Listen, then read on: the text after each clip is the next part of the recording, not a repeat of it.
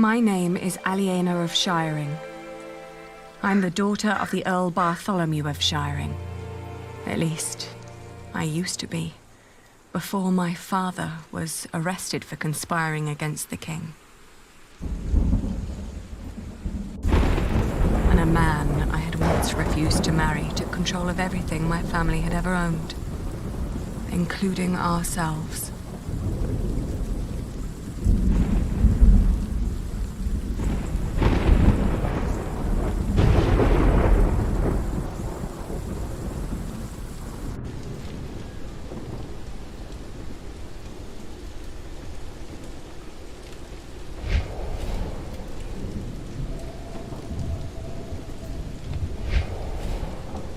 Where's the girl? She is where you put her, you fiend.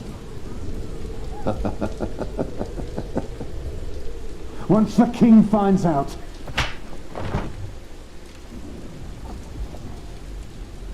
Here's the key.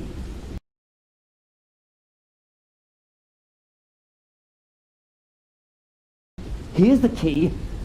Now go get her, I'm starving.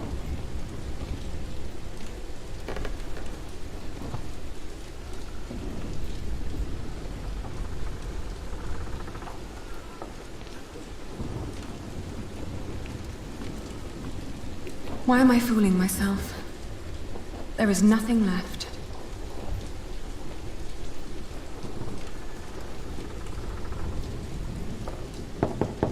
Milady, are you awake? William Hammerly is... Let me out! May I enter? You may come in, Matthew. Dear God! Did he hit you? Well, I suppose he's getting more daring now that his father is about to see the king.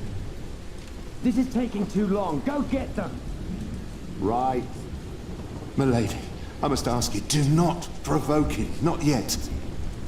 Not until you're properly armed.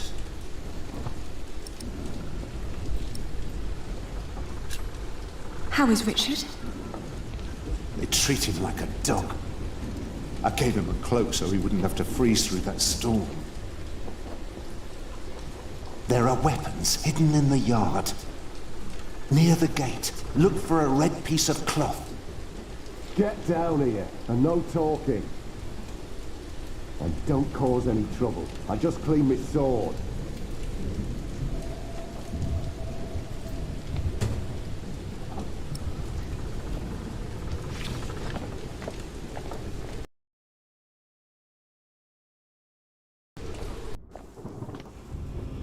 Well, that was quick.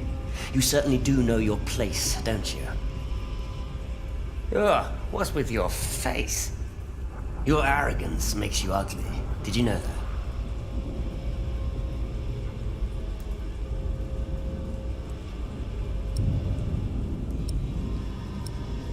Your father will be the new Earl soon. This castle will Matthew. be yours. It's all right. I can speak for myself. Oi, Walter. Looks like the princess needs a servant to do her talking. Can't imagine why I ever wanted to marry that ugly boar. A real lady. That's what I deserve. Maybe even Empress Maud. Yes, I'll marry the Empress. But I will keep on fucking her. As if Maud would ever marry you. Shut up! I won't. You have no say around here anymore. I am still the daughter of your Earl. You're a common whore, that's what you are. Oh, how you must enjoy your revenge. You're just getting what you deserve.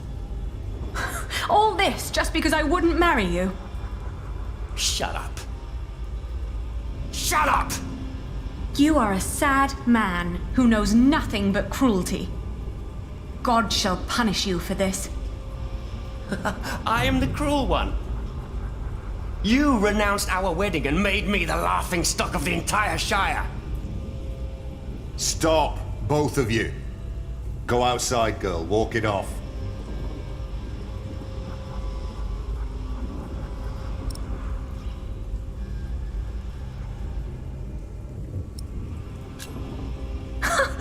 I should walk it off. Anything you need, William? Tell the bitch to get me something to eat. I'm starving. You heard him. Go, now!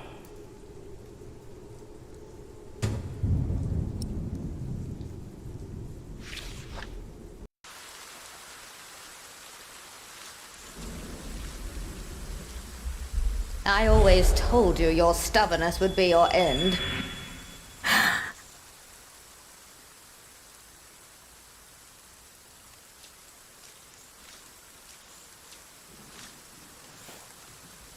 Richard, Did they let you go? Have you sided with them? don't be ridiculous. I will never succumb to these beasts. Beasts? That's a bit rude.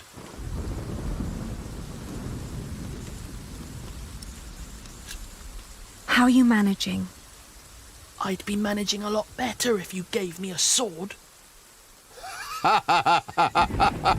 Did he say something funny? That boy with a sword. Look at his back. He can barely lift his own head. Teach a chicken to fight, might as well just step on it.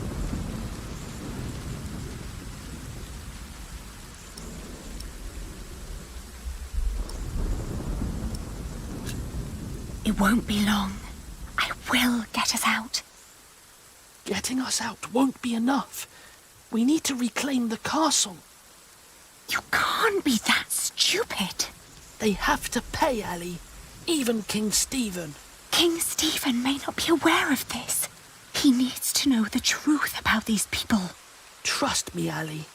I have a plan.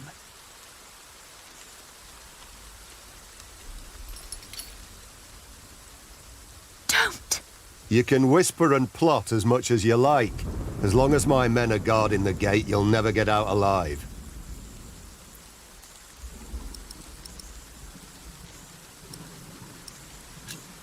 Don't do anything stupid.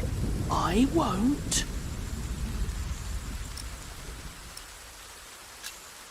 Have you seen my red scarf? Is that all you worry about? I think Matthew had it last. He said he lost it somewhere. Then ask him. I'm busy trying to come up with a plan.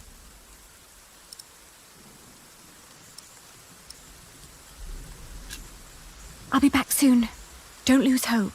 Yeah.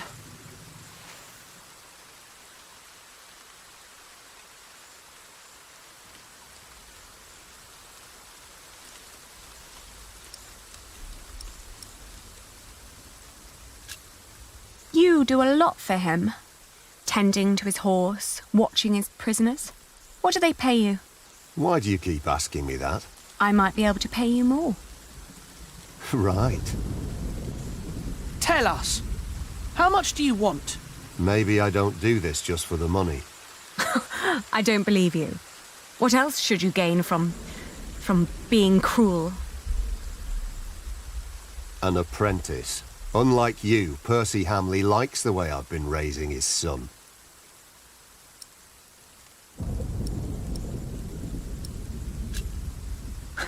Don't act as if you've never had a heart. I see how kindly you treat his horse. You want me to let you go? Yes.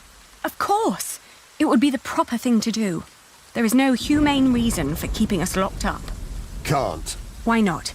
Because Bartholomew is still Earl. Can't have his brats running around causing a ruckus. I don't get paid to be careless.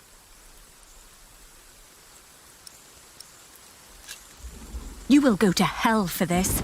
I've been hearing that a lot lately. It's true. People like you are bound to suffer eternal pain.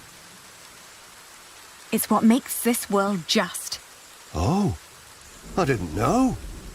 Guess I'm just not one for deep thoughts like that.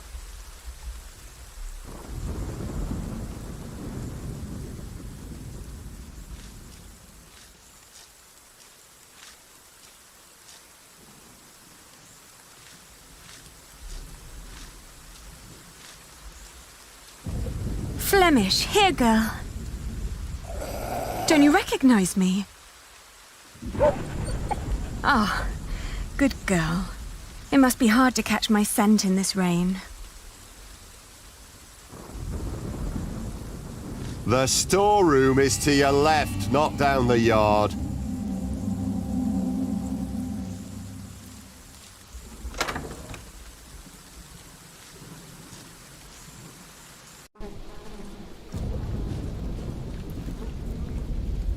Oh! It smells horrible in here.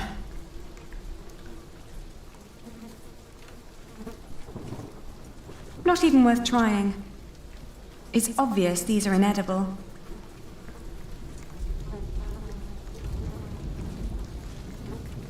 These are all rotten.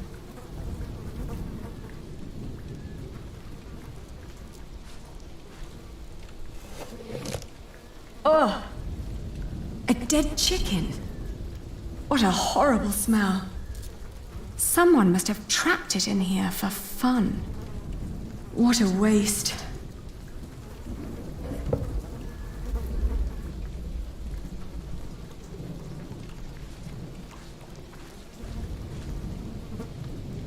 Mealworms. Disgusting. Let's see. A loaf of bread. And it doesn't look as bad as everything else in here.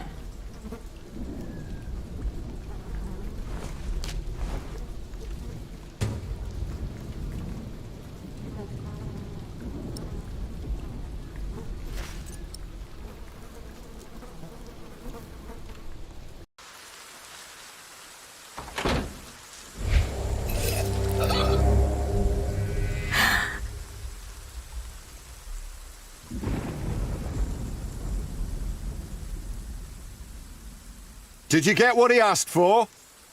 Yes. Good. Don't waste his time then.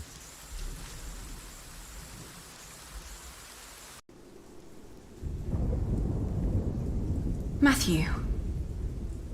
He's all right. Now get some food, will you?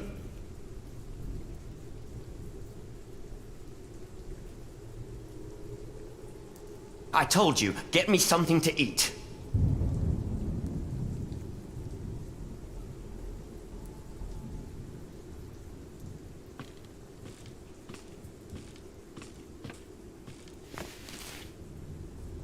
Your food. Is that all? After your knights raided the castle, this is all they left. There must be more.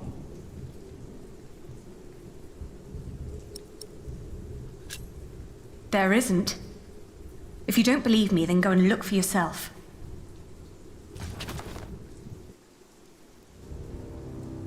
You really think you can play your silly games with me? I am still the daughter of the Earl, and by the law of the king, you are my subject. Oh my. Forget what I said about your arrogance.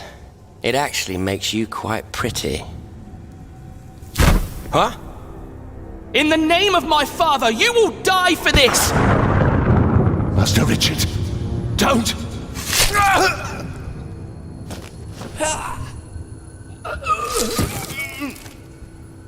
Stupid boy. Almost as stupid as his sister. I'd rape you if I could. But you're not my kind of lass. What's with her? She dead? Leave her. The king has not yet spoken. Wait till your father is an earl proper. Then you can do with her whatever you want. Damn! To hell with it. She's so ugly, no one would ever want to take her anyway. Put them with the animals until the king has decided.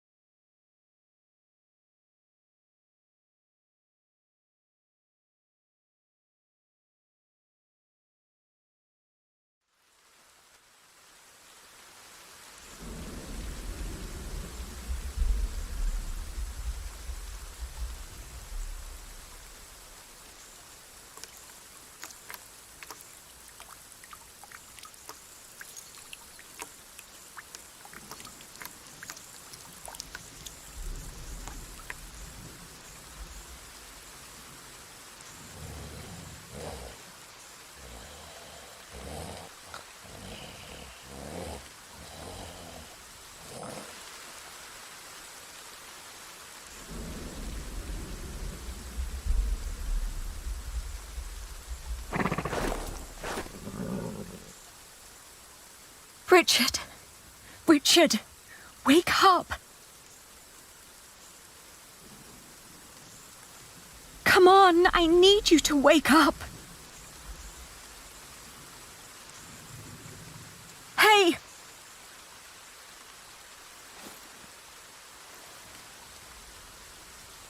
Ali? Ali, my ear!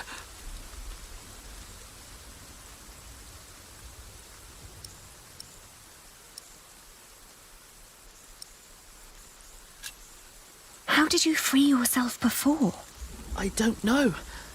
When they put me here, they had the shackles fitted to my ankles. But today, I somehow managed to slip through. These 3 weeks must have made me very determined. Yes, and very thin.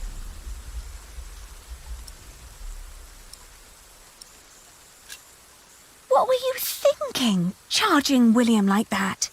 I had to protect you.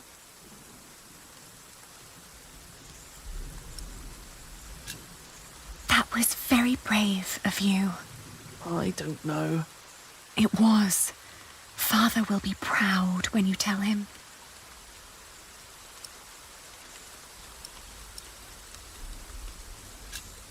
How do you feel?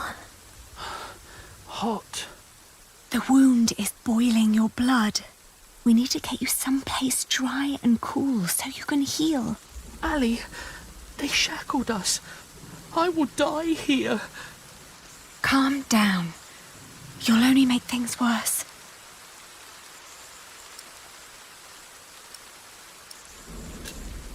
Richard, throw me that horseshoe. It's not hard enough to break the chain. I already tried. I'll think of something. Just give it to me.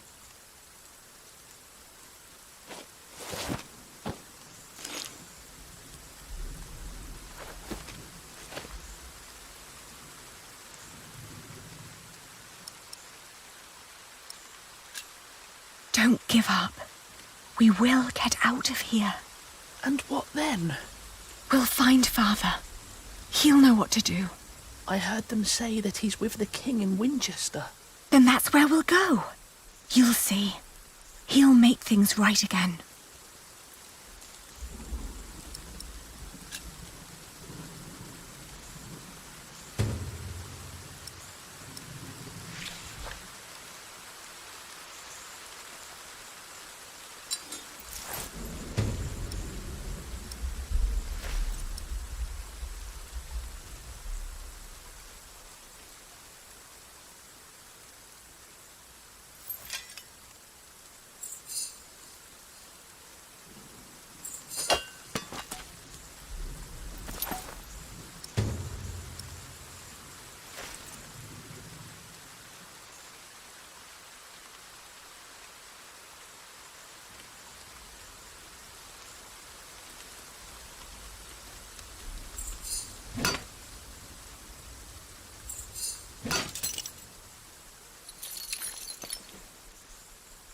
Shh.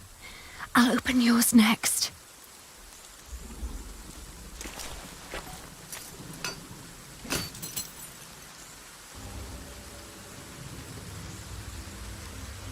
Can you stand? I'll try. Good. Then wait here. I'll find us a way to get out of here. Let's take his horse. Yes.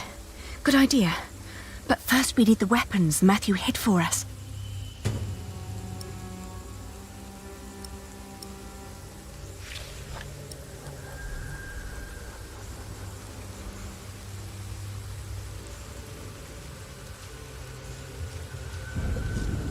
Nothing. Maybe Matthew meant the other gate.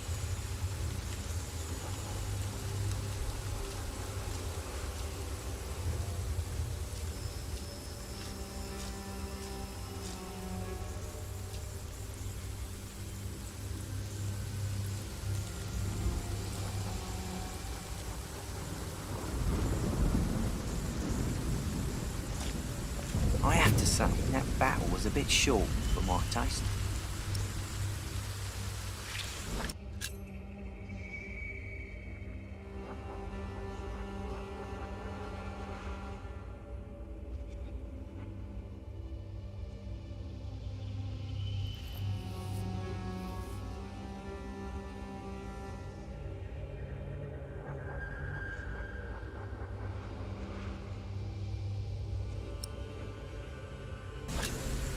The knights weren't prepared and the peasants scattered like chicken.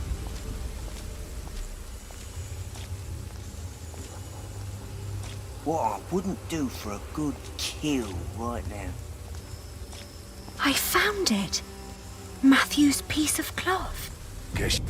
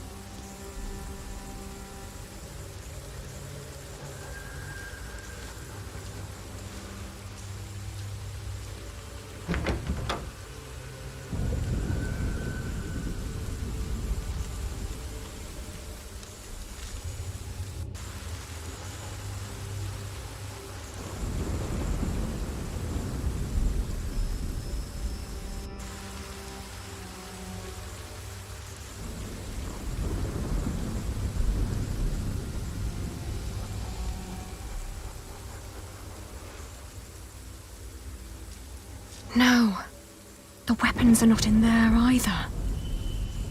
Maybe we can dive out. No, it's too dark and Richard's ear is bleeding. It has to be the gate.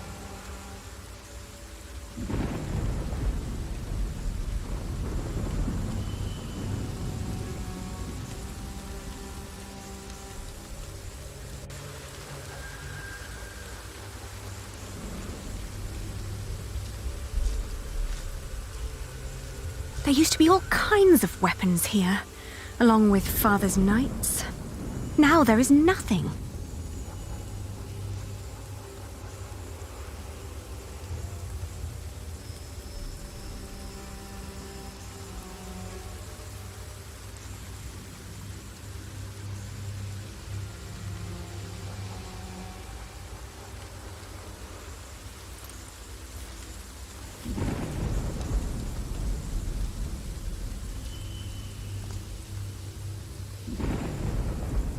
Bloody itch.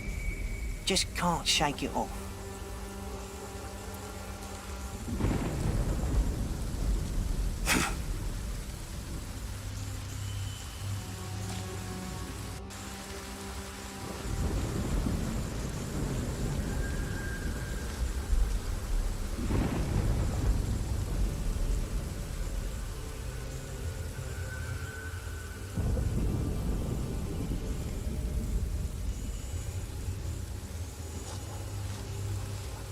Try to stay sharp.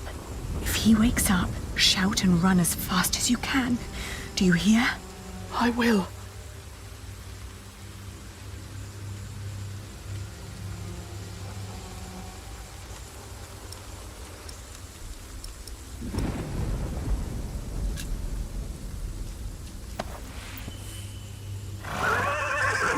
Careful! He doesn't seem to like that.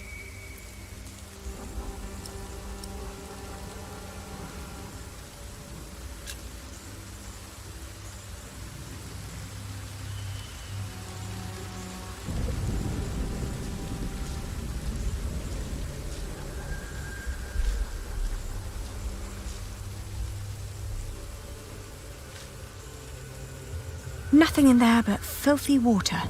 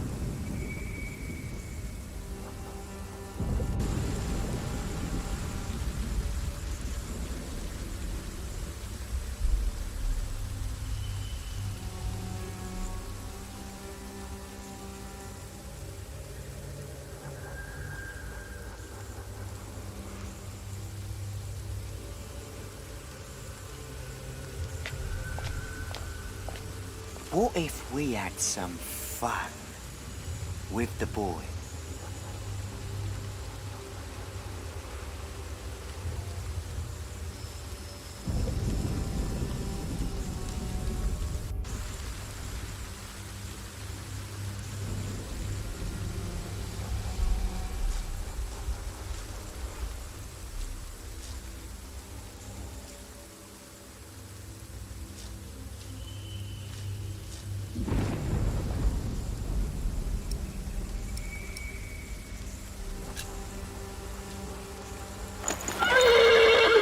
Whoa, easy.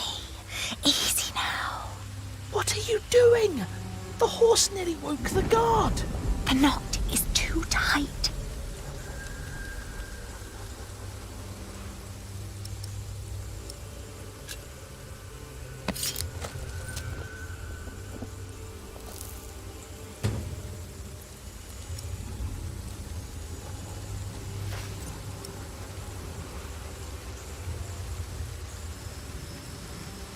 Oh, you look hungry.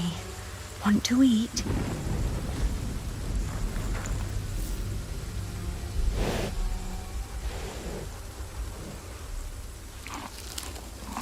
It's calm now. Try to mount it, Richard. But where do we go? To Winchester, of course. We need to find Father and talk to the king. They must find out what's happening here. Now climb on. It won't eat forever.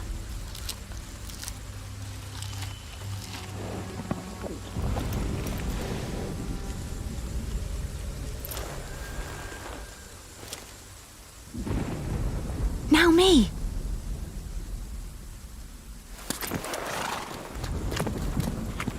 Oi! You there! Stop! Cut 'em off!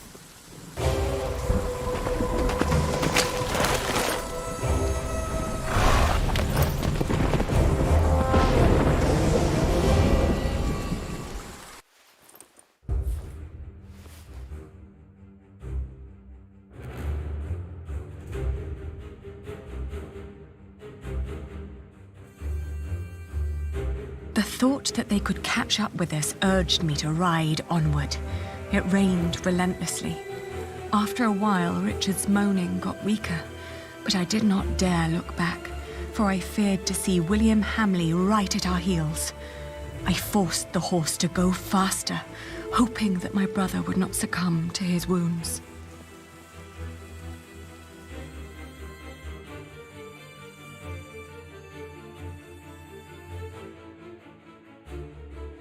We headed toward Winchester. The king would make things right if we explained them to him. He had to. It wasn't long until Richard almost fell off the horse. Touching his forehead, I realized he had a high fever. His mutilated ear was red, hot, and swollen. A sound startled me. From the thicket of the forest emerged a woman. I was ready to draw the dagger that was flush against my forearm. I asked her to give us her name. This was her forest, she said, so we should be the ones introducing ourselves. I proclaimed that I was the daughter of the Earl of Shiring, travelling with my brother. I can tell your nobility by your manners. She smiled and revealed in turn that she was the wife of the local verderer. Seeing Richard's ear, she said that he needed help. Luckily, their hut was nearby. She offered us food, shelter, and care.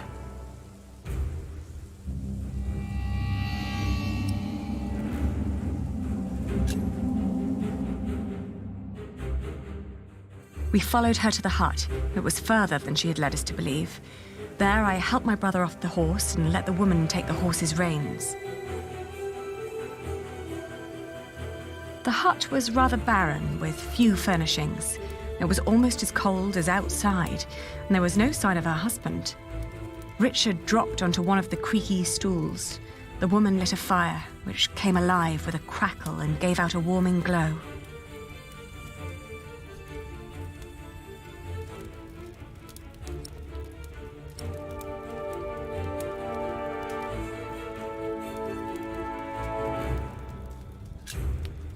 I told her that we may have nothing to give her now, but if she managed to make Richard well again, we'd come back and reward her one day. She finally turned towards us again, an odd smile on her lips. Something was strange about her expression. She nodded towards the fire. There was a sound outside, but she distracted my attention by turning to Richard. She started to explain that to close a wound, one must gently press a hot piece of metal against the flesh. This will stop demons and bad smells from entering the body.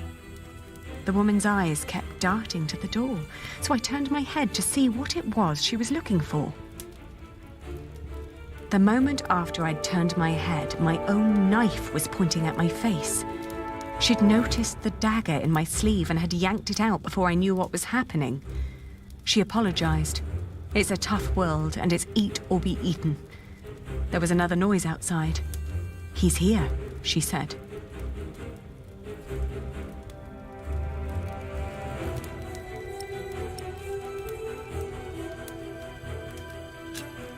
I swiftly grabbed a splintered board from the ground and pointed it at her in defense.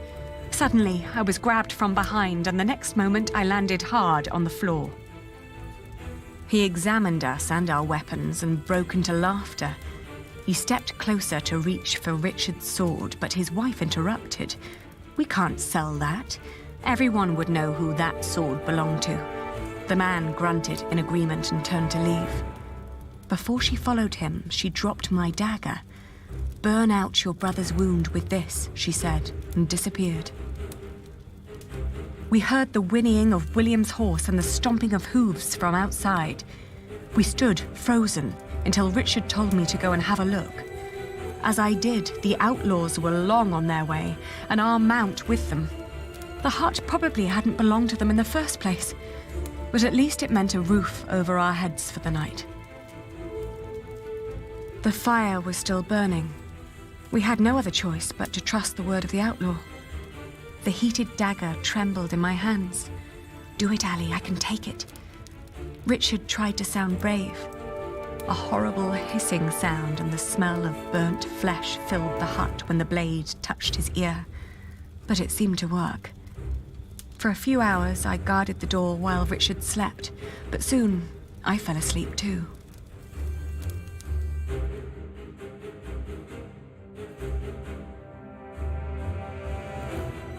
We walked for 2 more days with only brief rests in between, but we finally arrived at the city gates of Winchester. Richard was weak, but at least we were still together, and we were sure that together we would find a way to escape this nightmare.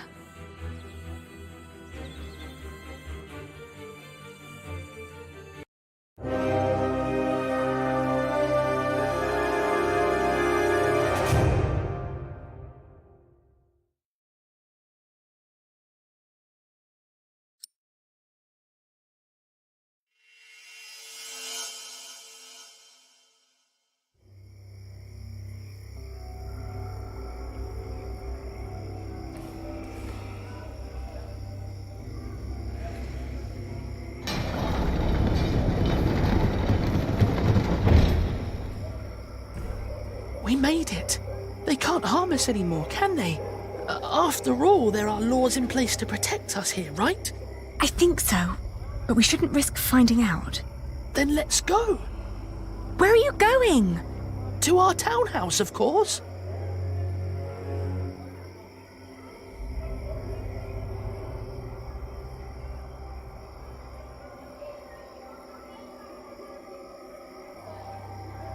Ali, there's someone here.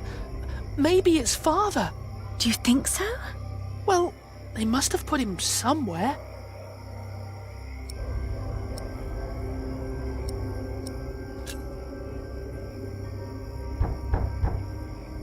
Who is it? It's Percy Hamley. Hide! What? I'm going to chop off your hand if I find you, bastard. Shut up! Get back inside now. Don't ever let anyone see you lose your temper like that. We don't know who's part of the court yet, so be careful, be polite, make an impression.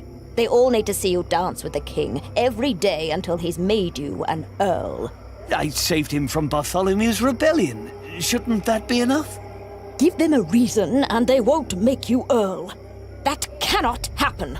They took our house. They really took our house.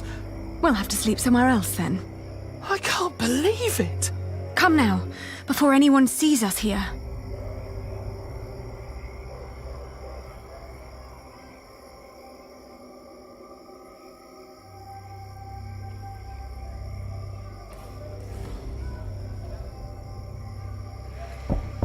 Father, may we come in? I can hear someone. Hello? We're lost and looking for shelter. They don't seem to want us here.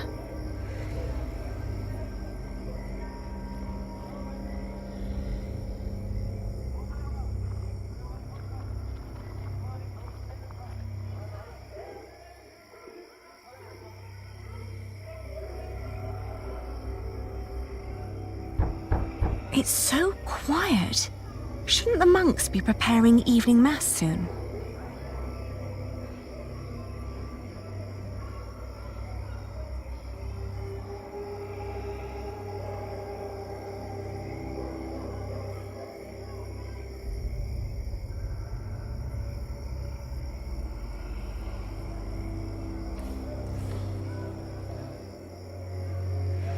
Do you want to knock? Shall I?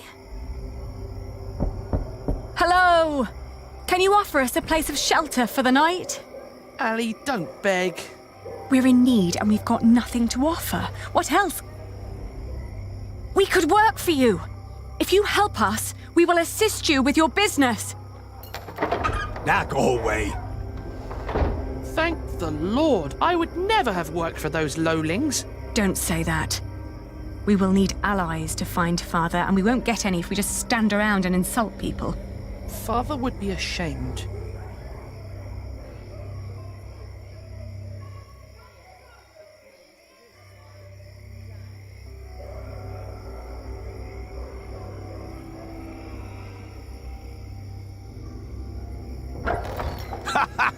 Now look at that! A cripple with a sword and his beggar girl! If you're looking for some privacy, there's a bar just down the street!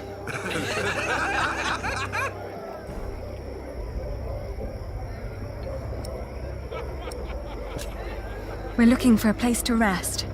Tell you what, you can have my room till I finish my beer. Should be time enough for you, squirt. What is it? Why are we leaving? This is childish.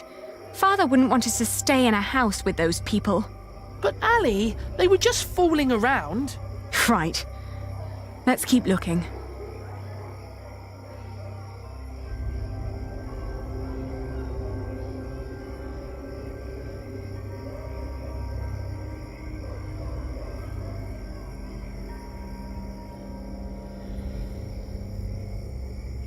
Let me. I am the son of the Earl Bartholomew of Shiring. Open up! Why should they let us in? Father's not there, Earl. Shh! Someone's coming to the door. Yes? What is it? Anything wrong? Well, there is. We are about to sleep on the street. So, please let us in. Oh, I'm sorry, but we'll be going to bed now. Good night. How dare they? They're not bound to us, Richard. We need to find somewhere else. The monks are calling for evening mass.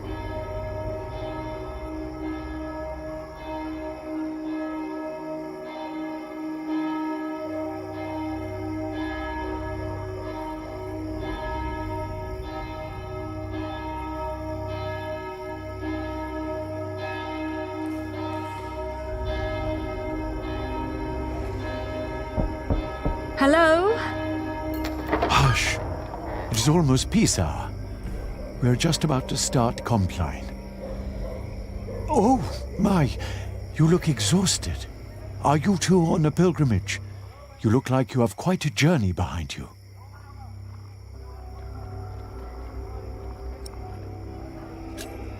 Yes, we are. May we come in? How could I ever deny God's most faithful? Let me get you some pottage while you tell me all about yourselves. Ali, you just lied to a monk. Well, are you hungry or not?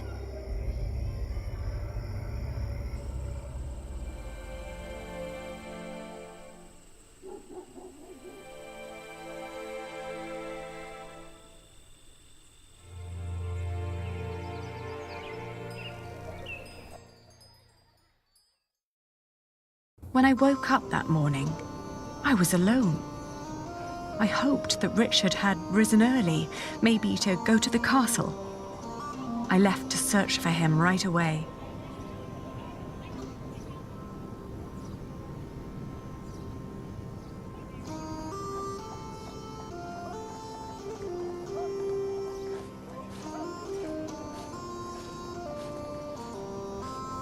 On our way here, we had to stay at an inn. They made us eat peasant food. Gruel? Not a pinch of meat. Isn't there a law against that? Well, they aren't allowed to eat our food, but they can make us eat theirs. We had a fowl butchered and smoked before we left. We'll do the same next time. This common food may help with work in the fields, but I heard it also makes you stupid. They don't care about me, and I even less about them. I know them. This is all such nonsense. Maud as queen. What was the old man thinking? I believe he just got too comfortable with King Henry. You've got to admit, Henry was a decent monarch. Sneaky and harsh, but decent. But would Maud have been the same, just because she's his daughter? Well, ever since William the Conqueror, no ruler of the English was born as such. They all had to fight for their claim, and if Stephen is better than Maud, then so be it. Bartholomew steered the wrong wave, and look where it brought him. You've got to stay adrift with the tide. That's what I always say. Maybe it's time for shiring to get some new blood into Earl's castle. Maybe you're right. I used to pour them wine. Those backstabbing creatures. Whenever I get close, they look away. I don't expect any help from them.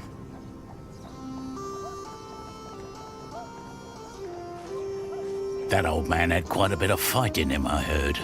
They whipped him for days. And when it was over, he just asked for a mug of wine.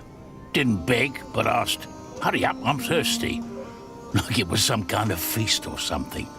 Makes you wish he was still on our side. What a shame. Nah, he's not fighting. He's giving up.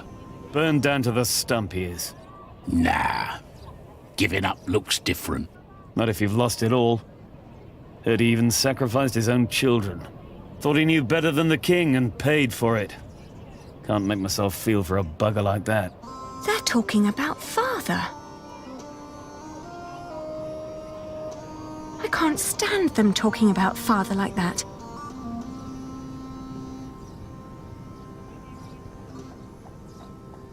You heard me, now move along. Get out of my way, guard. Every citizen has the right to petition the king.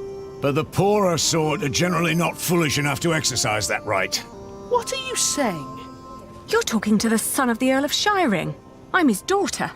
If you don't let us pass, we'll have you locked away and make you rot in a dungeon. Like your father, you mean? What? You know where he is? Of course. And you should too, if you're who you say you are. He's in the jail right here in the castle. How do we get there? Go left before the gate and cross the yard. You'll need to talk to the jailer, though. His name is Odo, and he's got deep pockets. Deep pockets? Well, you lower sort cannot expect any favors for nothing. Better get used to it if you want to survive. Now, clear the way. There are people who want to see the king. I could have done this on my own. Just like you could have run away on your own, without telling me anything. Shh, hush, Ali. The people are watching us.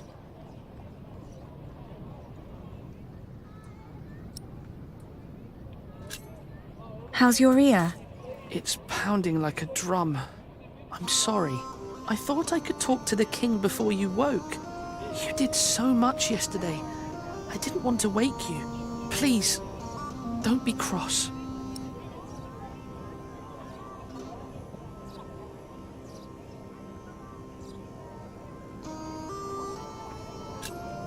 It's all right. You were just trying to help. Oh, don't give me that look. Sorry. Shall we go and see Father now? Yes.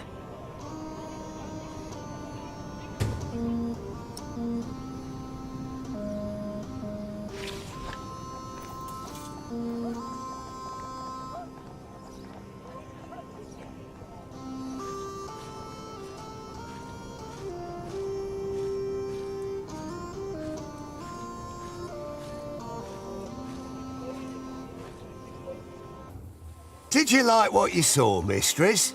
Of course not. But my husband seems to be in good health. I hope it'll stay that way. I hope so too, but, you know, nowadays good food is just so hard to come by. Oh, you're so kind. That'll help to keep him fed for a while, surely. Take good care of him. I'll be at the market. Will do. Good business, mistress. What are you staring at? Your ear. You should take better care of yourself.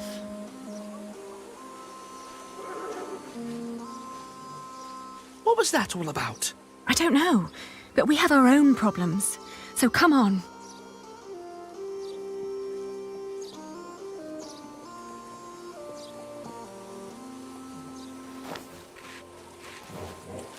Are you the jailer? Your humble servant. What is it? We're here to see our father. He is the Earl of Shiring. Is he? Look like just plain Bartholomew to me. So he's here? Look at us when we're talking to you. How much have you got? We've nothing. So don't bother asking for a bribe. Then you can't see your father. Sorry.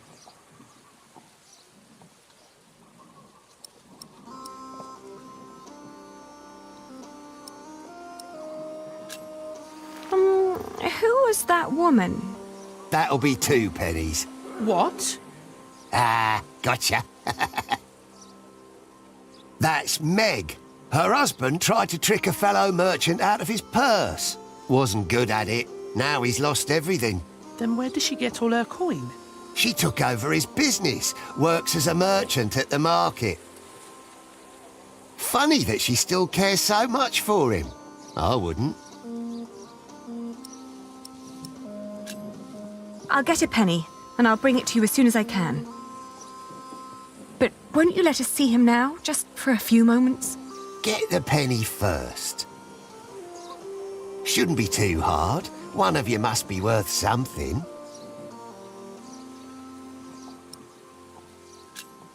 How is he? Just tell me that, please. Is he all right? No, he's not. He's dying. Now get out of here.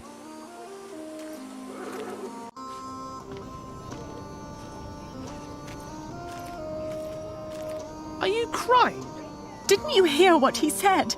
Yes, but he was lying. The last time we saw Father, he was very much alive and healthy. Sometimes I wonder what is going on in that head of yours. So how are we going to get a penny? We could beg. Beggars usually ask for food or clothes. I never heard of anyone giving them money. Well, how do people get money? The king gets money from taxes, lords have rents, priests have tithes, shopkeepers have something to sell, craftsmen get wages, and peasants don't need money because they have fields. Apprentices get wages too. So do labourers. We could work. But Ali, I can't work like a common man. I'm the son of an earl. Not anymore. You heard what the jailer said. We're no better than anyone else now.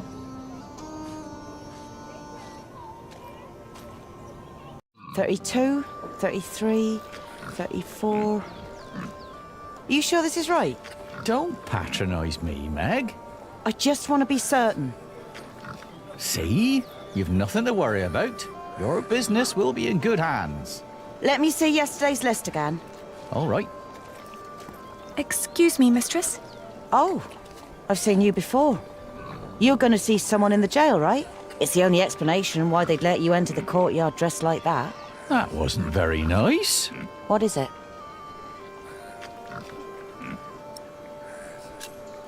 The jailer refused to let us see our father unless we paid him. Could you offer us some work? Do you even know what business I'm in? Wool. This is a wool stall, isn't it? And what do wool merchants do? Sell wool? No. Well, yes, in the end we do, but first we buy it from the peasants. The peasants bring the wool and the Flemish take it away. All I have to do is store and transport it and get the prices right. And that is cheaper if it's done alone. With some minor help from me, that is.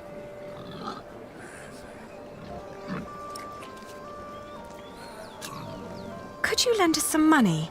Unlikely. What for? We need to talk to our father. He's a prisoner in the castle's jail.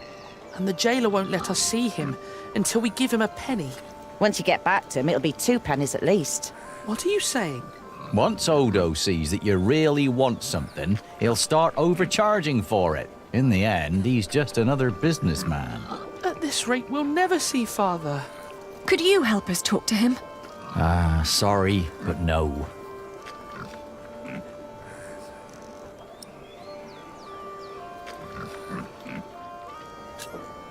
Oh, what were you doing at the jail? I'm sorry, I didn't mean to pry. You know, my husband is a prisoner as well. He used to run this business, but he was caught selling underweight. Now I have to travel to Flanders and tell my husband's agents that they don't need to worry. Leaving my entire business in this man's hands. A wise decision. A man whose calculations leave a lot to be desired. I tell you what, I will give you enough to pay Odo if you help us count the fleeces inside. Do you know how to count? I told you my calculations are right. There are 23 sacks. Yes, we know how to count. Then go into my stall and tell me how many there are. Thank you so much. Come on, Richard. Let's do this together. 1, 6, 9, 13, 14, 20. All right, I got it. I'll tell you when you're done.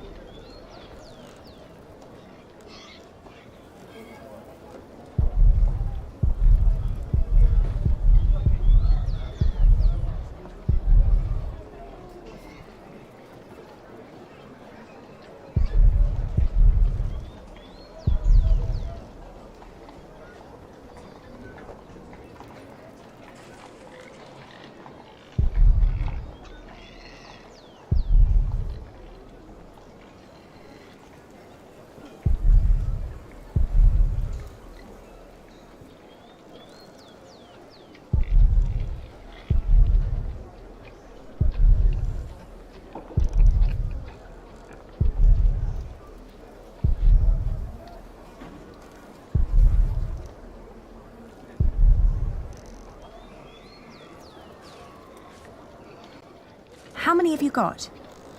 23. Are you certain? I think so.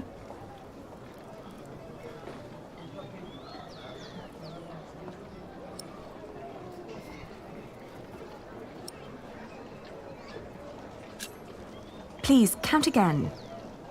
What? Why? To make sure you were right the first time. Only if you do that too, Ali. I will. 1, 2, 8, 9.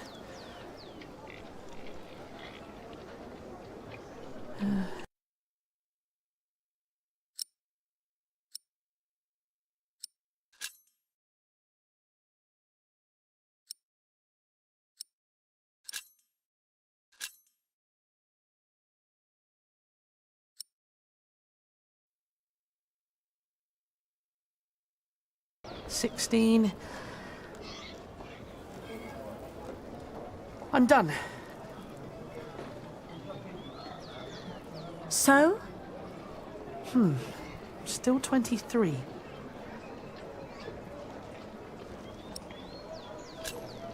Let's tell them then. We're done. Good. So, tell me.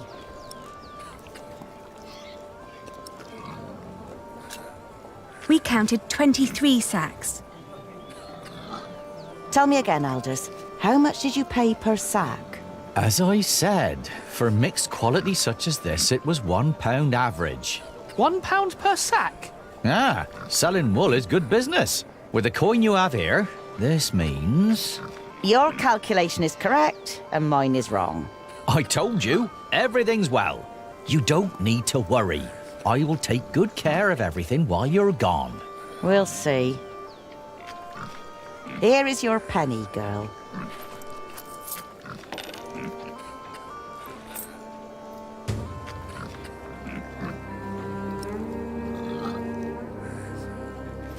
If you're smart, you'll find out what Odo wants more than money. Then he might not ask for so much. What would that be?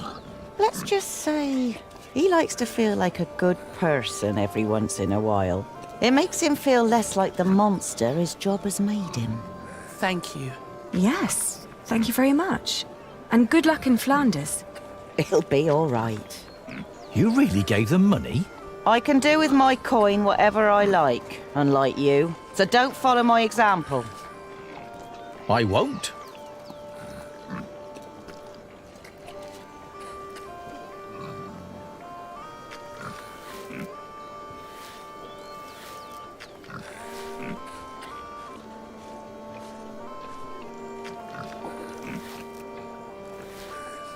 Oh, we can't afford it.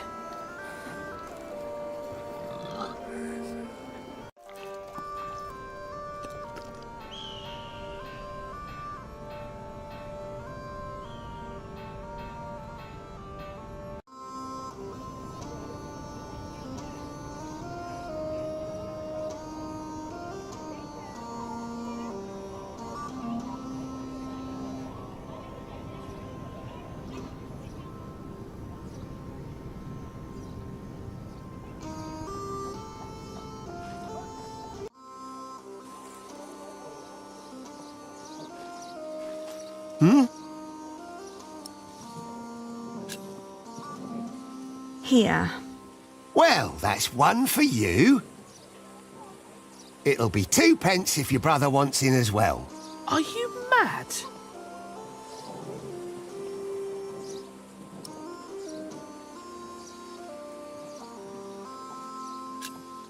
Meg told us you would try to cheat.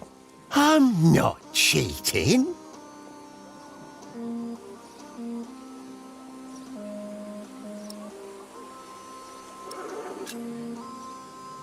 I thought you were a decent person.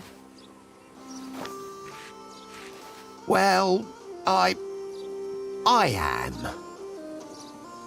But I'm also a very funny bloke. Was just fooling around with you. You can get in for free, of course. Have fun seeing your father.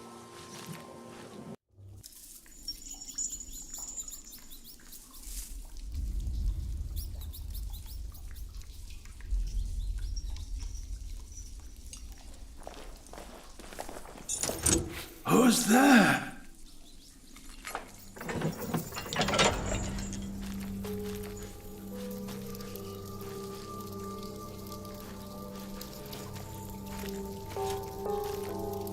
Father?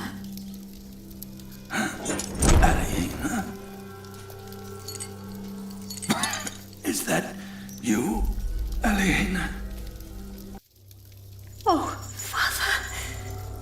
What have they done to you?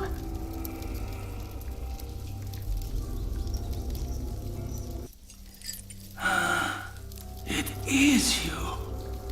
And is that tall young man my Richard? Yes, Father. You've grown. Have you got a beard yet? Only just. It's still very fair. Are you both well? How have you managed? Where have you been living?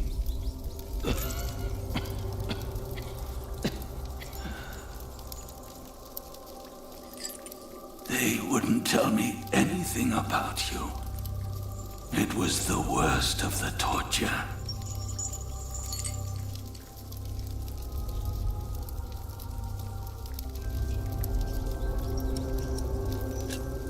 After they took you, we lost everything. I am sorry for what happened to you. Have you found a new home yet? We've been living in the castle. Matthew has been taking care of us. But you can't live there anymore. By now, the king has probably made that dumb oaf. Percy Hamley, the Earl. But where's Matthew? Why isn't he with you?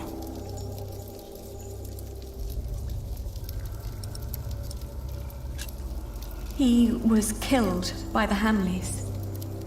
No. But they did us no harm.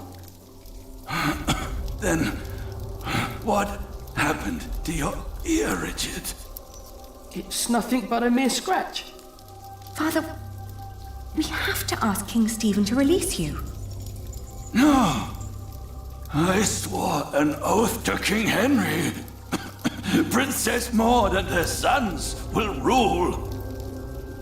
I shall not swear allegiance to Stephen, and neither will you, even if the other parents did. Do you hear me? Yes, Father. Stephen is not our king, not mine, and not yours.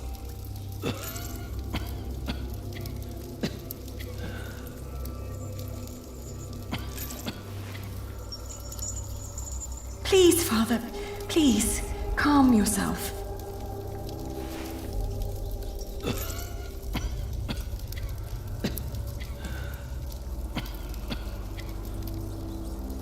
There's water here. Give Father some.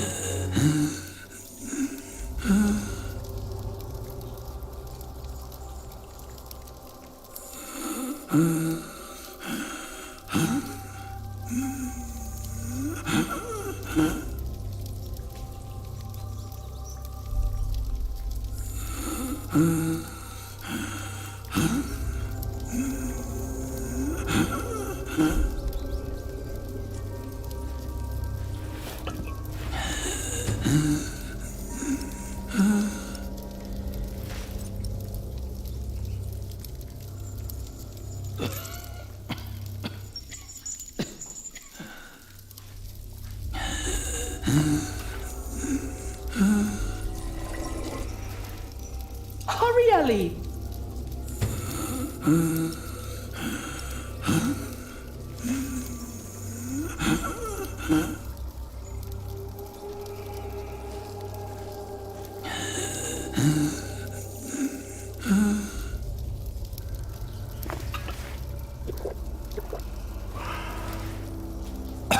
Thank you, children. When the Hamleys brought me here. I hid 50 peasants on a belt under my shirt. I gave that belt to a priest. 50? What priest? I don't know his name.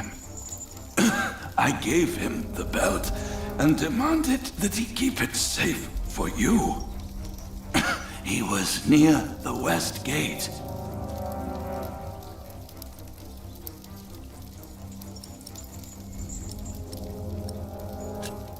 What about after we get the money? What should we do? Your Aunt Edith lives in the village of Huntley, on the road to Gloucester. You are to go there.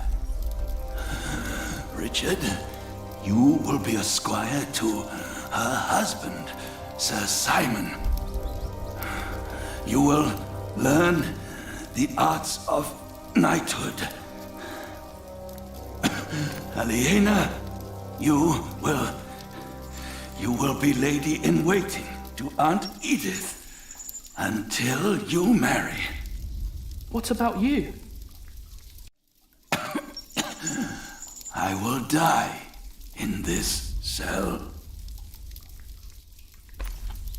We won't let you. You will. And before you leave, I want you both to swear an oath. We can't leave you like this. You can, and you will. Richard, pull out your sword. Now, put your hand on the hilt, my son. Swear by Almighty God and Jesus Christ and all the saints that you will not rest until you are Earl of Shiring and Lord of all the lands I ruled. I swear by Almighty God and Jesus Christ and all the saints that I will not rest until I am Earl of Shiring and Lord of all the lands you ruled. Now you, Aliena, swear by Almighty God and Jesus Christ and all the saints that you will take care of your brother Richard until he has fulfilled his vow.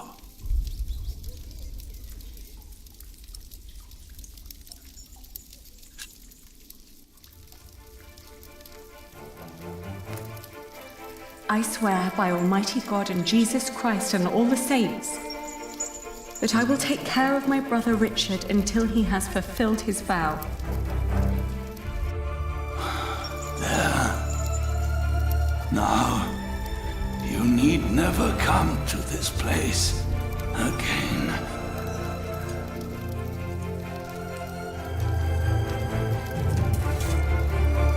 No, don't say that.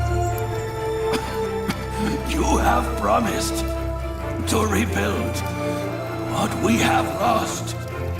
Today, I will confess my sins, pray for my soul.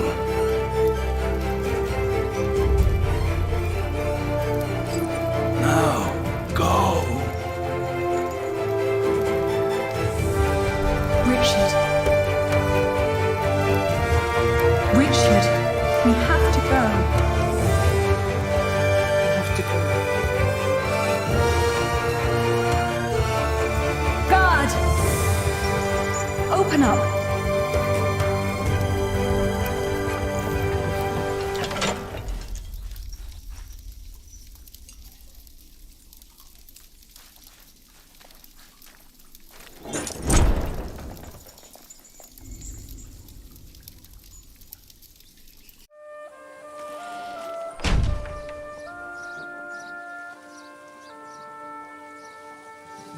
I'm fine, Ali.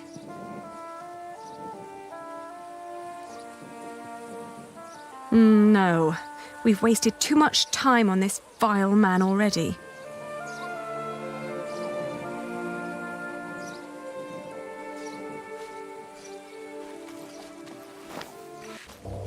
Percy Hamley. Bishop Waleran. Good morning. Ali! It's them! Over there! The Hamleys! Again, thank you for your assistance in Kingsbridge, my son. We have to thank you. Without you, we wouldn't be here today. Right, Mother? Of course.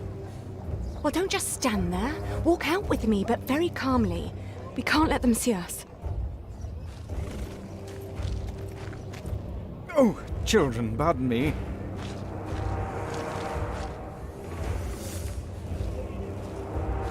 Now we're only missing one more. Here he is.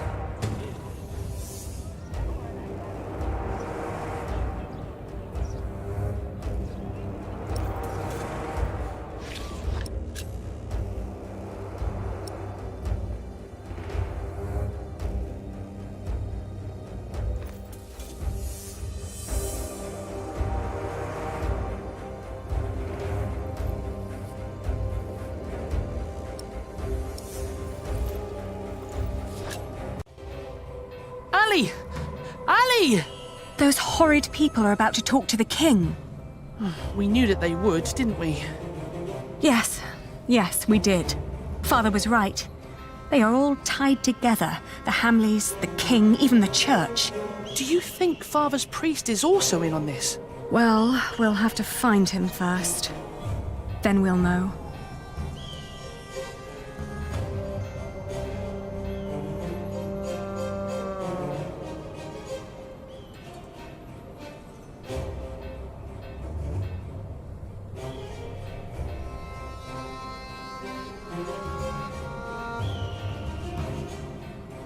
Excuse me?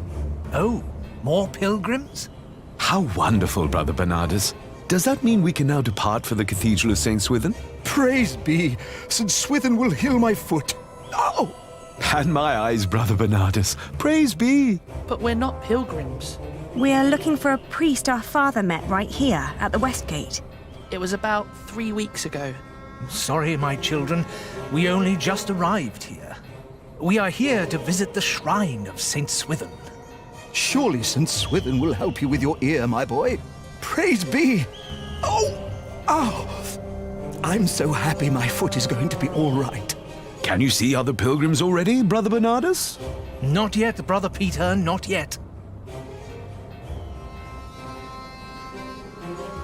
Ah, look at that handsome young man. Good day, my ladies. So well spoken. And look, he even has a battle scar. Like what you see, handsome. You can ride 2 of us, young lord, if you can pay. Have you seen a priest? Our father met him here at the West Gate. He owes us money. Oh, you're talking about him. That's where he got all that money. What? He even paid for Mary's dress. He didn't want to at first. All she had to do was stroke his bald head. Where is the priest? What's his name? Don't know his name, but he's a regular at that one inn. The Boar, close by the North Gate. Smells like piss there. Shall I teach you, love? How to fuck a man? Or a woman? You can make a fortune with that little mouth of yours. But in a year, you'll look like me.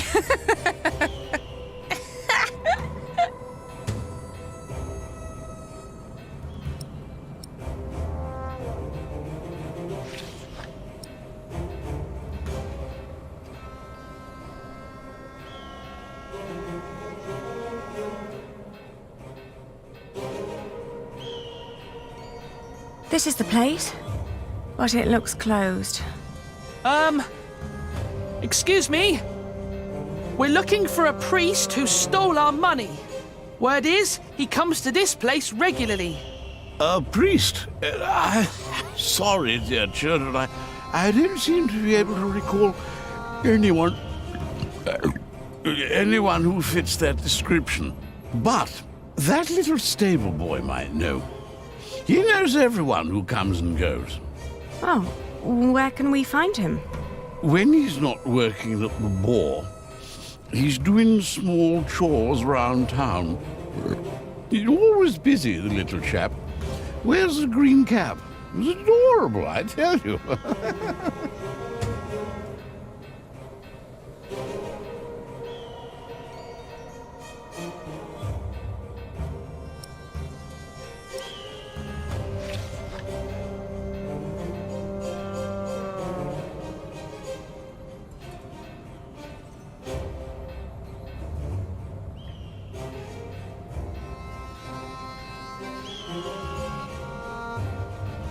That's what you get when you work with half-wits.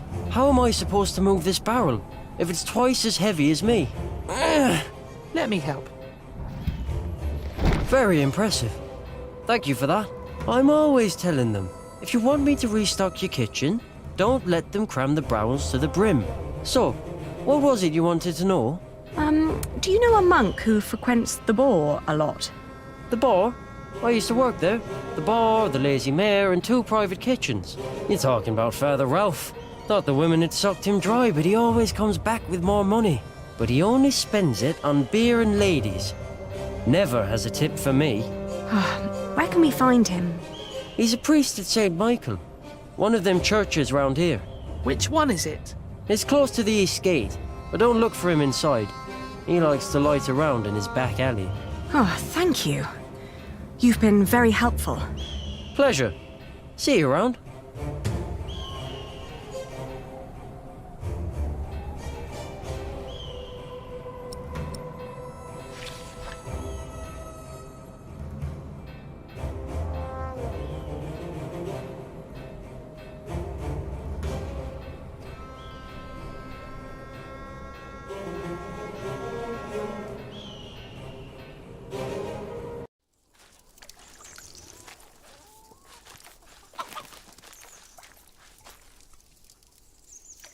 Are you Father Ralph? What if I am? Does that mean yes? I guess so. He's the only monk around. What do you want? Well, I am the son of Bartholomew, the Earl of Shiring. So?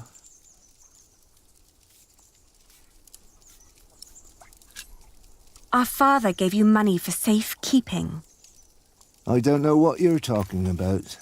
What do you mean?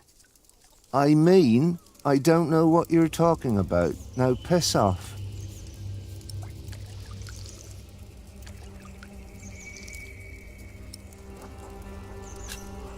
You're about to commit a great sin.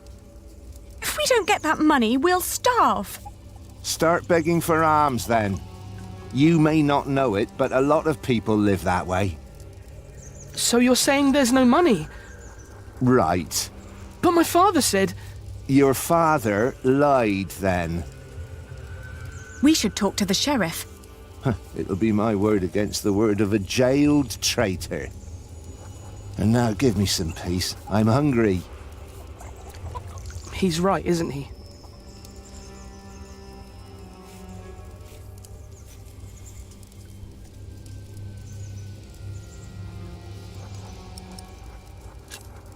We need proof that he's lying. Like what?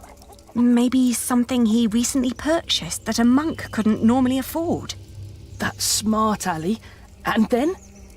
I don't know. At least we'll be sure that he's lying, right?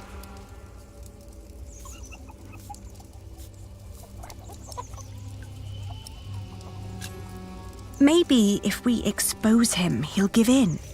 Are you sure? No, but you can see the guilt eating at him already.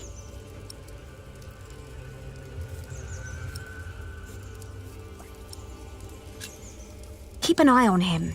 I'll have a look around.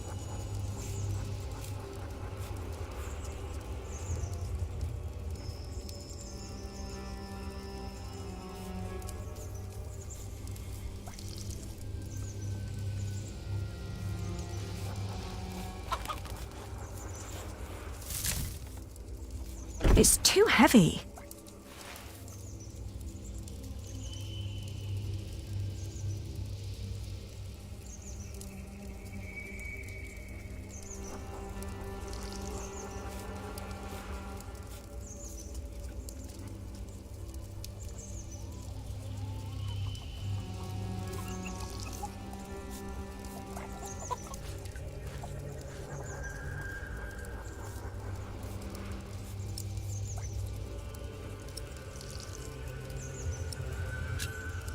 Give us our money, monk.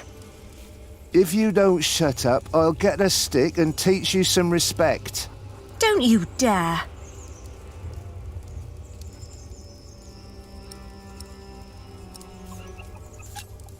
They cut off the hands of thieves in this city. They cut them off in every city. They'll cut off yours. You have no proof.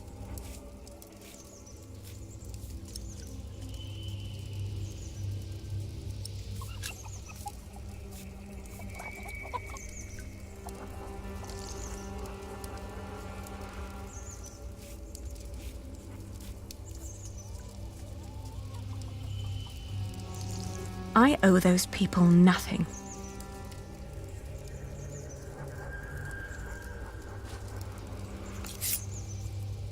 I'll call the sheriff.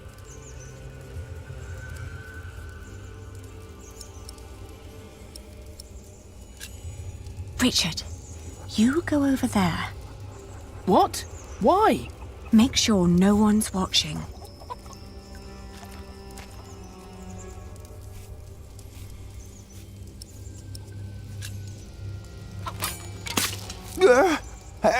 Help! Sheriff! Shut up! Get the sheriff! Father Ralph needs help!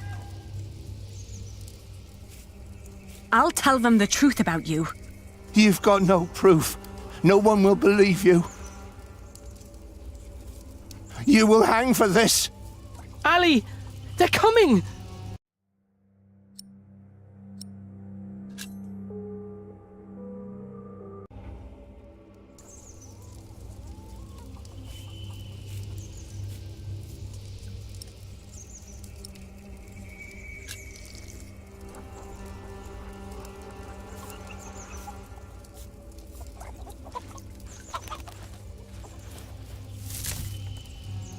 It's too heavy.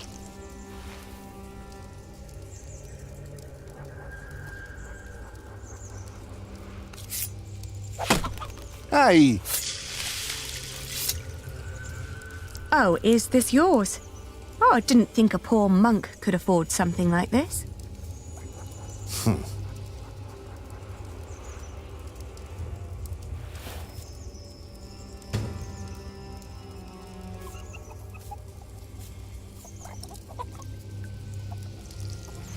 Richard, I found it! Oh no! He took all the money. What now?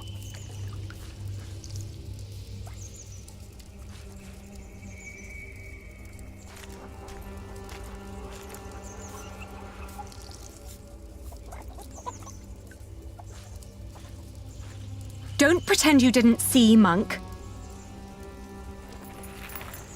I found this under your barrel. You are a thief.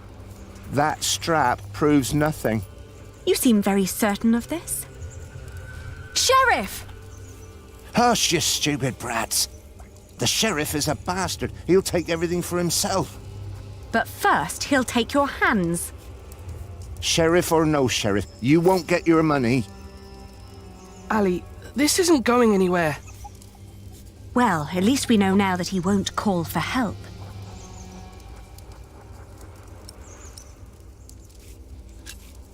Give us the money.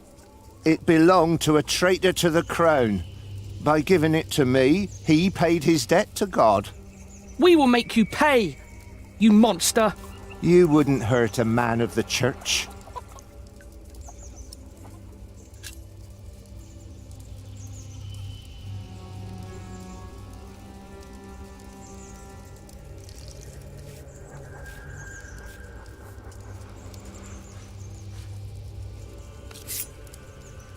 I warn you, I have friends nearby. If you scream, I will show them your beer-soaked belt and tell them what a thieving liar you are. You wouldn't harm me.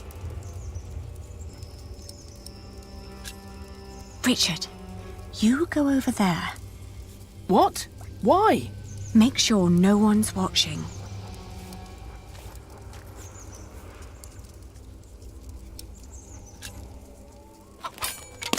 He... What? You're a devil! I'm going to cut out your eyes one by one. First, the left eye. No! Oh, please don't! Where's the money? Here, I got it on me.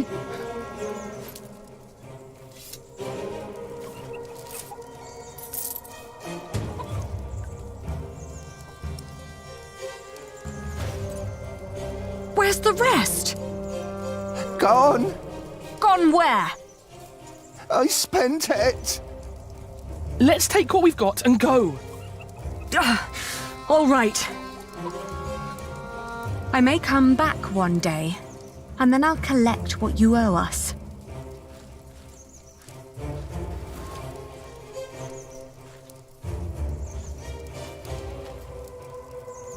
You were wonderful, Ali. You scared him after death. Yes, well, now, come on. Father wants us to find Aunt Edith.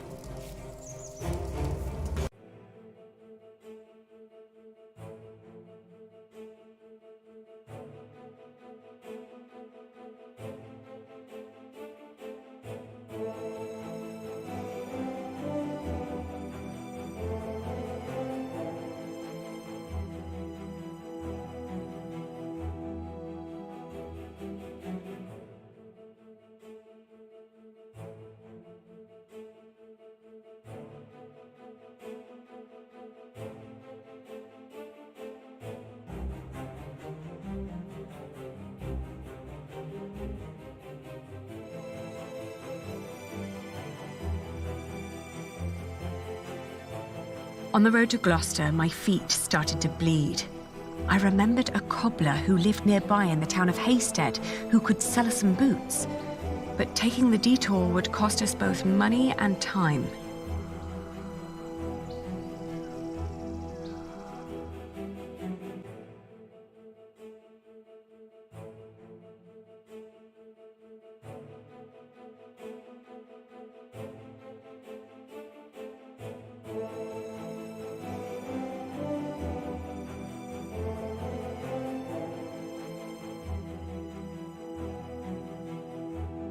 The cobbler was a quiet man with little love for children. When I asked for a pair of his cheapest boots, he stared at me, trying to measure my query's worth. Then he lifted his finger and pointed at a pair that would cost us more than half of what we had.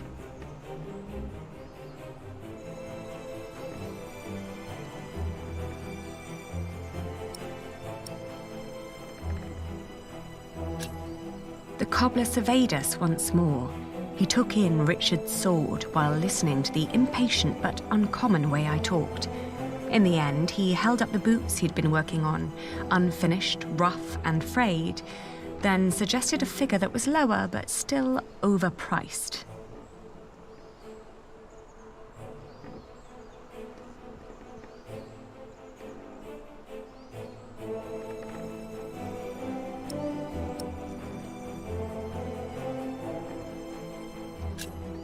The boots were really nothing more than a pair of small sacks.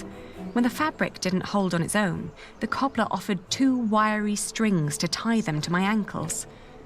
Ultimately, the rough fabric still hurt, but less than before.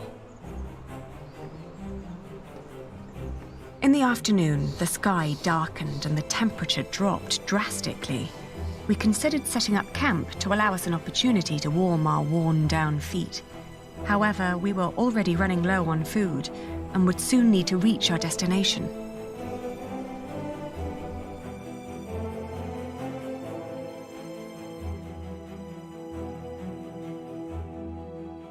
Richard had been silent for a while when I offered him our last piece of bread.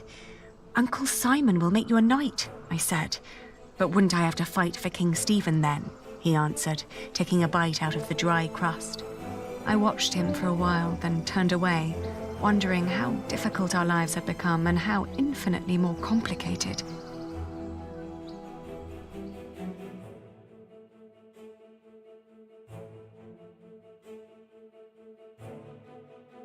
In the hills, there are a lot of poor small holdings. We asked a shepherd for directions to Huntley. "It's just down the road," he answered. I thanked him and gave Richard a hopeful push.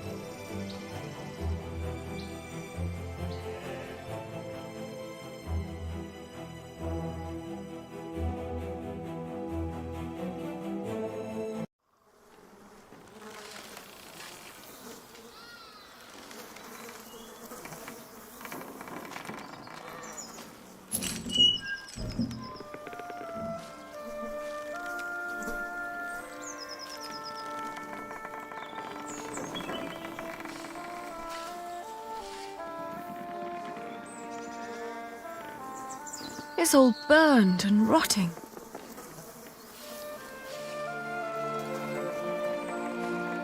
Auntie and Uncle must have left some time ago.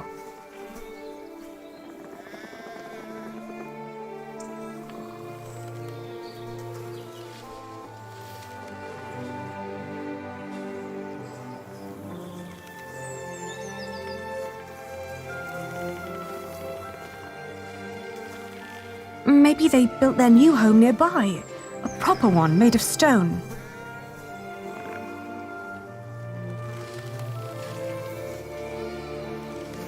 They always had coin enough for a stone house anyway.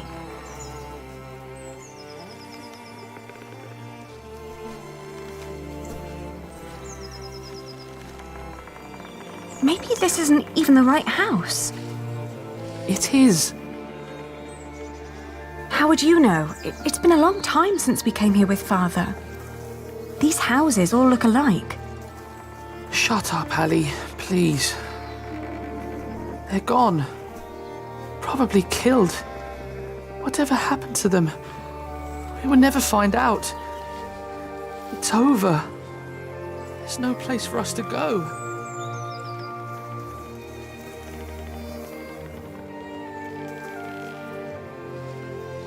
Don't give up.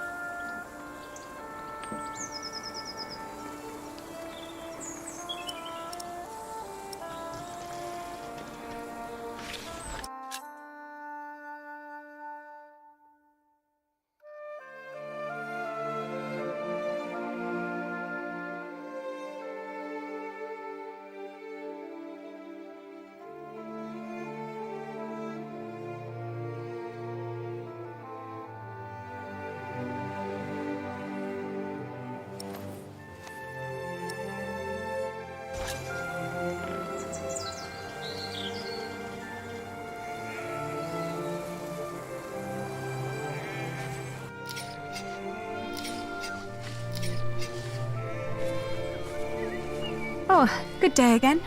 Good day. Huntley is just down that road. You can't miss it. I know. We just found out that the people we've been looking for aren't there anymore. Oh, that's a shame.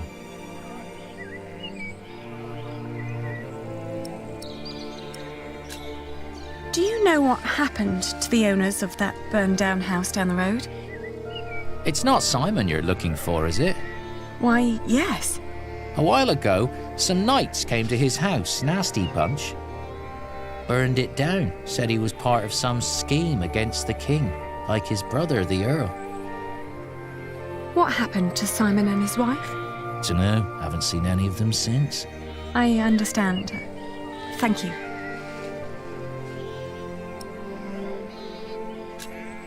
What are you doing?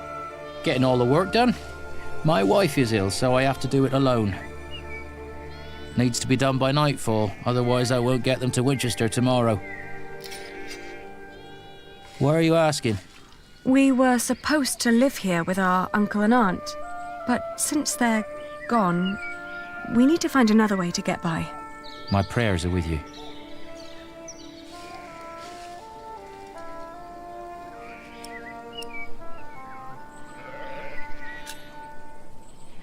We could help you shear your sheep. Nah, never let a stranger handle your flock. Besides, I have nothing to pay you with. We're penniless.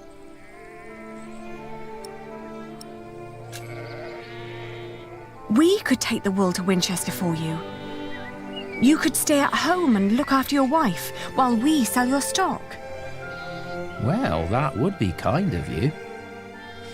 But I couldn't trust you to negotiate the right price and bring the money back safely.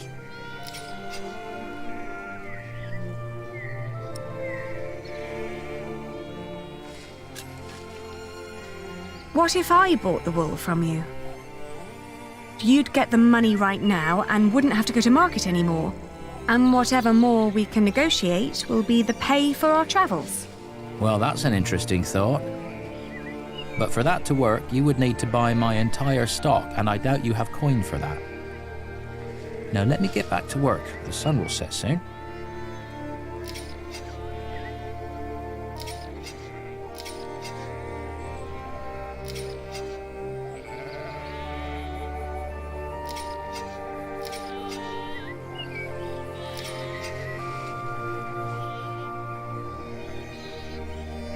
How much for one sack? Just name your price. £1.50.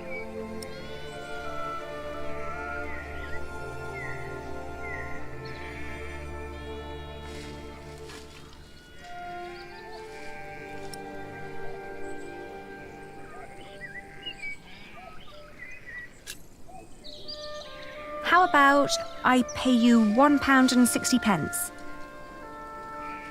Certainly my wool is worth more than that.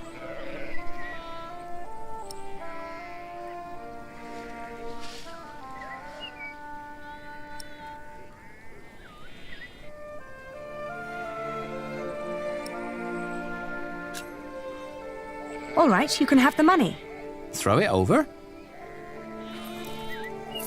I'll finish shearing old Mabel here, then bring out the rest I've got.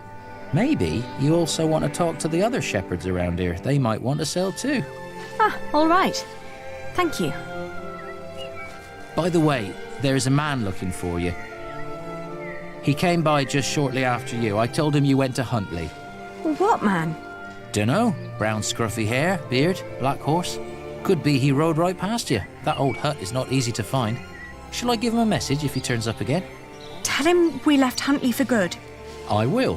Now let me get those sacks for you.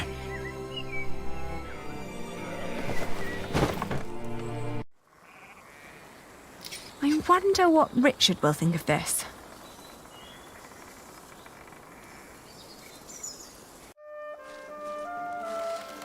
What did we do wrong, Ali? Why is God punishing us?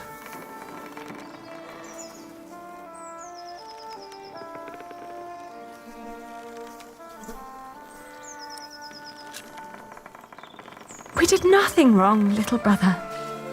It's just the first time we're facing difficulties that other people go through their entire lives. But there is nowhere for us to go. We're commoners now. Commoners who never learned to do common work, and we both swore an oath to Father. If we don't get the Eldon back, we will go to hell.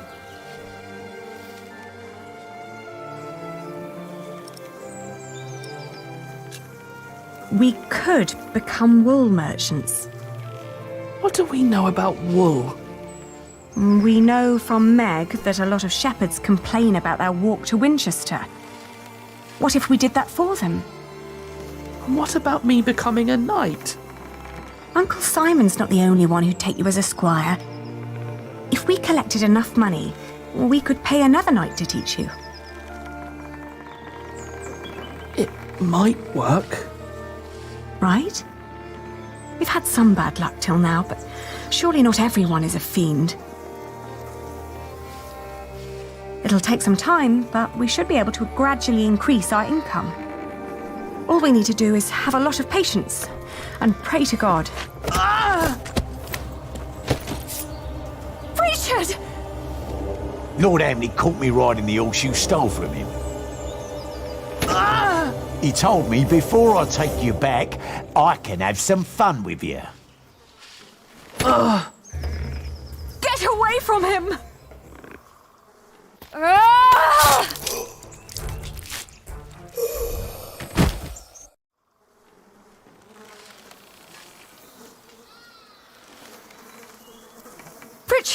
Richard, are you all right? What happened? Oh, you're alive! You're alive! Why are you crying?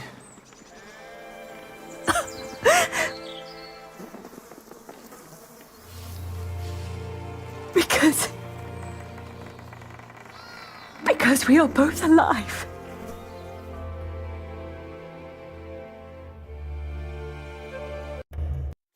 Looking back, we'd been lucky that his bones hadn't been broken, and that his ear had healed so quickly after we had burned out the wound. Otherwise, I'm not certain my brother would have survived the attack in Huntley. Once he could walk again, we gathered the few things we had and headed out, counting our blessings and preparing to build ourselves a new life.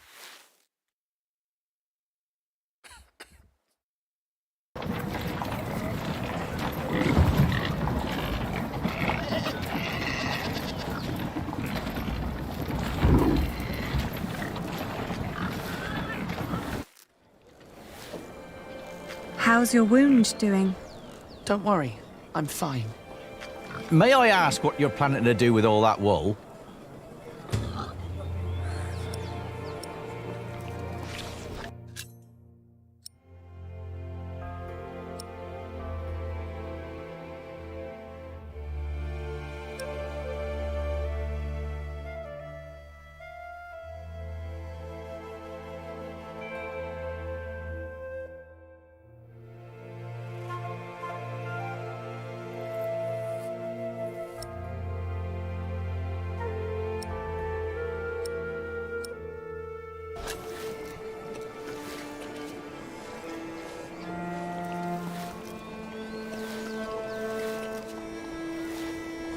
Mind showing me a piece of your stock?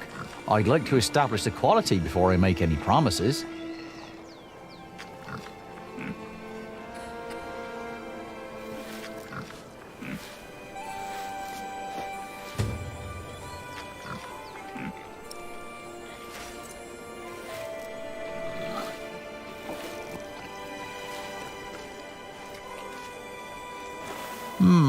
Not bad. That's quite some wool you've brought along. I hope you're not planning to set up shop here too. Meg would kill me if I let you.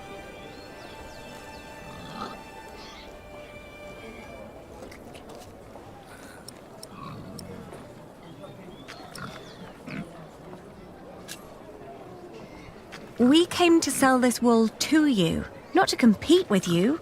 It comes from the shepherds near Huntley. They gave it to me so they wouldn't have to come here themselves. I see. All right. I'll give you £1 per sack for this. What? Only £1? Ah, that's a fair price.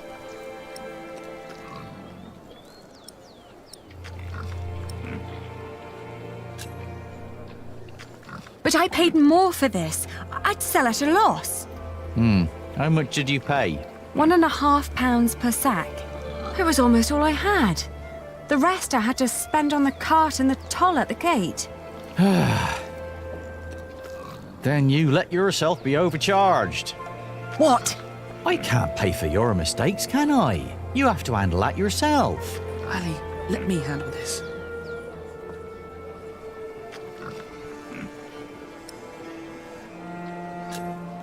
My brother was stabbed twice to get here. Yes, and if it wasn't for my sister, I'd be dead.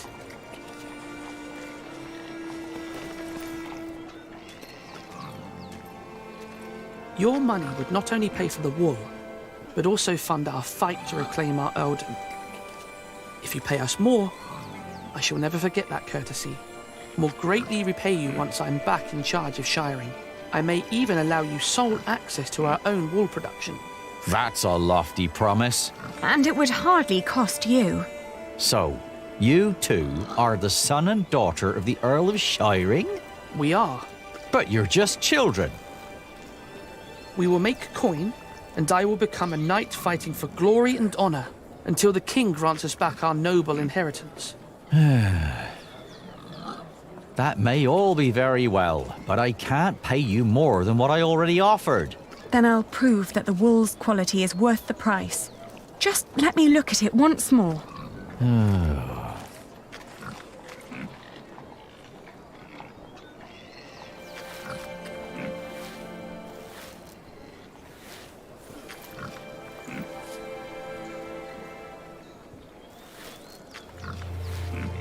We've got to work out what signifies high quality. Maybe if we remember what the shepherd said. It's from a good breed of sheep, they said. What else?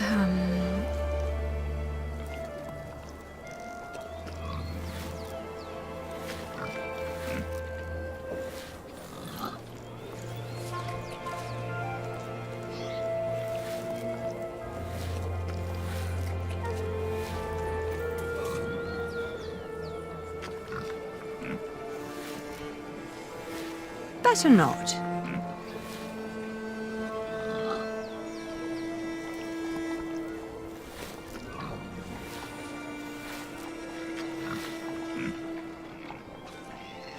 Have you thought it over?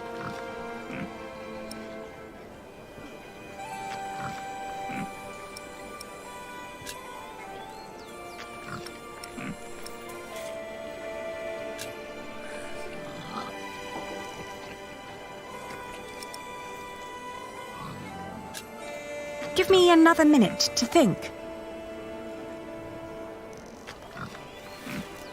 And other wall looked greasy, not ours. It's dry, light and soft. The wool is pretty strong too. It holds together well. That's all I remember. Yeah, me too.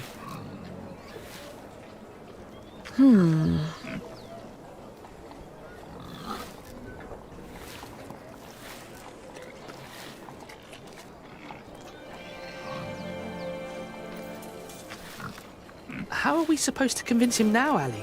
I'll negotiate with him.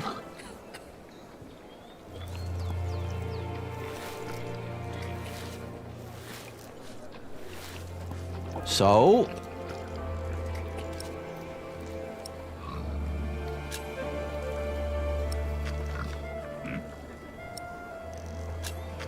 Some sheep produce brittle fibre, but this wool is strong. Its sheep had good, healthy lives. It's suitable for finer and durable fabrics.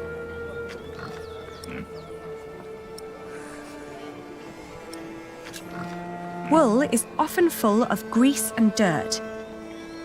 But this batch was scoured very thoroughly. It's very clean and soft. Even picky customers would be delighted. That is true.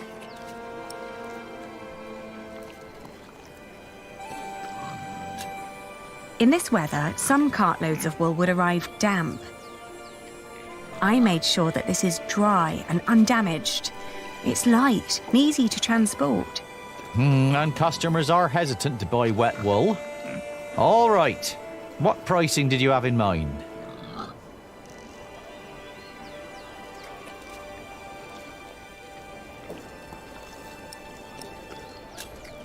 £1.10 per sack, then. But tell you what, I'll give you £1.25 for every sack. You've brought up some good arguments. Your wool is exquisite. Of course it is. But not a penny more, all right?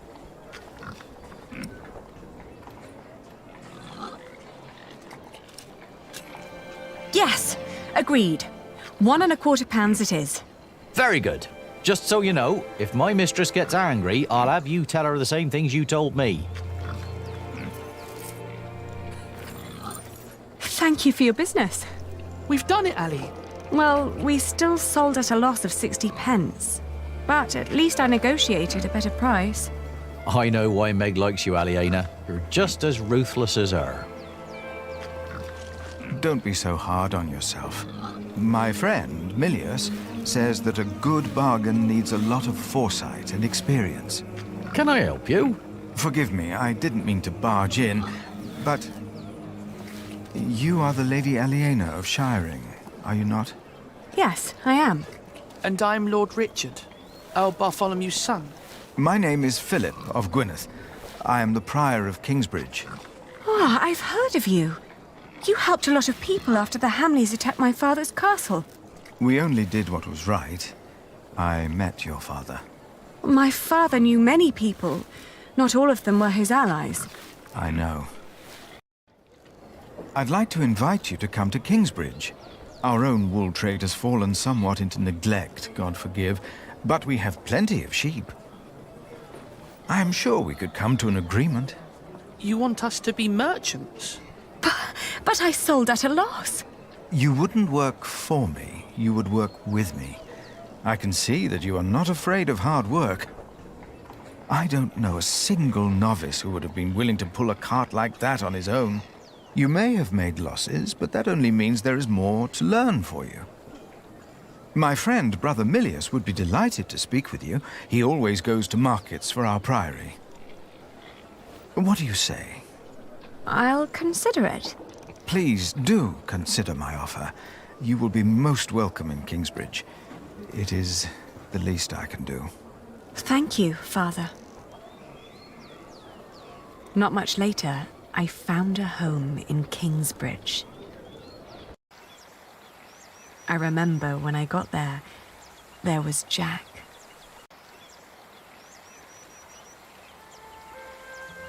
You! I remember you. You're the boy with no father. Actually, I have 2 fathers now. Is that so? Yes. Tom Builder and Jack Sherbug. And then the days just went by. Little did I know that the best and the worst was yet to come.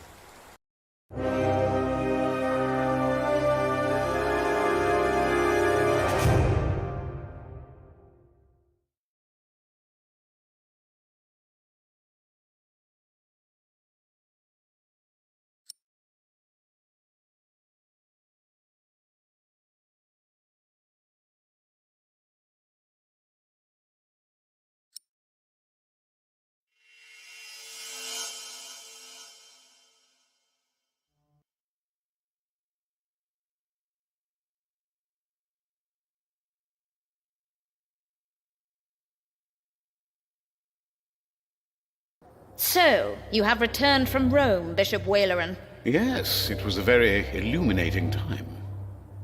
What do you want? The Pope was very pleased to hear how I, and you, have worked together in the past to support our king. We did not do it for your church. He was less pleased, however, to hear about the bargain you struck with the Prior of Kingsbridge. Why should he care? Once and for all, we will not support you in your personal quarrels. The deal we made with the Priory of Kingsbridge has the blessing of the king. Of course, and you would never change your mind on that matter. Tell me, has your son returned from the Holy Land yet? We have not heard from him, ever since he set out to join that crusade of yours. If he dies, your church will be responsible. Do not underestimate your son, Lady Hamley. That would be a great mistake.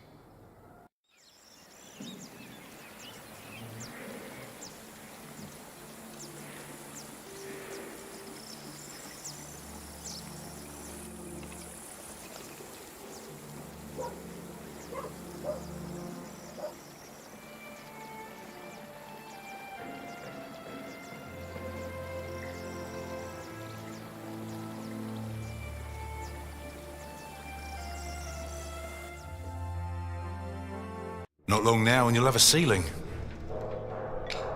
Wonderful. Then we will no longer have to hold our services in the crypt. You could even begin to plan the paintings for the wooden ceiling and the walls. Why a wooden ceiling? So the whole thing goes up in flames again? Philip decided on that because it's cheaper. And these walls can only hold the weight of a wooden ceiling. I love you like a brother, Alfred, but the apprentice shouldn't have to tell the master craftsman things like that. Jack, for once, focus on your work and finish it. Just for once. Or you'll stay an apprentice for the rest of your life. Don't argue again. Alfred is right. This is a house of God. All right.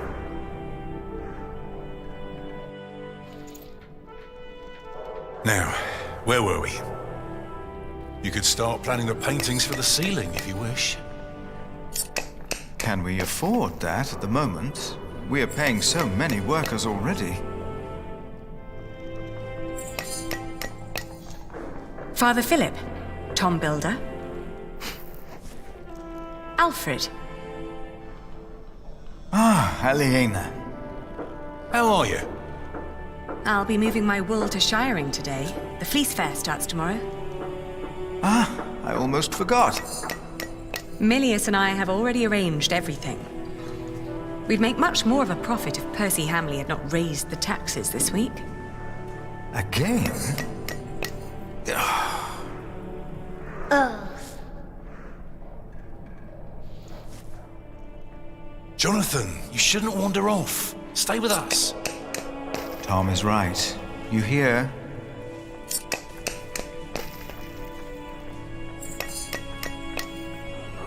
He looks like a real monk. Omnius pluvius, nomine patri amen. That sounds like Latin, but it's not quite right yet. We would not have to worry about this if we could sell our wool here on our market. The king would have to grant us a license for that. And the Hamleys wouldn't like that, I'm afraid. They want the taxes from the fair in shiring. Don't worry, we'll make a good profit. It's a good year. We've never moved this much wool as it is.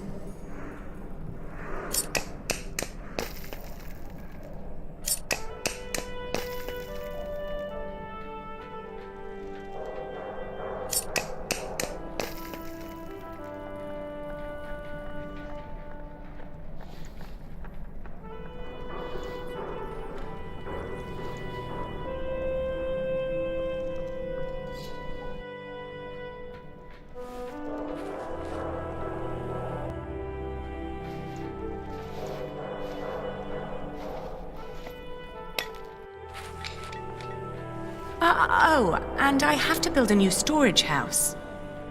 Alfred is a master craftsman now. If you can pay him, he'll help you. Ah, very good.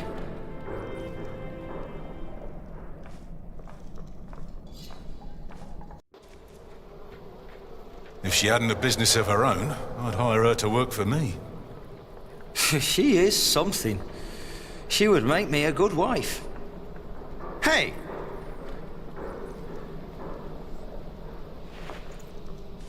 Hey, take that back! What? What did I say? For the last time, stop your quarreling! Philip, let's look at the plans again.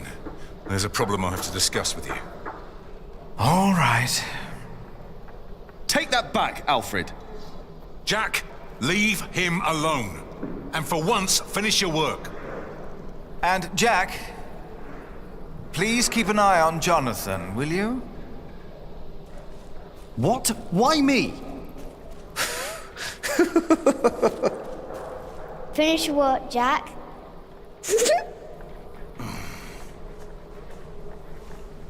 That's how it always was. But on that day, I didn't care. On that day, I was going to see Aliena. And I was going to tell her how I felt. And nothing and no one would stop me.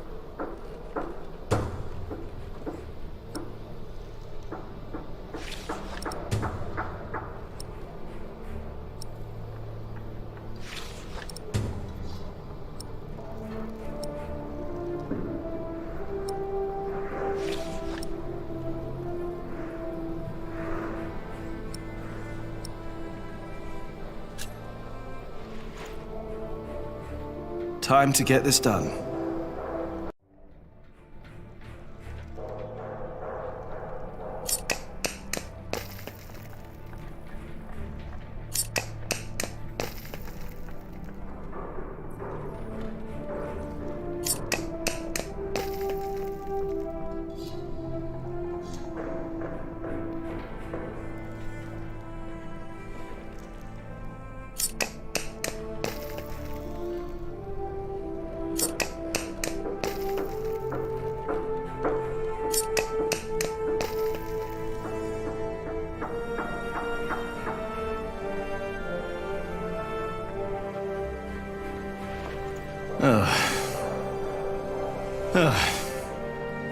This could be better.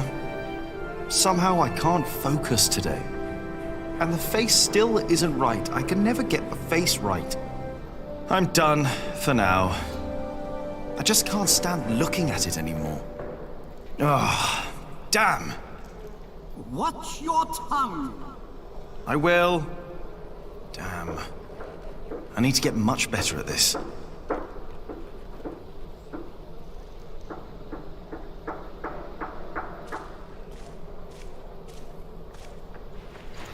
Hey, little brother.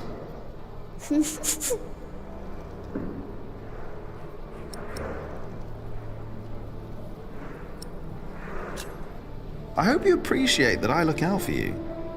I ate a beetle. Don't tell Philip, all right? It's our secret.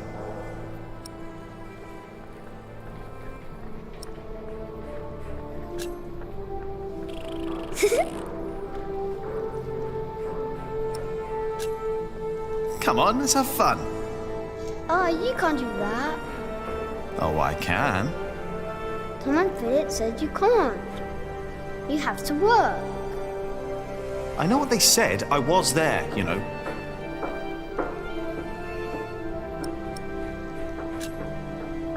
Philip and Tom won't mind if we take a break. Sometimes people say one thing and mean another thing. Either he's stopped listening, or he's thinking about it.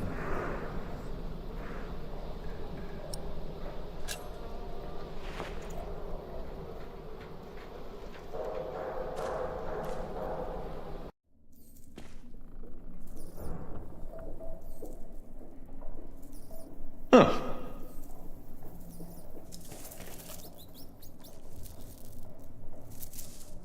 It's gone. Where did it go? There must be some kind of cavity behind that wall. The foundations and the whole crypt were part of the old cathedral. Who knows what secrets are hidden down here?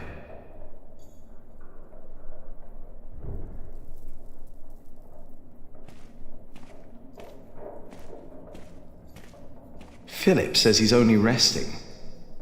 If Adolphus ever wakes up, he'll be in for quite a surprise. He's a long way from home. I wonder if I'll ever get to see a faraway place like Cordoba.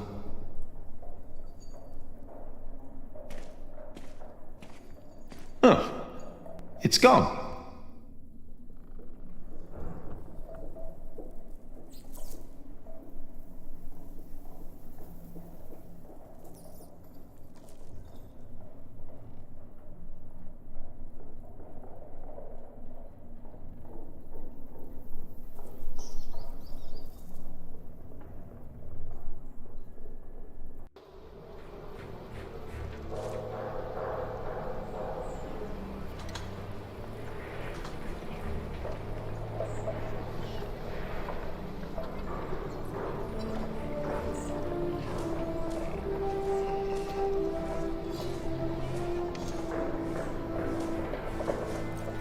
Jonathan, don't run off.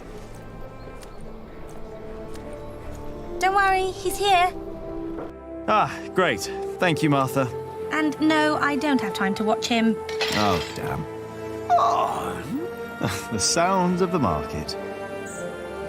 Shouldn't you be working, Jack? Maybe I should go before I buy anything. Watch where you go, will ya? Now it's come to that. Even the monks step on my chickens.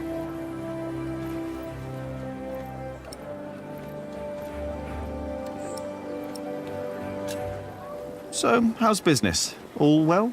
More and more people keep coming here. Yesterday, there were 24 merchants from Shiring alone. You exhausted? Pretty much. But the Priory made a lot of money. Seems the Earl just raised the taxes at his market, so they all came here instead. Now they've all returned to Shiring for the Fleece Fair. Is the Earl asking lower taxes at the Fleece Fair? On the contrary, from what the merchants told me, it's even worse. So they all have to trade their wool there, including Aliena and the Prior. But you need a license to do a Fleece Fair, and only Shiring has one.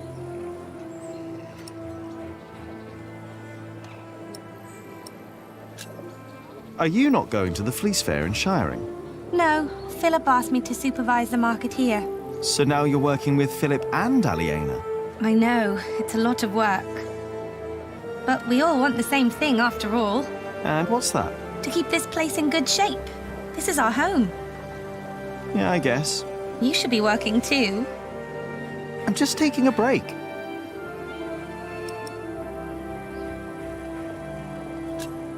Did you see Aliena? Maybe she was heading home. I think she's expecting a visitor. A visitor? Do I hear jealousy in your voice? I don't know what you're talking about.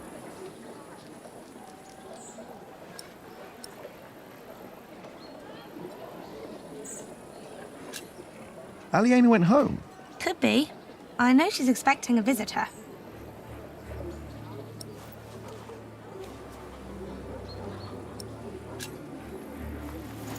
Do you want to buy some of this fine cloth, Jonathan? Great idea. I could make you a red robe. Or a blue one. No. No, that would be silly now, wouldn't it? What is the colour that monks wear? Brown and black and grey.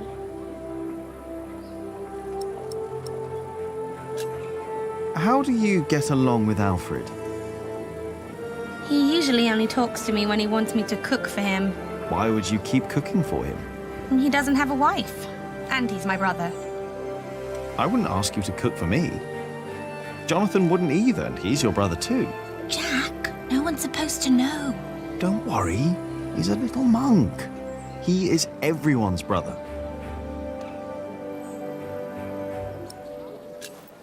Maybe I should get going.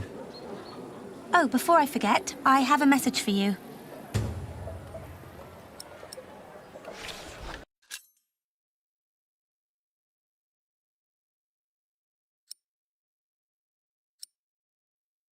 I think Ellen wants to talk to you about Papa. What's there to talk about? Tom doesn't believe I can be a builder. That's not true. That's what she wants to talk about. Papa knows what you can do. He told her. Oh, did he? Yes. He's complicated. He is. On days like this, you can almost get lost here.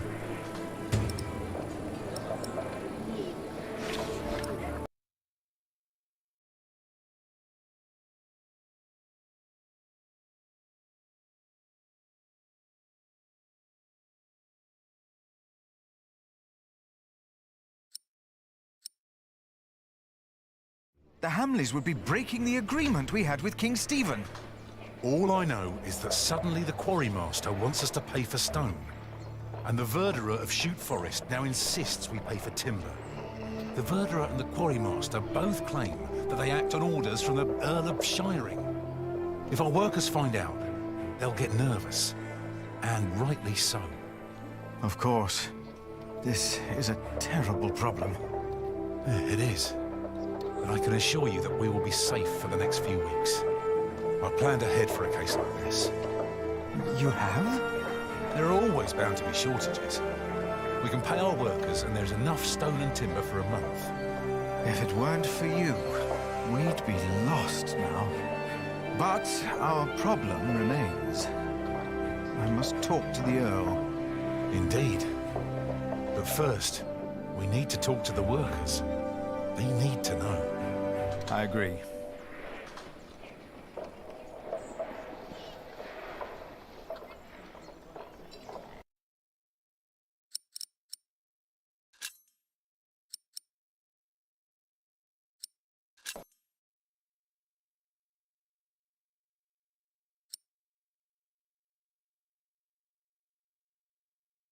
Why now, all of a sudden? I don't know. What are you doing out here, Jack? Did you finish your corbel?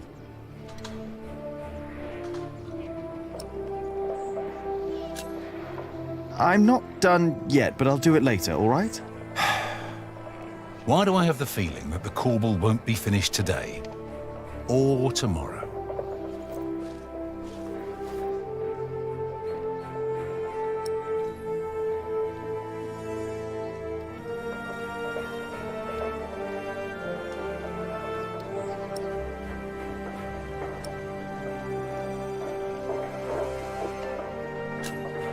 Why didn't you tell Alfred off?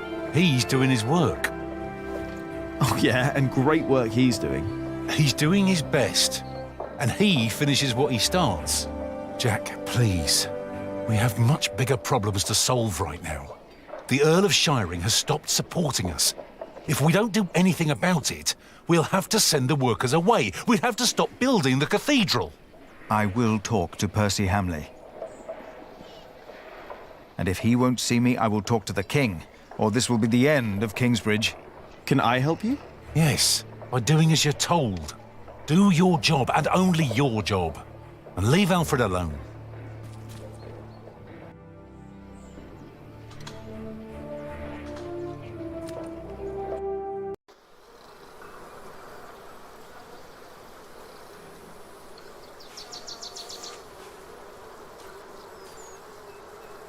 Get up! The mortar won't mix itself. Hello, Cuthbert. The mortar won't complain if it has to wait until I'm done with me break. I hope you're happy wherever you are. What do you mean, wherever he is? He's lying right there. I made sure his wait for Judgment Day is comfortable. Philip thinks we might go to heaven when we die. No. We lie in wait till Judgment Day. That's why I want someone good to bury me, to make sure I lie well. I hope you will remember your promise that you will bury me. Well, that was a long time ago. My first night in the Priory. I'll bury you, Brother Arnaldus. Don't worry. Thank you. And thank you for looking after Cuthbert. Well, the mortar won't, but I will.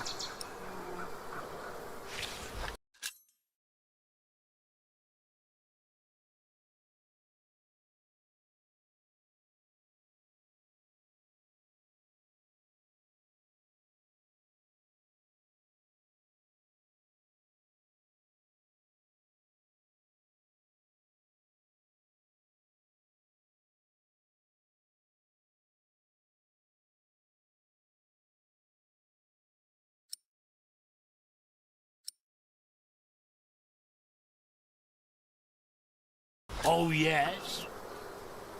Did I complain when you disappeared for the better part of the morning? That's none of your business. Now get to work. What's the problem? I'm taking me well-deserved break. Well deserved? You deserve a good kicking, you lazy drunk. Better a drunk than a bearded bastard. Come on then, kick me. Show me what you got. Please, this is leading nowhere.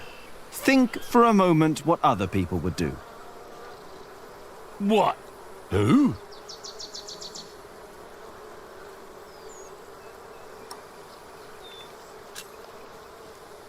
Oh, the Prior. Oh, yes. Prior Philip's not running around drunk now, is he? No, he's not. And I'm not either. I'm sitting. And there's my problem right there. Get up and push. Philip would. No, he wouldn't. A break is like a Sunday. It's a sin to work on a Sunday. Well, that's true. It's not a Sunday! But it's my break.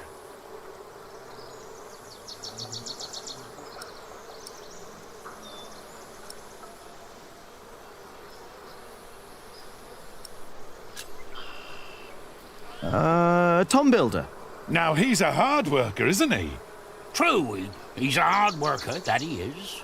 But also the man knows how to take a break. And he knows when to give others room for a break. This is not your break.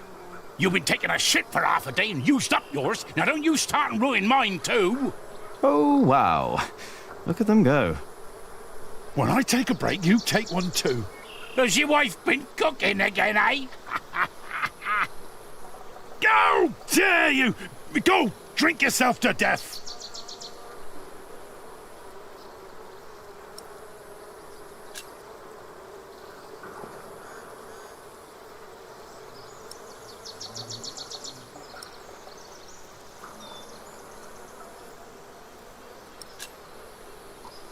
Alfred Builder. Oh, he's a good example. He's a master builder now. But he likes his beer, doesn't he? Oh, yes, he does. But he's always sober when he's working. Always. You know, maybe I should be a bit more like Alfred Builder. Me too. You have got to be kidding me. Well then, back to work. No! I'm not done with me break yet. Alfred Builder would know when his break is up. Alfred Builder would know when to shut the hell up.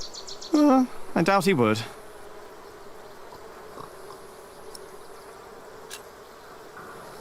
The Earl of Shiring. Which one? Earl Bartholomew or the fat one, the new one? Percy Hamley! You don't know the name of our Earl? He's not my Earl. I'm from Earl's Castle. Bartholomew was my Earl, and a great man. But he's dead now, isn't he? Gone. You should know the name of your new Earl. What? The fat one? Percy Hamley. You know what? I refuse to remember that name. What? Why? For spite! It wasn't right what he did to my Earl. You know what? What you're doing isn't right either. I refuse to remember your name as well. You wouldn't dare. Already did it.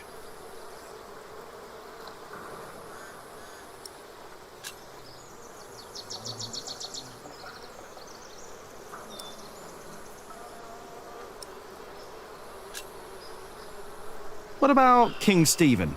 Now, that is a man who sits a lot. How would you know? He's got a throne. He's the king. Of course he's got a throne. And he's sitting on it. He's got a throne. Of course the man knows how to sit. Oh, like you mean? Yeah, like me on me well-deserved break. Or you on yours when you're sitting on the shitter for half a day. I was not! I heard you farting from here. You think I want to shit for half a day? You think that? Well, you better think again!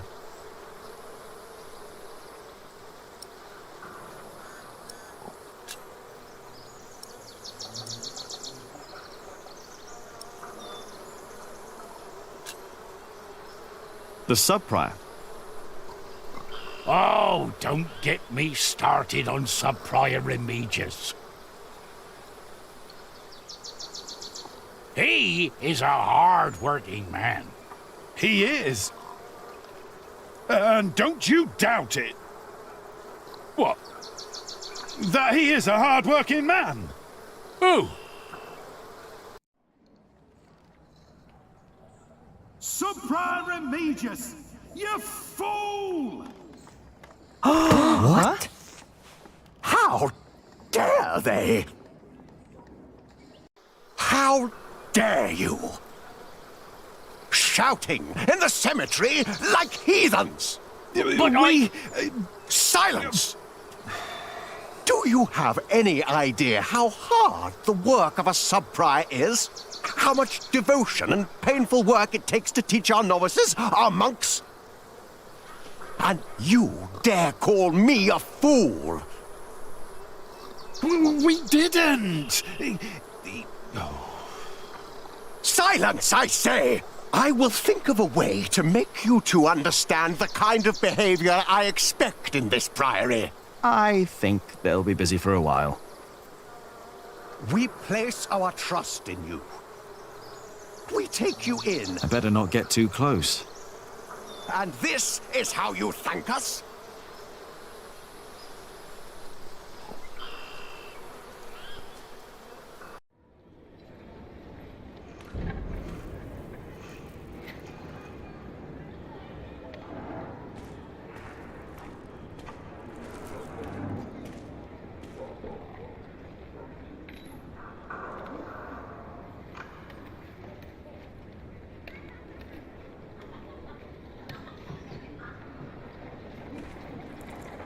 I never considered that Percy Hamley might break his word. Without his support, we cannot...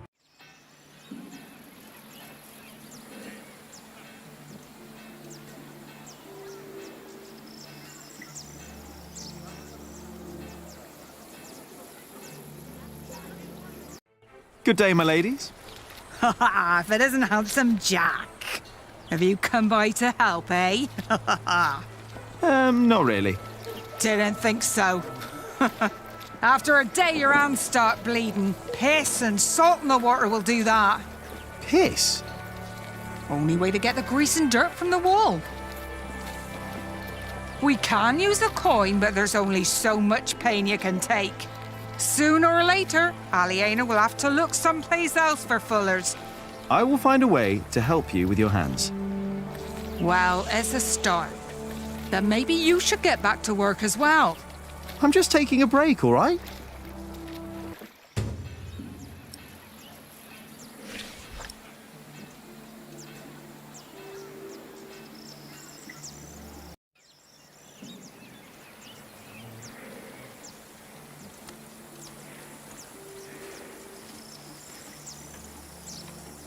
Brother Paul. And that is little Jack. You see, he never paid the bridge toll when he came here. Sometimes you must show clemency and let those in need pass into our town without asking for coin. I'll remember your words, Brother Paul.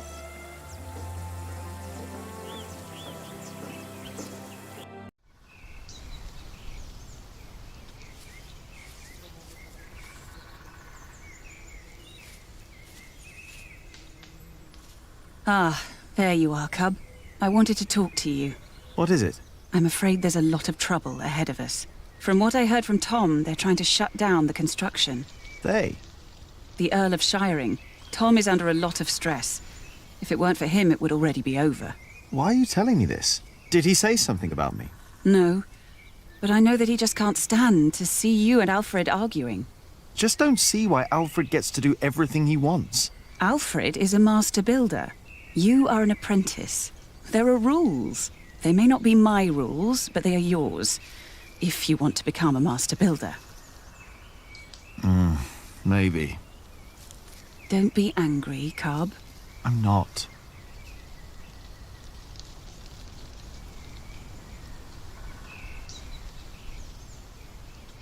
The Fullers down in Kingsbridge are having trouble with their hands.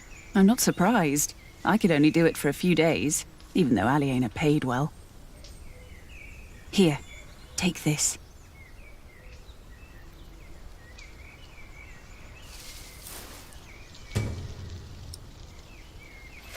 Ouch! Stinging nettle. Yes, and you need to crush it with a pestle and mortar, and then make a balm from it. Cuthbert had a mortar, I think. The Fuller's hands will improve for a while. But only for a while. If they want to stop their hands from suffering, they need to stop fulling. Maybe you're right. Thank you.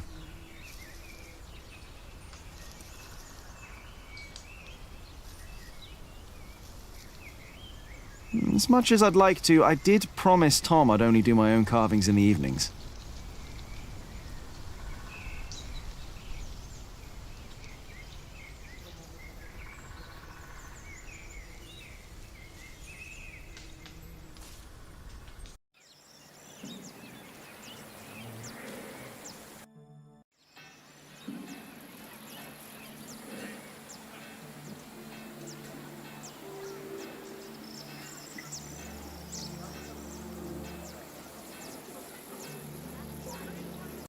My mother gave me a herb.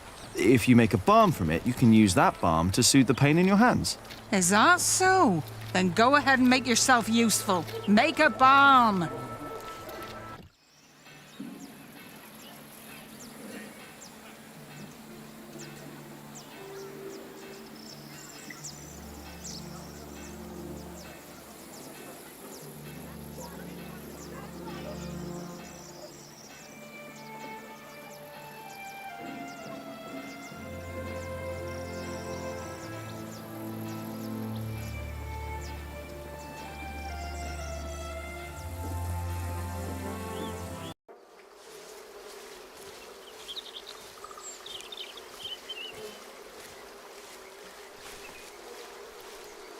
Don't always run off, Jonathan, or I'll get in trouble with... Aliena!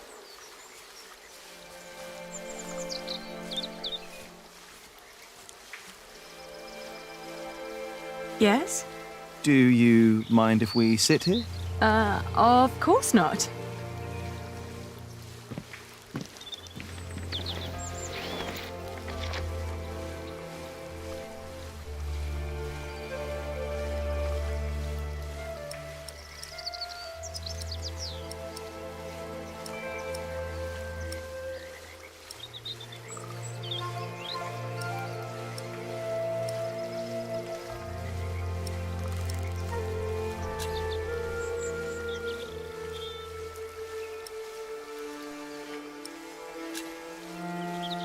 And how are you two? Oh, well.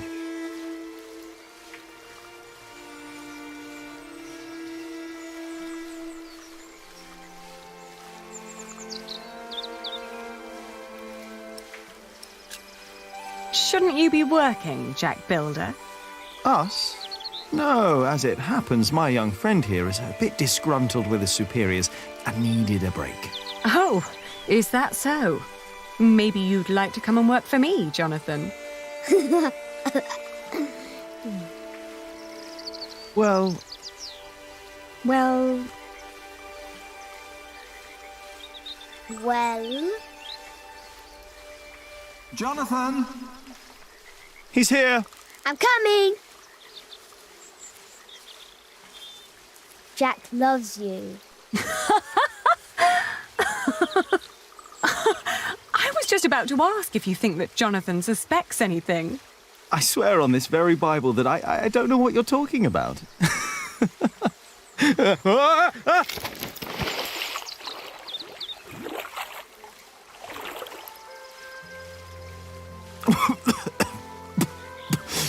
Cold. Cold, cold, cold. Oh, I lost my Bible. Shit! I'm sorry, but no bad deed goes unpunished. But we haven't done anything bad. Yet. You burned down the cathedral.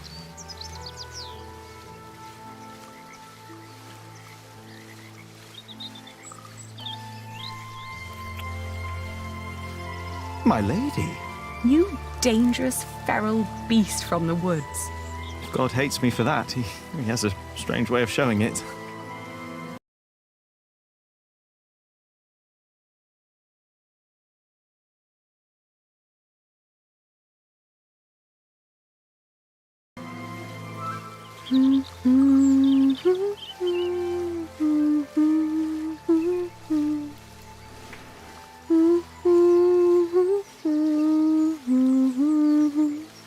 You remembered it? You sang it the first time when we sat here together. You were dangling your feet in the brook, lost in thought. Just like today. Why can't it always be like this, Jack? I know what you mean. I hate pretending that I don't love you. Then don't. Jack! I know. I know.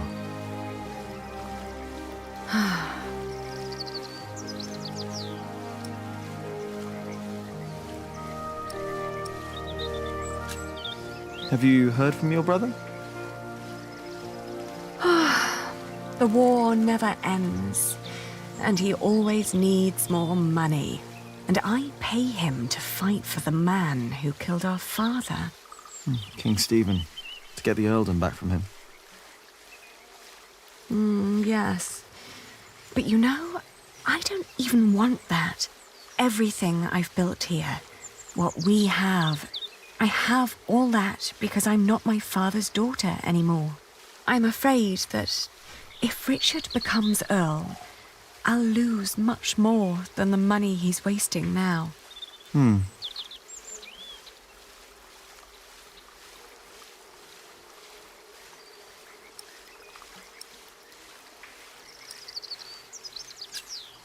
you still reading the Bible?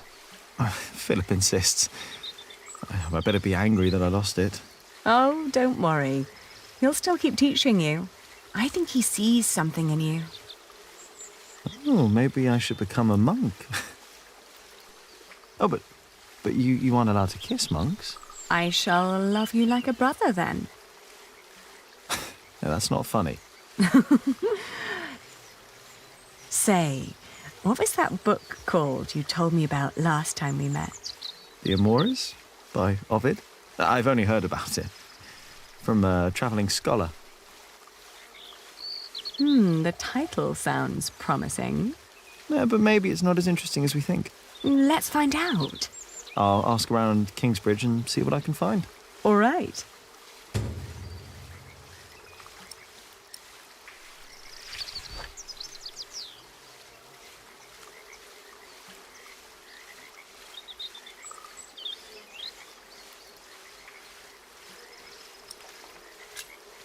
Your father meant well. I'm sure he did. Did he? He never loved anyone. Not even my mother. It was not my fault we lost the earldom. It's not my responsibility. How could Father make me swear that oath?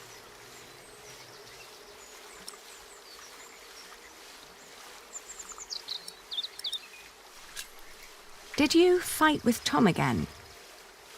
Tom always takes Alfred's side. He is Alfred's father. He worries about him. It was the same with Richard. If Tom's worried about Alfred, then why is he always telling me off? Because you are the clever one. He probably worries about Alfred. Hey, it's not my fault that he's a bit slow in the head. Exactly. Tom thinks you should know better. Maybe.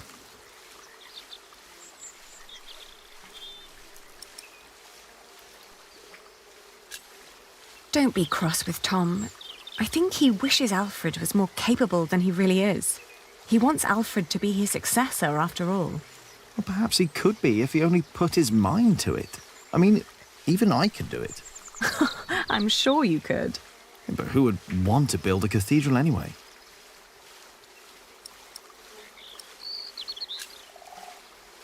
You know, back in the forest, my mother made up the rules herself. But they all made sense somehow. Here, everything is... It's complicated. I know. Rules everywhere. Why is it that Tom can't tell Philip that Jonathan is his son? He's so happy when he's around Jonathan. Tom's rules. And Philip's, probably. Tom believes he has lost the right to be Jonathan's father, as he gave up on him when he was born. That's what Martha said.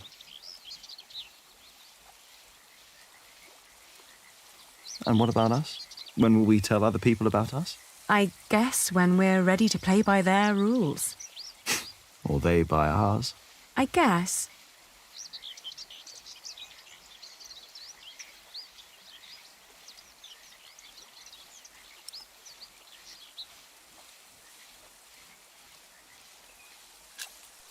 It's like stone carving. Is it? You know, when I first look at a piece of stone, I start to imagine what it could become. Corbels, squirrels. It's like I can already see them. But it's only when you work on it that you learn what you can and you can't do with it. If you do this, the stone will break, and if you do that, it will look great. We will tell people about us when we're sure it won't break anything. Right. I bet only good stone can be used for the pillars, right? Because they carry all the weight. Exactly. That's why Tom and Philip keep nagging you. They want the best for you and for themselves, which is you. If you say so. I know so. I want the same.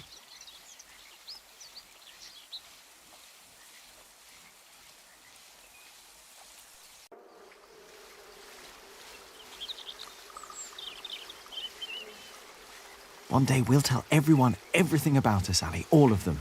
Maybe not everything, Jack Builder. Oh.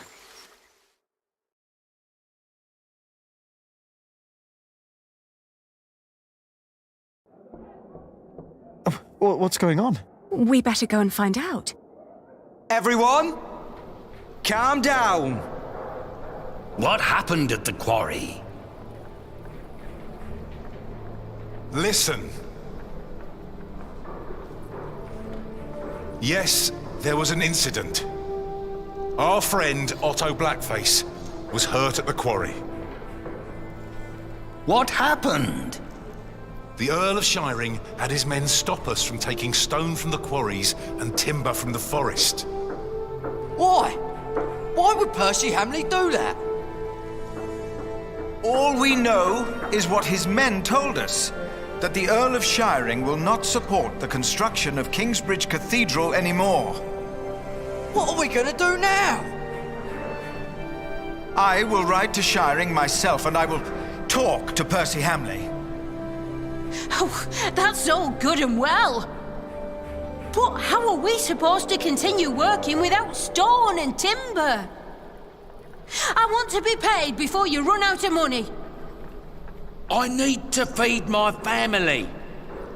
Calm down. You heard the Prior. He will talk to the Earl himself. And I'd planned ahead for a day like this. You will be paid soon. And there will be plenty of work for at least another month. For all of you. I trust Tom. I say we stay. And I trust our Prior. I will prepare everything immediately. I'll be with you in a moment. What if the Earl won't listen to Philip? I need to talk to Philip. See me later at my house, all right? What about the book we wanted to look for? Not now. I think I can help here. I'll find the book. We will sort this out. And now, back to work. This cathedral won't build itself. And you, Jack, watch Jonathan. Oh, what again?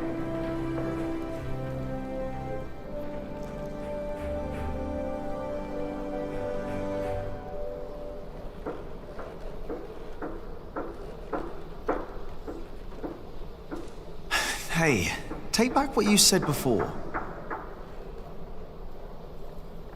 What? What did I say? Oh, come on. You know what you said. About Aliena? Why would you care if I take her as a wife? You don't get it, do you?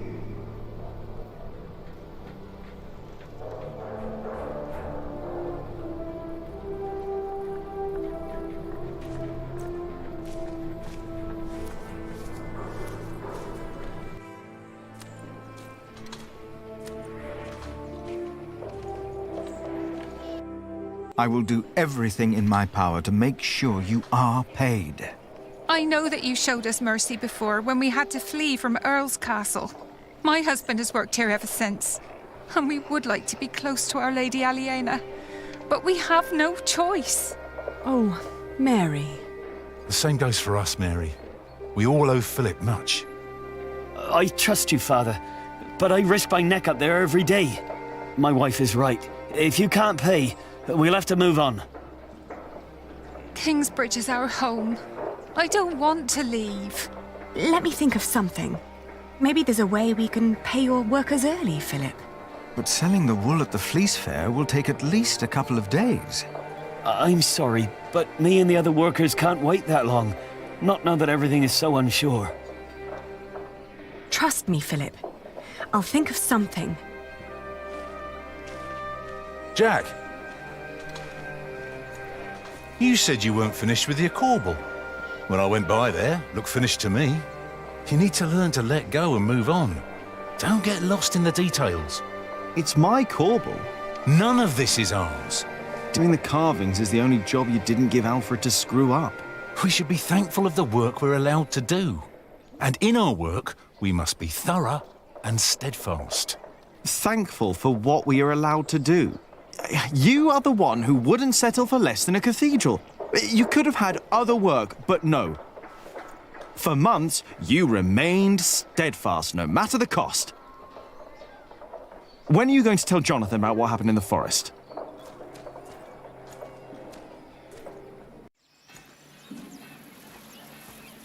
Ah, shouldn't have said that about Jonathan. Damn it.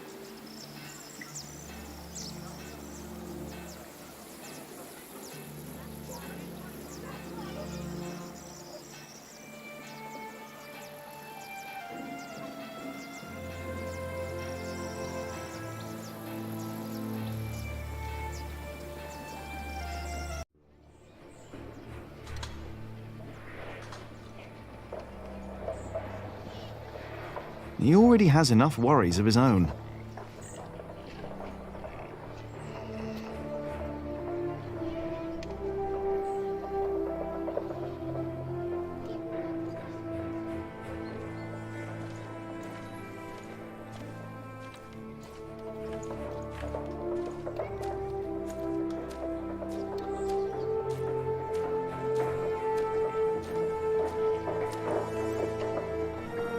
Once the west side and its towers rise above the priory, it'll be even more impressive.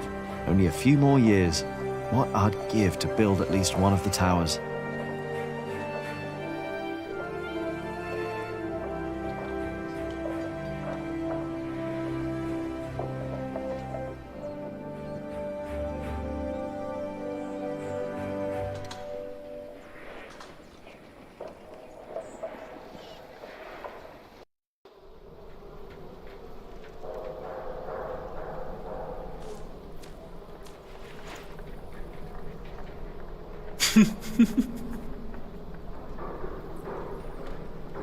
Why won't you let us work?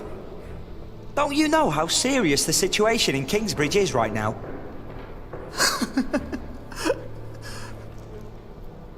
What? What did he write? Alfred can't read. Right, Jonathan, but you can. Well done. Jack! What is wrong with you? What did you do that for? Jack! This is a church. Oh, now don't go and tell on me. He started it. What do you want from me? I just want you to take back what you said about Aliena. So what if I would marry her? What's it to you? Mind your own business. Look who's talking. Shouldn't you be working? Well, how can I if you keep distracting me?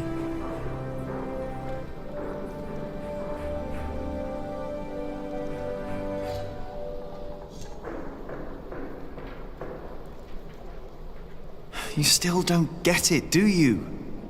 Take back what you said. I said nothing wrong. You're behaving like a child. Don't you realise we have much bigger problems? We'd be glad if we can continue working at all, Jack. Oh, don't try to distract from the real problem, Alfred Builder. Just apologise. Just leave me alone and get back to work, Jack.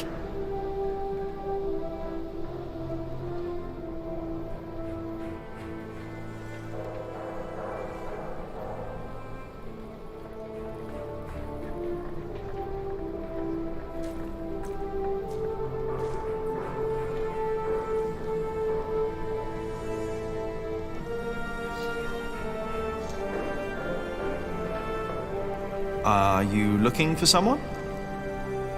I'm supposed to bring this bread to our cantor.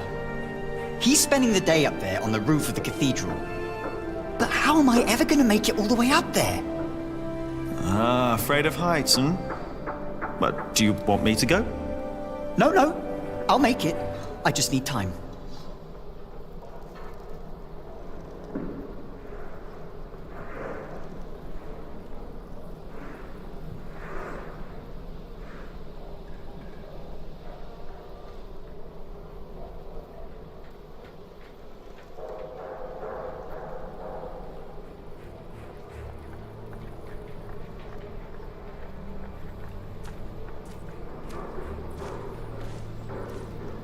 I can never get the expression right.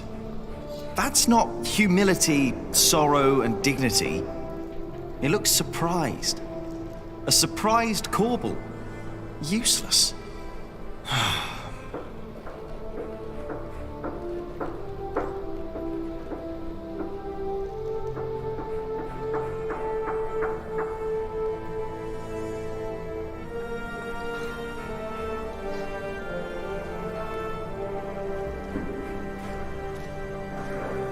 Hey, Alfred. What? Ow! You will never be a builder if you go on like that. You will end up hung in shining like your father. I said, what? I'm sorry. I shouldn't have said that. What did you say? I overheard it in the tavern. Someone said your father was a thief and that he was hanged in Shiring. I'm so sorry. So what? Why would you care? Jack, You should apologize for what you said about Aliena instead. Forget it.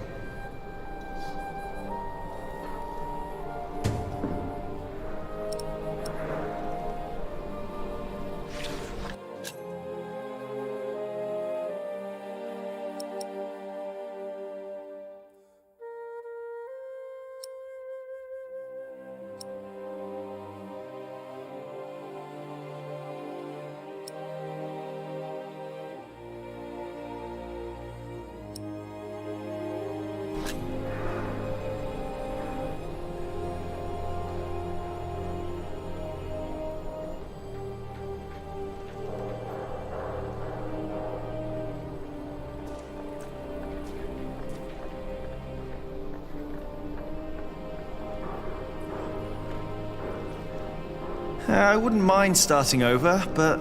well, then Tom would be right about me never finishing anything.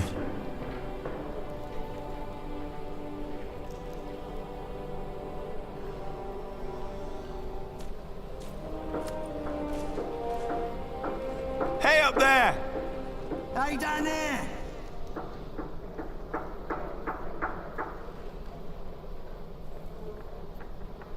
Everything all right up there? Here, Jack! Now piss off! Watch your language, Jack! Hey, what did I do?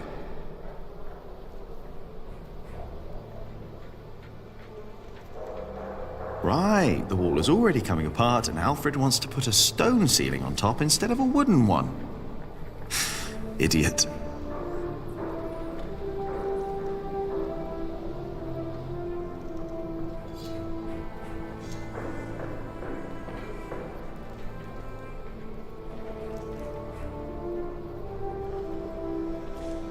Will you apologize now? You were the one who should apologize. Now go away. We have to work.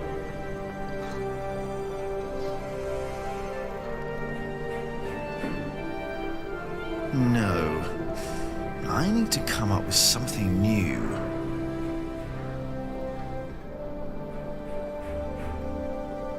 I don't think he'd care.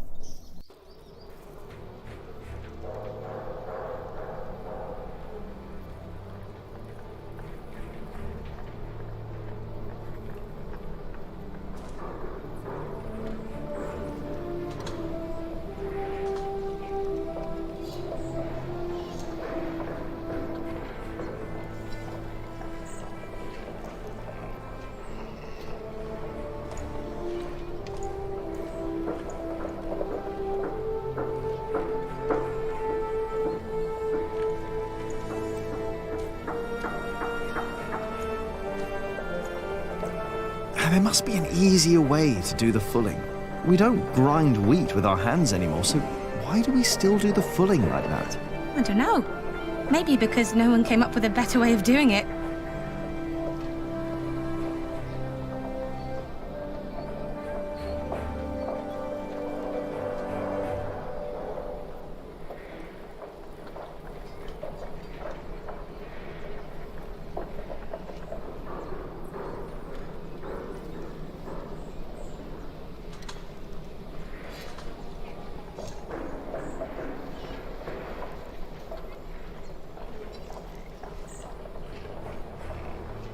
There must be an easier way to do the fulling. We don't grind wheat with our hands anymore, so why do we still do the fulling like that? I don't know. Maybe because no one came...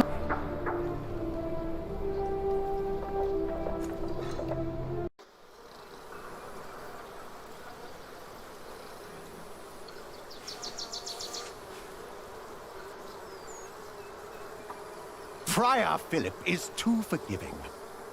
I doubt that's how you make a bar. Handle everything he neglects. Everything. As sub-prior, I have even more responsibility.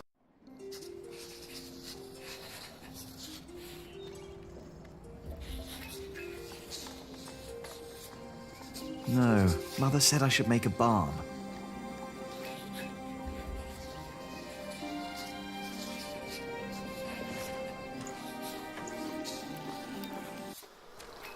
And more worries.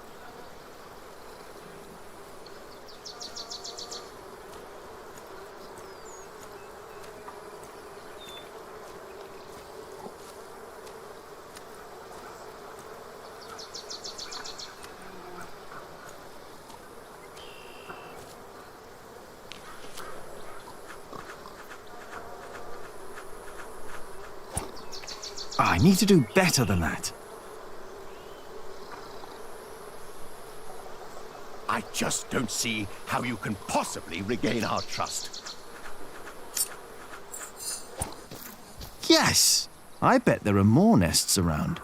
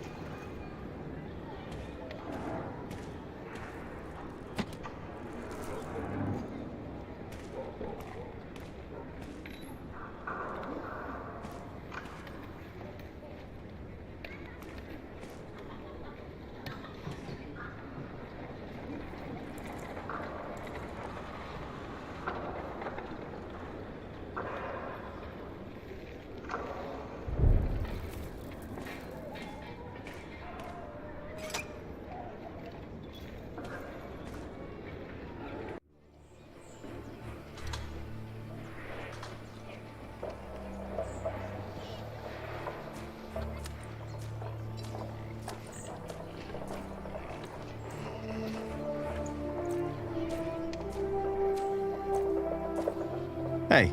Jack, how did you like the stone I picked for your corbel? I like it, you were right. Now I only need to get better at carving. Well, give it time, Jack, you'll get there. Now, better get back to work. Who knows how long we can still work here.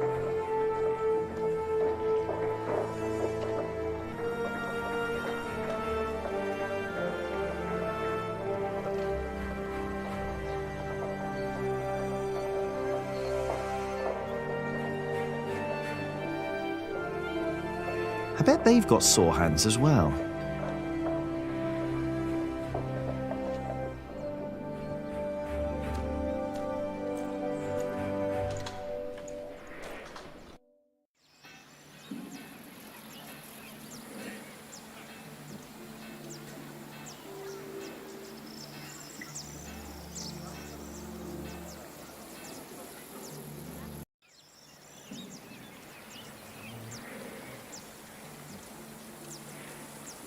No, Mother said I should make a balm.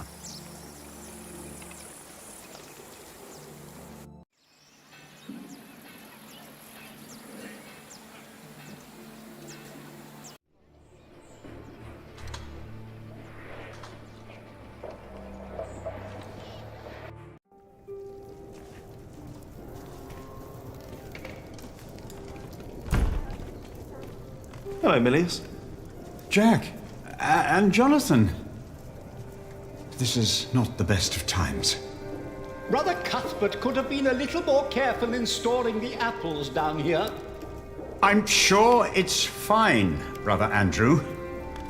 I am not so sure. Even the salt is damp. Cuthbert knew what he was doing. What is Brother Andrew up to? We will get a new cellarer soon. Andrew is preparing everything.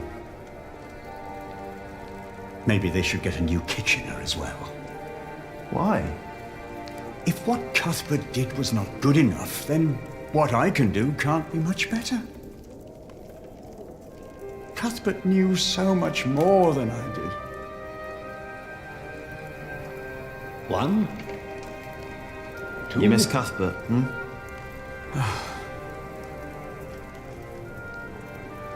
I do. The thought of being here without him. But you won't be alone. I'd rather be alone than spend the rest of my days cooped up in here with someone like Brother Andrew.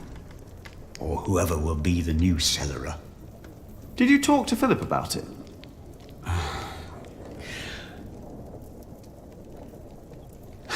You know, I think I should. But Philip and I haven't talked since Cuthbert passed on.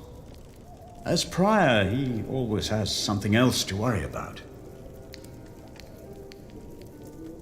3, 4, 5, 6. Do I smell nettle? Yes, I want to make a balm. Mother said nettle balm would help ease the fuller's rough and cracked hands. That is good of you, Jack.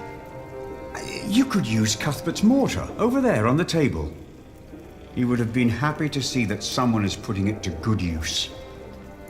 There is a sausage missing. Now, let's see.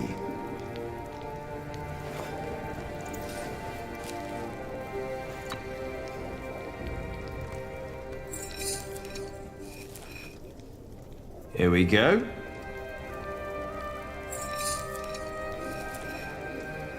Yes.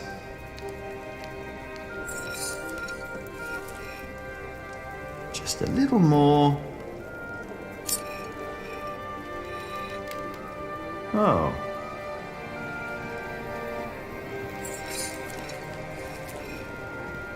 Good. And now, what? Milius? Do you know how to make a balm? Indeed. All it takes is some hot fat and beeswax. Ah, thank you.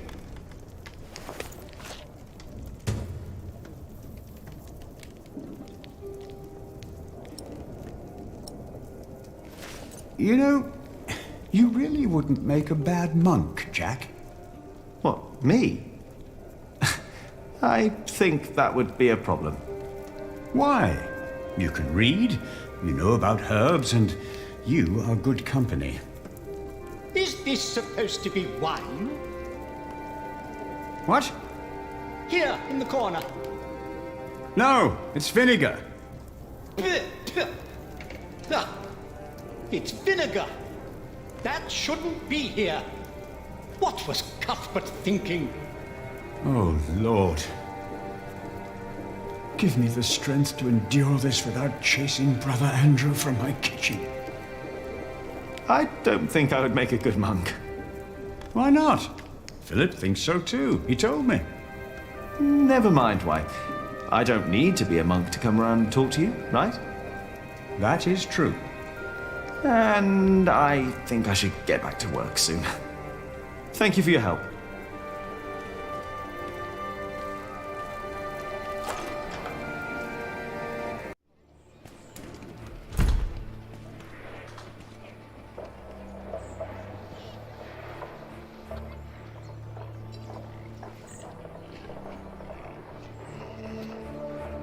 She's good at many things, but I won't let her finish my Corbel.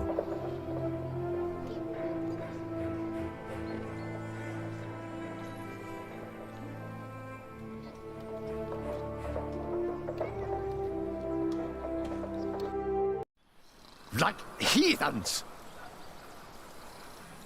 You're not heathens, are you? No, no. Friar. Oh, you're not heathens. Then you...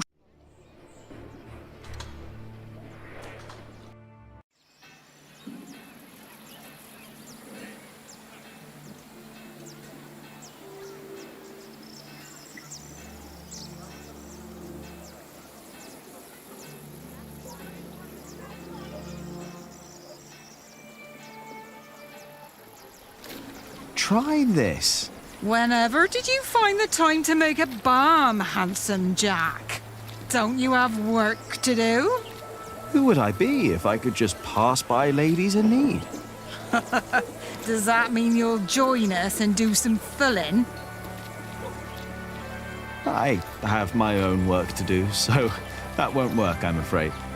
Oh, of course. Suddenly you've got work to do. But I dare say, that balm works. My hands feel much better. Thank you. You're welcome, ladies.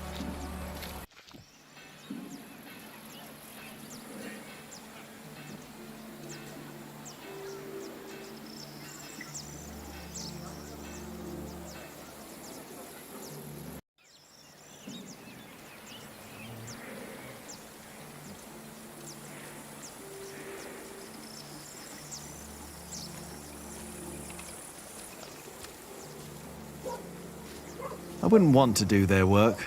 Too much sitting and waiting for me.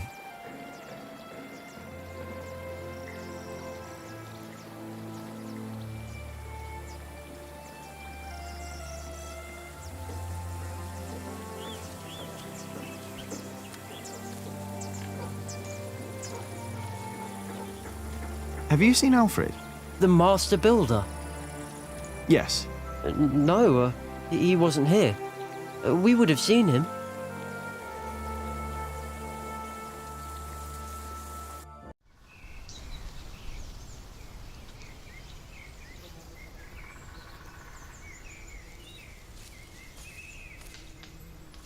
I should probably continue working.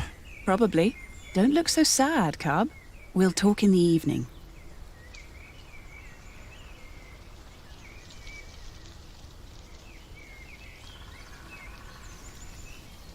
No. She would just tell me not to pick a fight.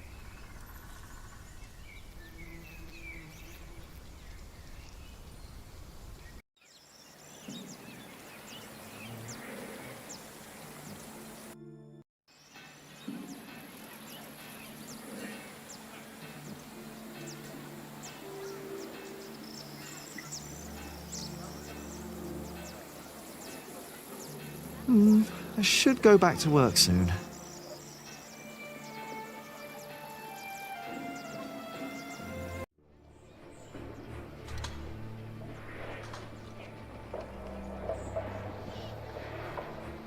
Maybe I should hurry and get back to work as well. But there are some things I need to do first.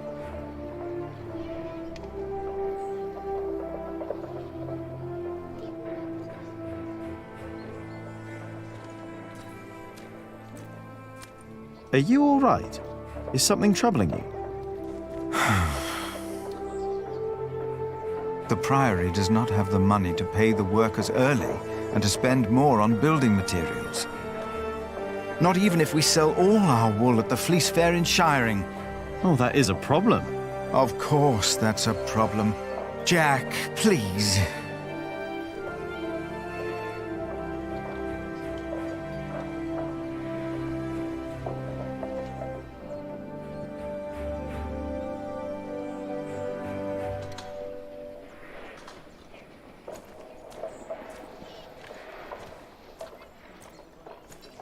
Have you seen Alfred? No, I haven't. Why? Did you pick a fight with him again? He started it. I heard that one before. He did.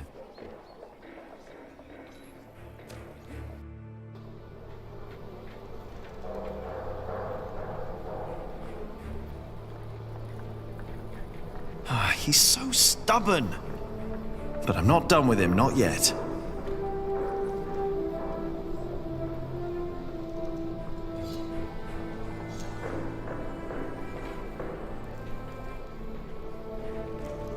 That won't help me solve my problem with Alfred.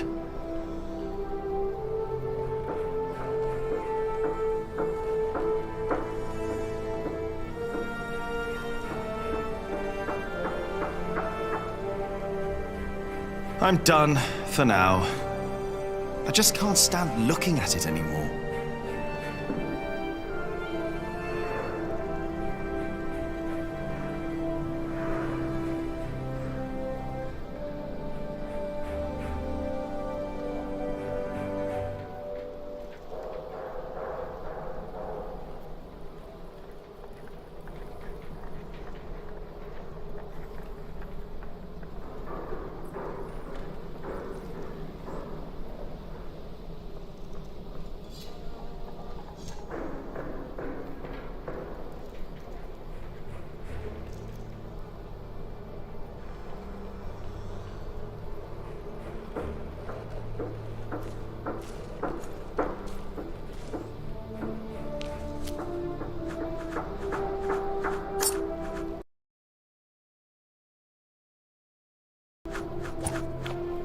need to do better than that.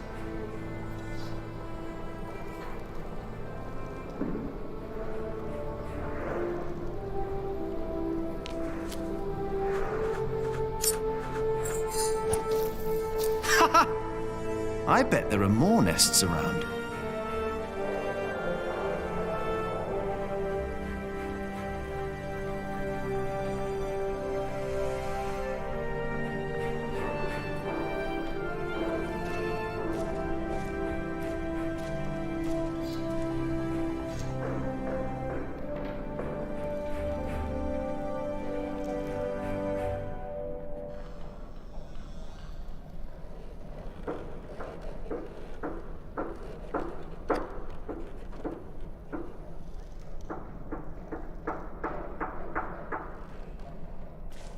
He's always distracting me.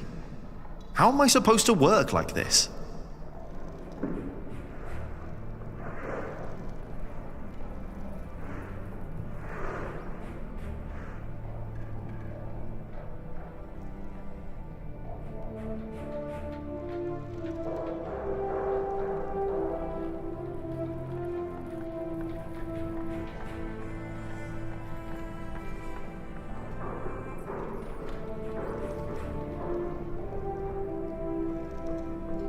No. I need to come up with something new.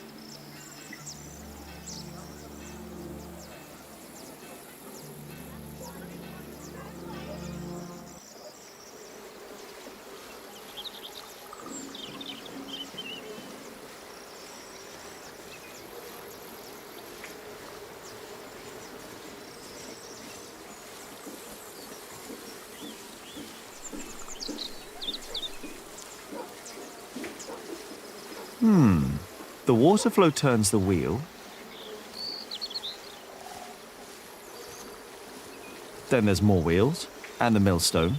The water flow turns the millstone.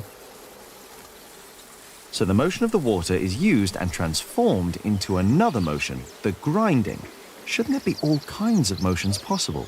We use wheels to lift timber and stone up at the construction site. Maybe the right kind of mill could make a sawing motion or a hammering motion. I guess that's a challenge for another day.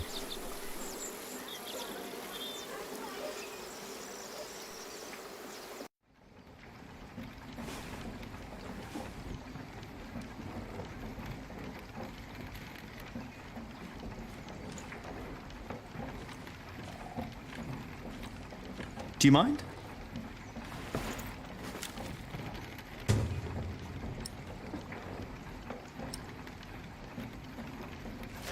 Oi, my ants! I just took a few. They aren't all your ants.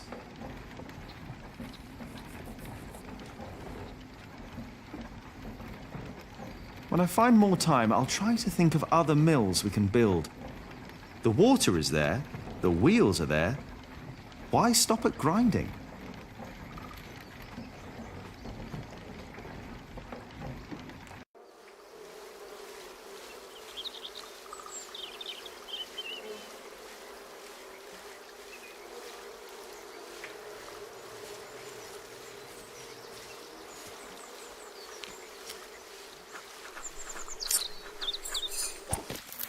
Before him, not a single fort remains.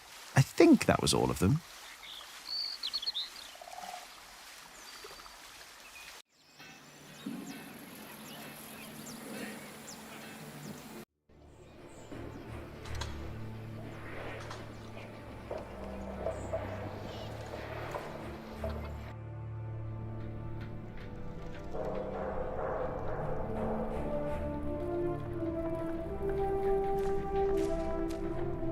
Alfred?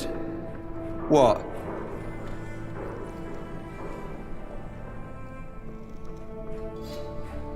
Hey! Stop it, goddammit! Oh, you see what happens when you don't apologise? Jack, stop it, please! Oh, and will you take back what you said?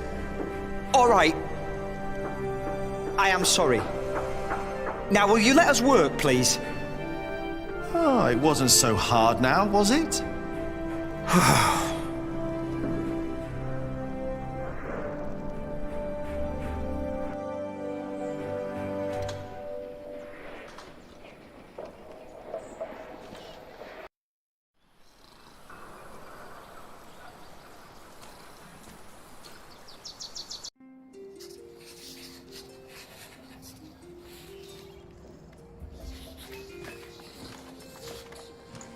What is it that you're working on? I'm copying pages of the book Prior Philip wrote. We finished the original last year. I didn't know he wrote a book. Not many know of it. The content is critical of the church and bishops. After his experience with Bishop Waleran, he studied about what he calls Judicia Cleri. Judicia Cleri? The judgments of the clergy? Yes. In the past, there were many cruel tests that were made to discover whether a man was guilty or not. The Lord was to judge them. These ordeals were called Judicium Dei, the judgment of God. Some had to hold burning iron in their bare hands. Others were drowned. Some were burned on the pyre. And if they were innocent, God would save them. There'd be no martyrs if that were true. Even Adolphus would have been saved. Yes. God works in mysterious ways. The prior wants these horrible ordeals to become a thing of the past, for cruelty only leads to more cruelty. But I heard of miracles. Saints that survived burnings. True. However, Prior Philip believes these were not judgments of God, but judgments of the clergy. Judicia Cleri. Yes! Stories and fake ordeals to redeem friends and allies of the clergy. Fake miracles? By the church? Ooh, that sounds like Philip is asking for trouble. Whoever is accused of fakery and heresy will not be likely to respond well to that. But we believe Philip is right. This is the second millennium. We must finally learn from past mistakes.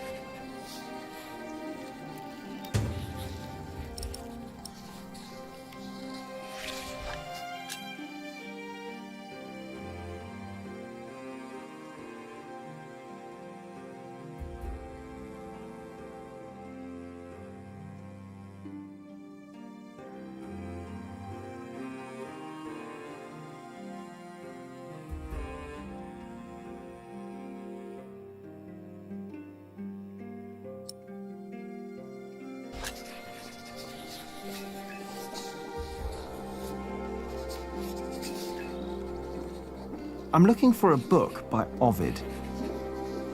Oh, we saw some in Shiring and in Winchester. There are also a few copies in Salisbury, I believe. Which ones are you looking for? The Amores? Have you heard of that? That was one of the copies in Winchester, I think. Did you read it? Me? I don't remember. He did. Just a page or two. Sounds like the right book, and Winchester's not far. I should tell Ali what I found out.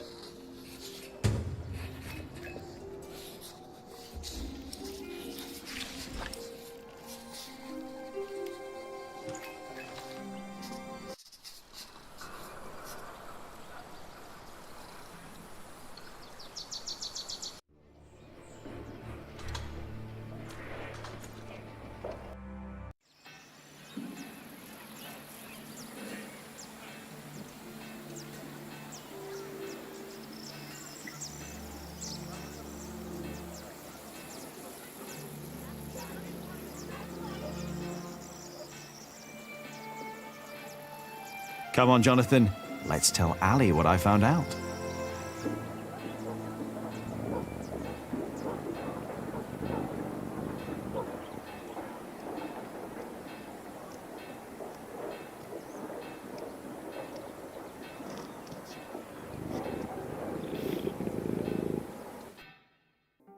Ranulph of Chester and his half-brother stole Lincoln Castle from Stephen. At least this is a chance for us to take it back. For us? Who is us?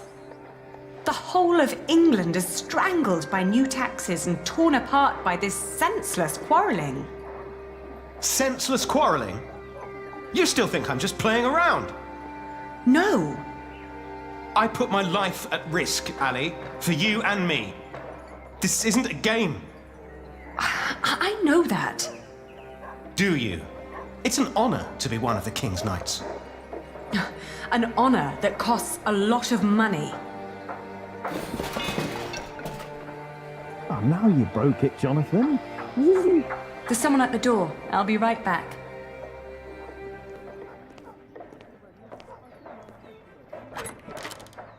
Oh. Go play. Jack. Hey.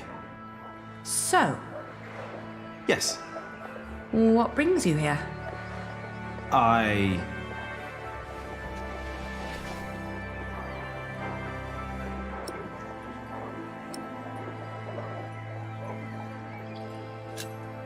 Do you have a visitor? Are you jealous? Everything all right there? Yes, it will just take a minute. Sorry, but my brother is waiting. He has to ride back to Shiring soon. Ah, I see. All right. I just wanted to tell you that I found out about the book. What book? Oh, Ovid. You were still looking for that. Of course. Why wouldn't I? I don't know. It just feels like there are so many problems right now at the construction site. That reminds me. Could you tell Philip that I've come up with an idea how he can pay the workers? Oh.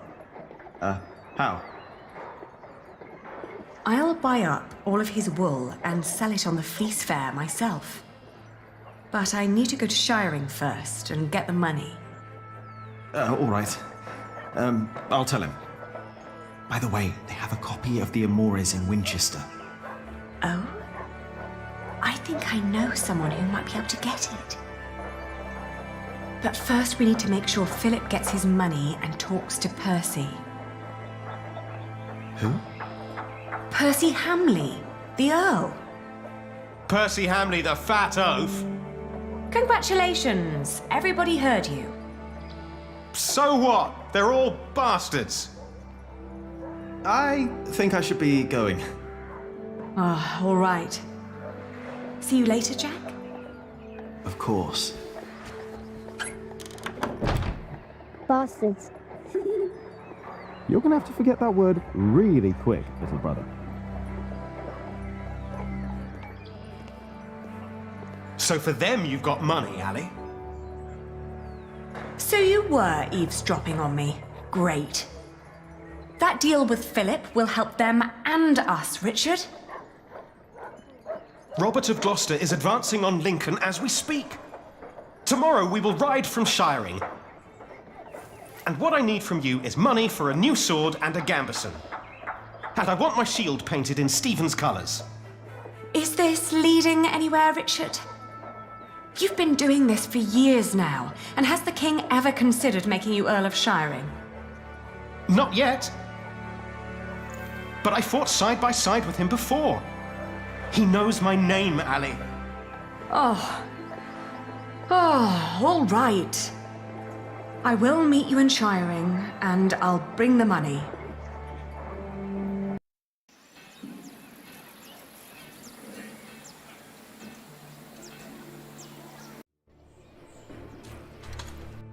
Father Philip. Yes? Aliena says you can pay your workers.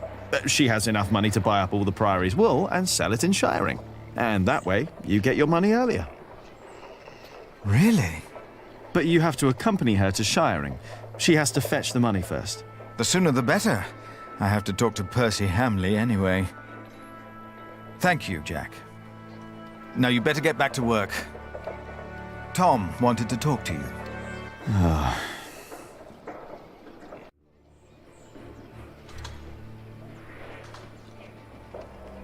Am I really done out here?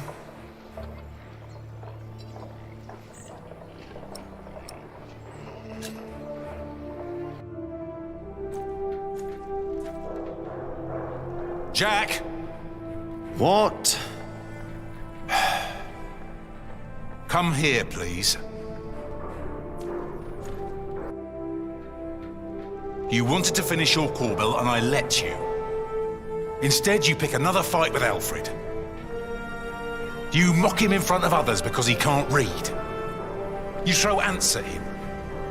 You hit him. And don't tell me he started it, because everyone else told me you started the fight. Sub-Prior and me just told me you disturbed the monks in the scriptorium. Philip told me to practice reading. The Bible, not the kind of book you were looking for. Then you go and waste your time in the cemetery and the market, and in the kitchen, and chatting to the Fullers. I made a balm for them. I wanted to help them. You should have been working instead. Don't you know how close we are to shutting down the construction? If I'd not planned ahead, it would all be over now. But how am I to plan ahead if I can't rely on you, Jack? What? Watch out! Whoa. Are you all right? Yes. Up here! Hey, hurry up, quick!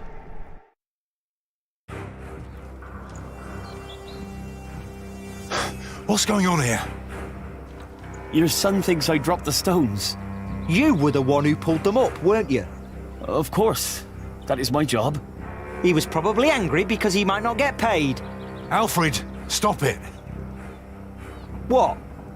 Peter, what happened? I'm not sure. But there was a monk. He was wearing a black robe. And when he saw me looking at him, he ran away. Maybe it was him. A black robe? Are you saying this was my fault? No. I'm sure I didn't recognize him. He wasn't from here. No. Peter dropped the stone and doesn't want to admit it. I saw a monk in black in the market. Oh, did you? I was there too when you were. Tell us, what did he do when you saw him?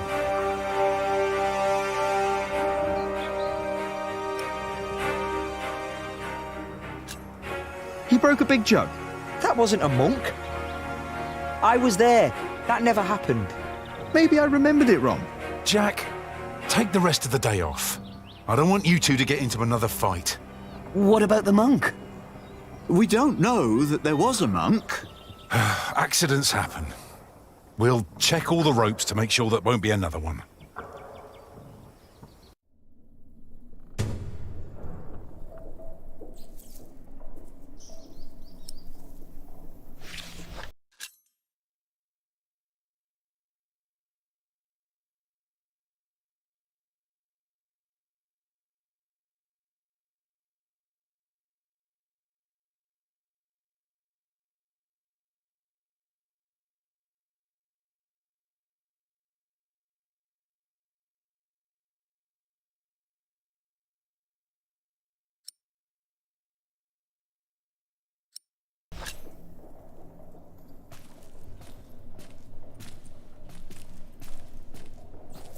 Excuse me, Philip? Philip? I'm sorry. Is everything all right? I was just thinking about my brother. What is it? Aliena is ready to go to shiring with you. Then I must not keep her waiting.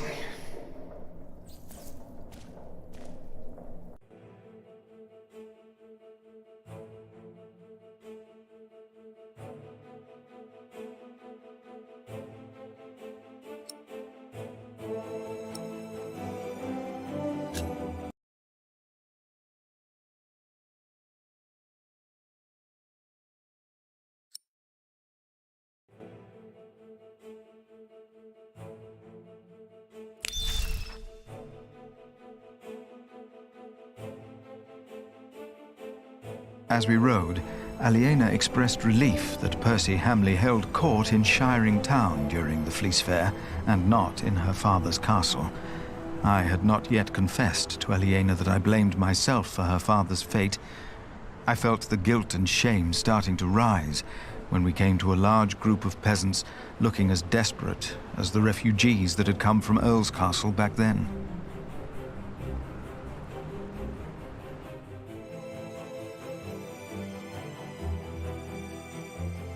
Philip stopped to talk to the peasants, and so did I.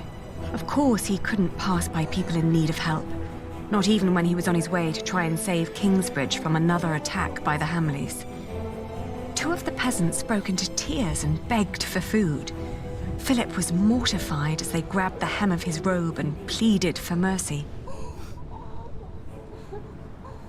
They said they were from Wigley.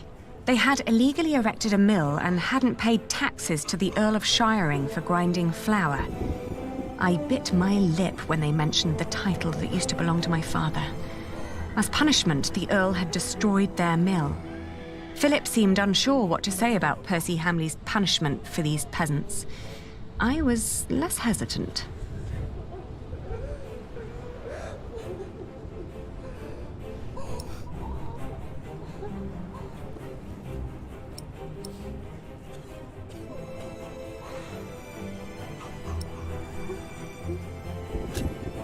I asked why they'd built an illegal mill. The peasants told us that milling taxes had doubled in their village. The peasants shouted and cried that the Earl had also burnt their fields, destroyed their houses, and taken their livestock from them. A few of them had even been killed. Philip told them to go to Kingsbridge for food. As we rode on, he said nothing. Maybe he had begun to lose hope that he would ever solve his problems with the Earl in Shiring.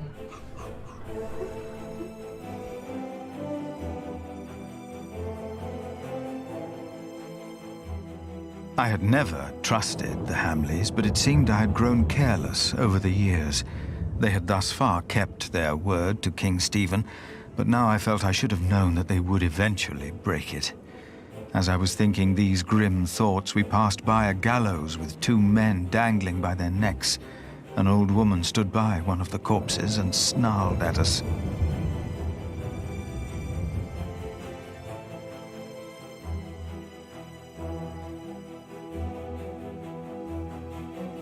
The old woman looked at us like a cornered animal. Philip demanded to know what had happened. She cackled and shook her head. She continued looking through the dead men's clothes. She'd already taken off their shoes and found a couple of coins on one of the corpses. Only now I realized that someone had tied foxtails to the corpses. Their hands had been cut off and their faces were burnt.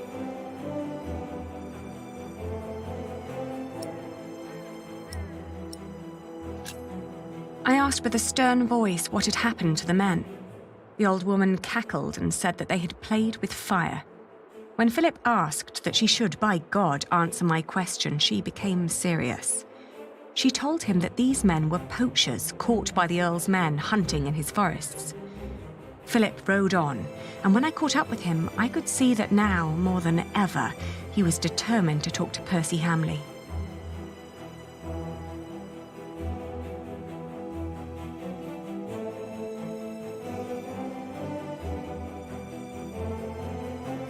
Aliena rode by my side without knowing that I had long been responsible for her family's fate. Ever since I had made the mistake of trusting Waleran by God. I felt like a fly in a cobweb. Every move I made seemed to lead to further calamities. But then I heard Aliena as she sped past me. "Shiring," she exclaimed.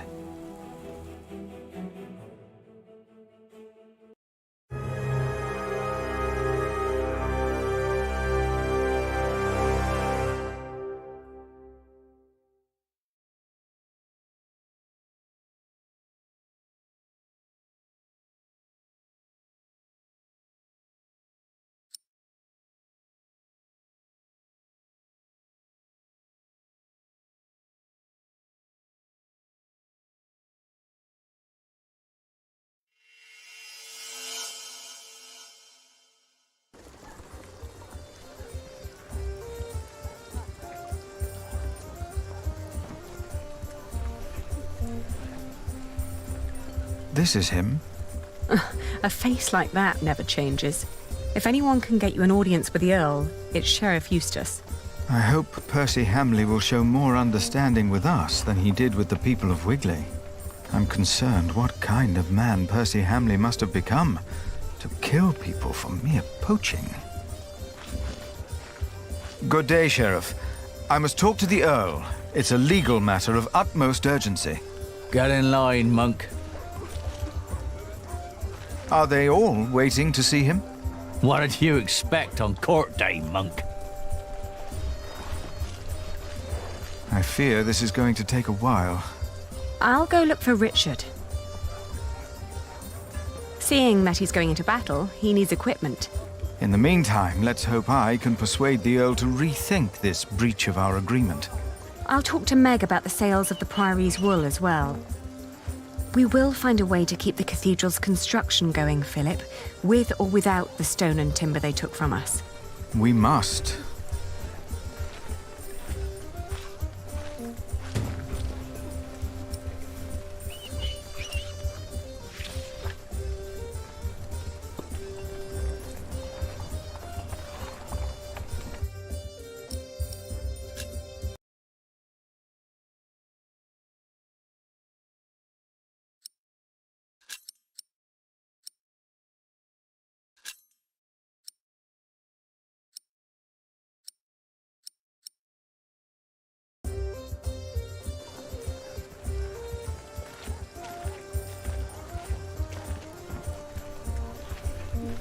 Repent, for the kingdom of heaven is upon us! That's not the price we agreed on. Good to see you, Meg. I'm here to collect the money we've made so far. Another fleece. Excuse me. We were in the middle of something. What's the problem? Even you merchants have become thieves. What a rotten place this has become. He ordered the cartload of wool weeks ago, but now he refuses to pay the price we'd agreed upon.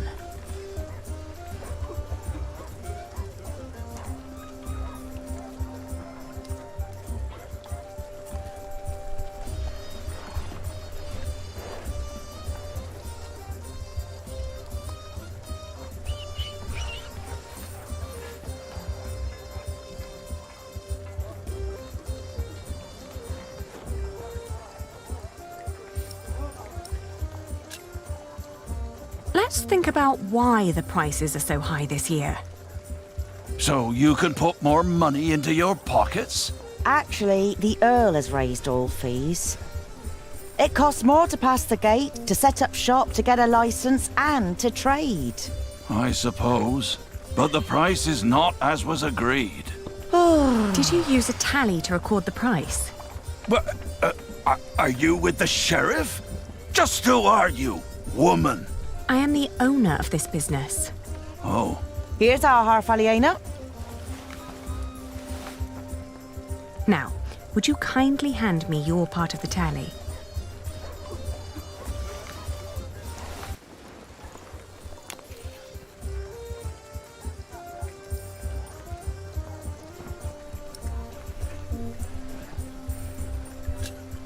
There are more notches on our part.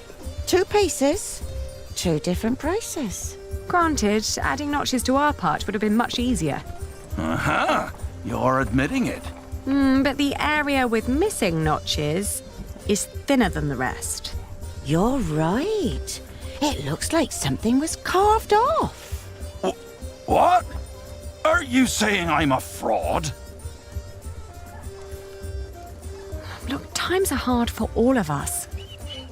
I won't report you to the sheriff. This wool will not make enough cloth for all of my master's servants' clothes. Let alone all the shirts he wants for himself. Whoever pays servants and wants to wear many shirts should be able to pay the price for quality wool like this. Quality? Yes, but it is not high quality. Now that you mention it, I see it. I cannot pay that much money for bad wool like this. Now he's doubting the quality. Fine. Then let me prove the quality of my wool. Just you try.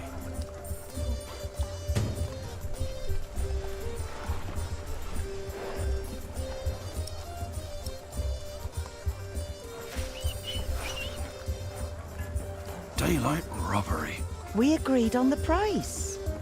Maybe another fleece on top. You're trying to rip me off. Meg is managing this store for me. Not just going to give them away for free. Come on. Outrageous. Let's negotiate. First you say one thing, and then you say another. Is this how you treat all your customers?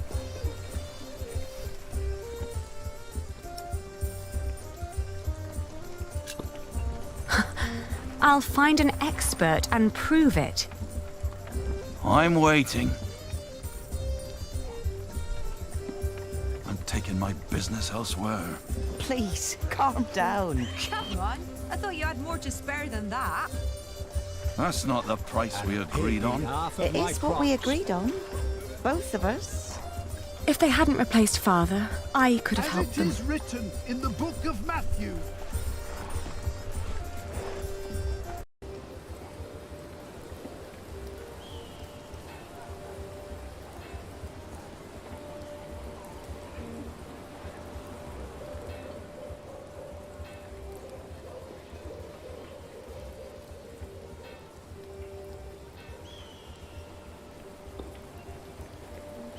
What are you carrying there?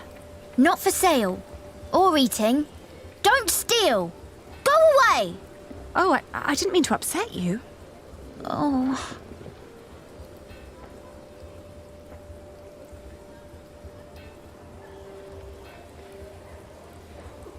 Where did you get this? I'm not a thief. A man in the tavern promised me a bread crust if I fetch this from the market for him. I'm just taking a little break. You look hungry. Are you saying I should keep it? Nuh-uh. Thieves get hanged. I'll be good. Oh, of course.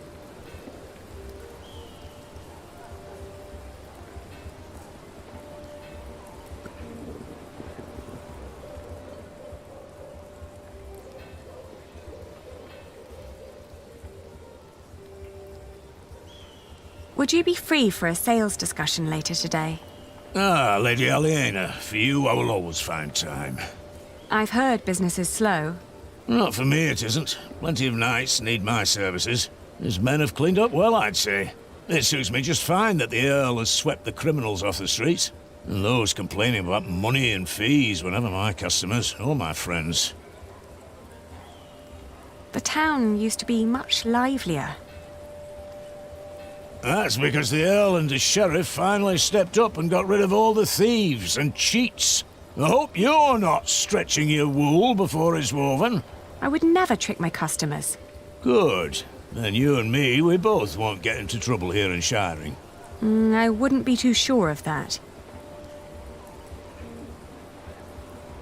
How much for a chainmail shirt? That's £6. Just for the chainmail? I've got to make up for those taxes some way.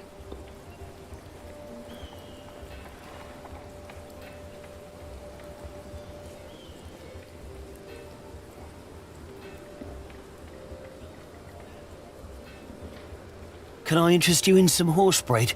Is that the only kind you have here? It's the only one that hasn't gone green yet, I think. If you sell green bread, your customers will get sick and you'll get into trouble. What? Are you with the sheriff? No, don't worry.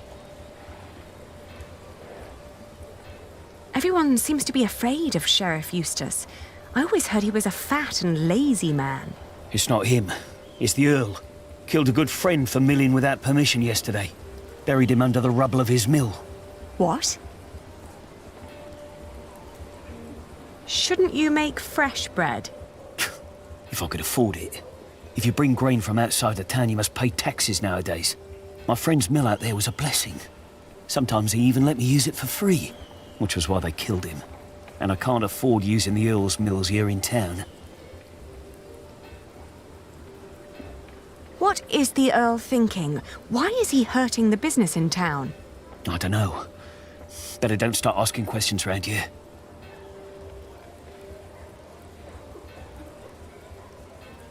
Excuse me, do you know if something happened in Shiring? I know we suffer because of the war, but the town never used to seem this grim and hopeless. Oh, we wouldn't know. We are but pilgrims in search of God's miracles. And a saint who will heal my foot. And my eyes. But yes, Shiring seems to hold no miracles these days. We heard the Earl is punishing his people for his own entertainment. I heard so too. How is your pilgrimage going? Always moving forwards. And sometimes backwards, because of my foot.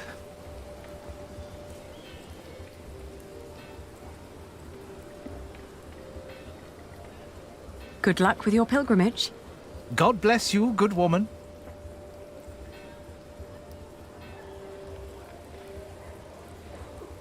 Aren't you tired of Christian art? Their sad faces and dull colors are always giving me a foul mood. Just like this town. I agree. I'd prefer to see lush paintings of the fine things in life. Maybe I should start painting. What would your first masterpiece be? I'm thinking fruits and decorative objects, arranged on a luxurious tablecloth. At least you could take your time with that. Fruit doesn't rot that quickly.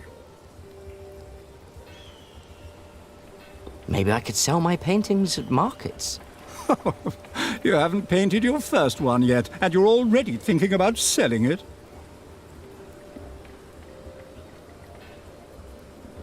Excuse me, would you care to give me your opinion on the quality of this wool?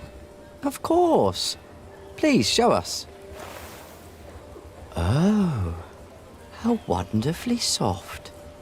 And what thorough scouring.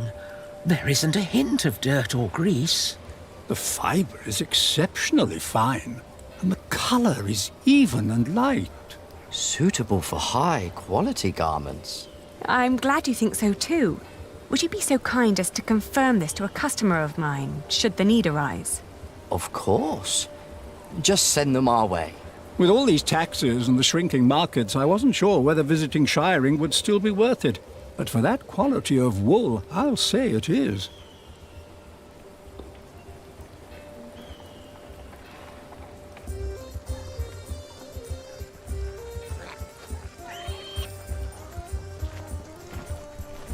Things are taking place. Our valued customer would only dismiss them as my accomplices. You're trying to rip me off. Let us work. First you say one thing, and then you say another. There are Flemish merchants just a few streets away.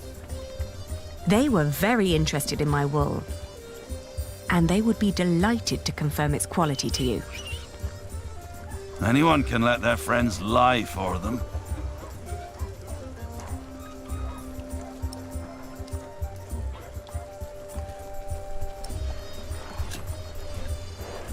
It is sad, but it seems we can't find an agreement.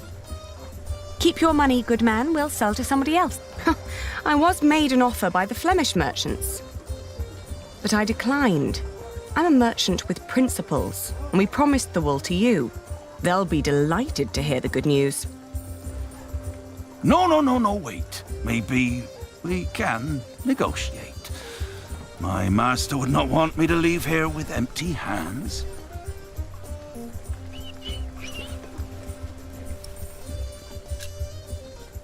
Let's find a compromise. You buy the wool at the price we believe we agreed upon. Why would I do that?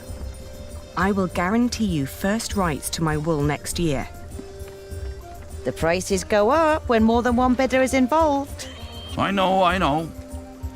My master would not be pleased if I returned without wool one day. He's got an awful temper.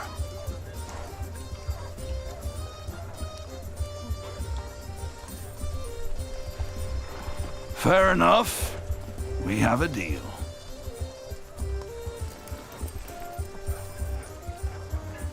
I'll buy your wool at your price.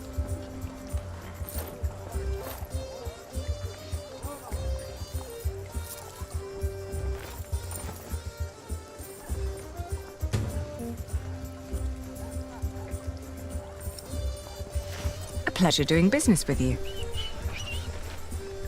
You've learnt well. A good merchant always strives for a deal that feels like a victory for both sides. I had a good teacher. One more thing. Could you try to get Ovid's Amores for me when you travel to Winchester? It's a book. Yes, I can ask Brother Theobald. His book collection is more comprehensive than the church would like. Then he'll be the right one to ask. Thank you. No problem at all.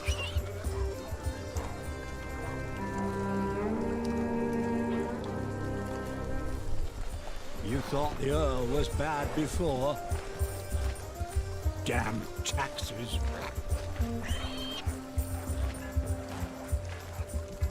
Open your eyes!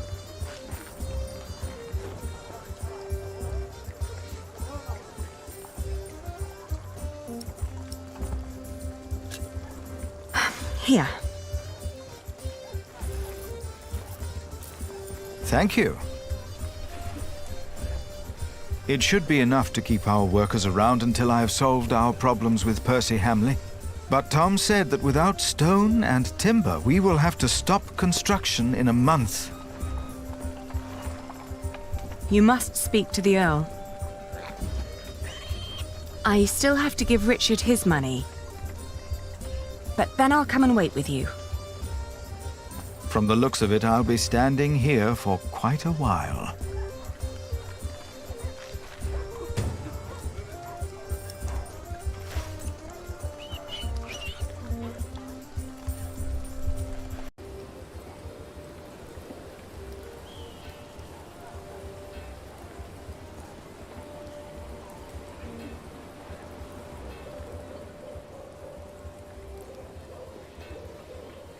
Have you seen Richard and his knights? They came by and looked at a few swords, but they didn't mention where they were going.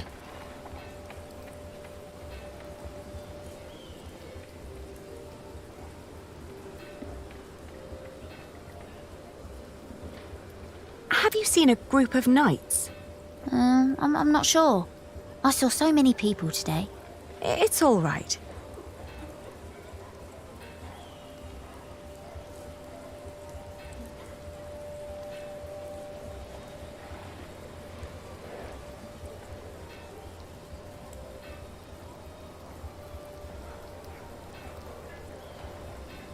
Have you heard of Richard of Shiring, the knight? Whoever that is, he surely hasn't bought bread today. Why don't you ask the sheriff? He seems to have his eye on everyone.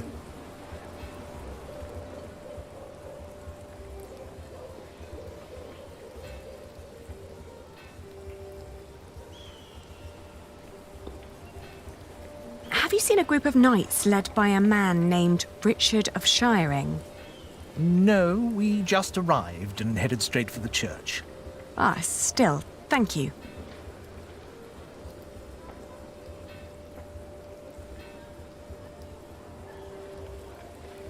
Have you seen a group of knights led by a man named Richard of Shiring? A group of knights, you say? Are they perhaps interested in buying linen for a new gambeson? They might, but I need to find them first. We shall be on the lookout then.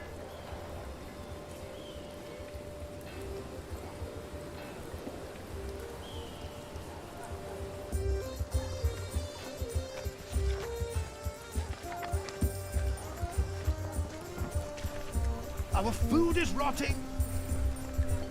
Have you seen a group of knights led by a man named Richard of Shiring? You mean King Stephen's knights? Last time I saw them, they were chugging beer at the Lion and Lamb Tavern. They're going into battle, so they'd better not fall in love tonight. How thoughtful of you.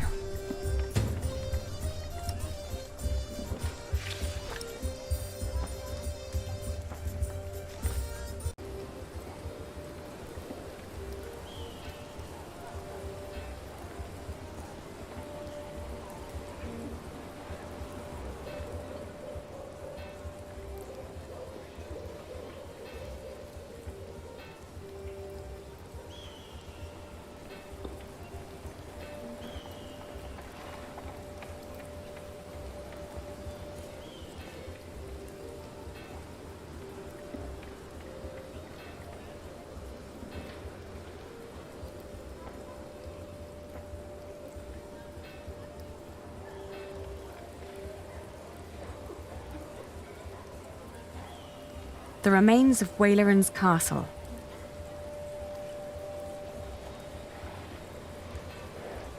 I have no need to go there.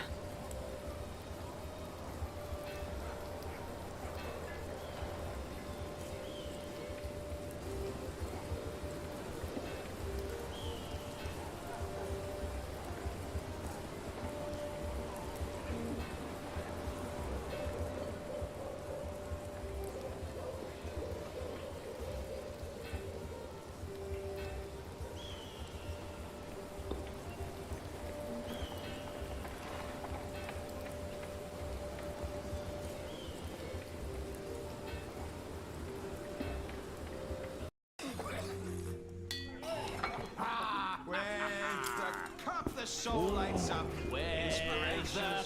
The soul lights up. Inspirations. Today we ride to Lincoln. Drinks are on me.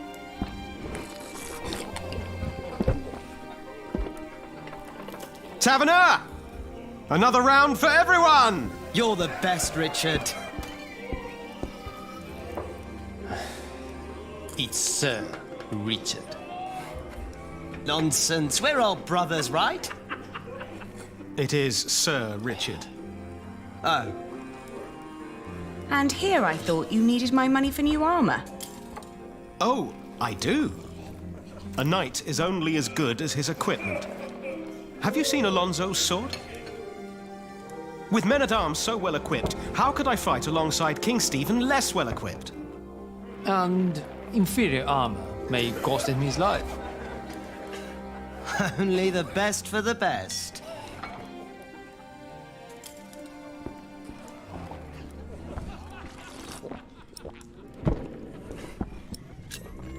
Hey, you should be more responsible with our money. I spend it on my reputation.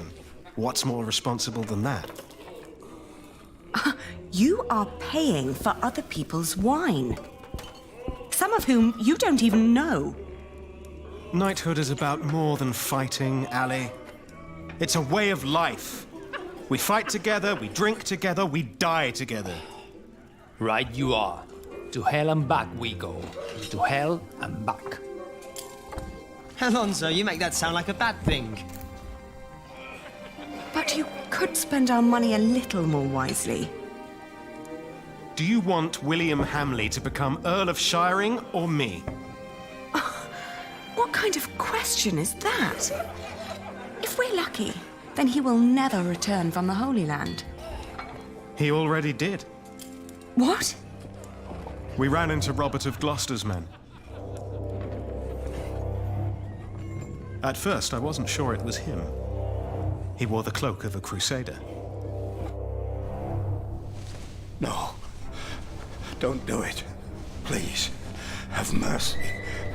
My God, please. Don't.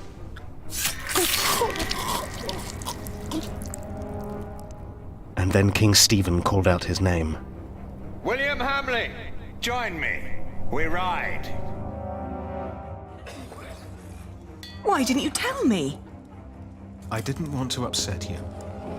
You what? This is not about you or me, Ali. Allowing the father of that monster to remain Earl would not only betray our father, it'd mean betraying everyone. William is a butcher, a filthy bastard without honor. Mind your tongue.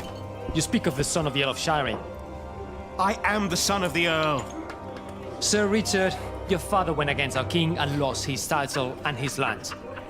You are not the heir to the title, not as things are now. What did you just say? Oh, easy. You treacherous bastard! Calm down. Do you want to slaughter each other and help the enemy? Accusing me of treason. You most loyal man-at-arms. Me or William? Choose a goddamn side, Alonso of Toledo. Come on, choose!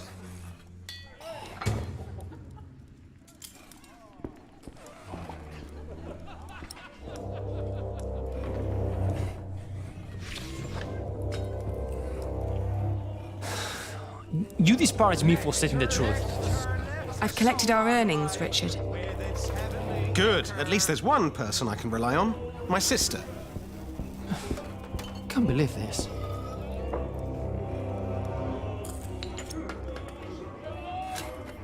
I'm sorry, but I can't let you go into war arguing like this.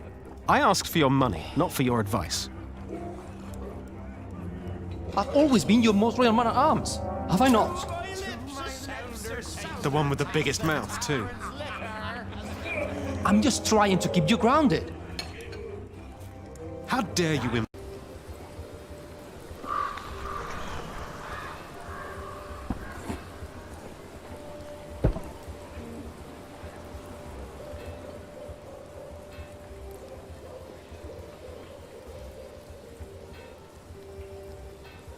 How would you reconcile two people in disagreement? Play is something that brings people together. That is very true. We carry the French game of fiège with us. Oh, could I borrow it? If you bring it back before nightfall, I see no harm in it. I will.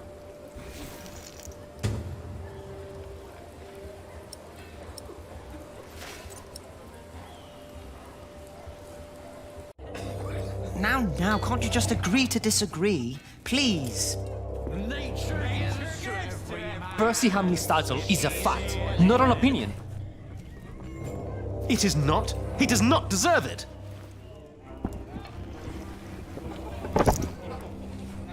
Now fight it out like real knights should. With a battle of wits. Playing a board game, I don't know. You're scared I could win. Oh, let's begin. Now, let's start with a careful opening.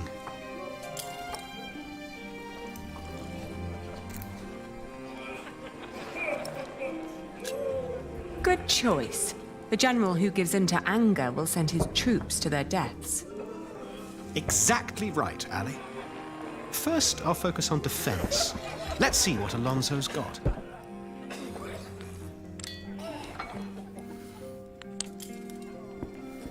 Ooh, well played. A classic opening move. Now's a good time to attack.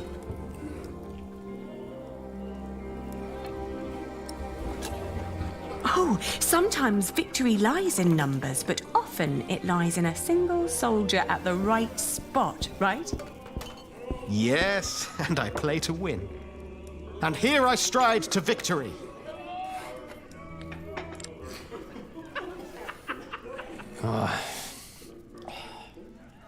You reached the end of the board. What a crowning! I got a king!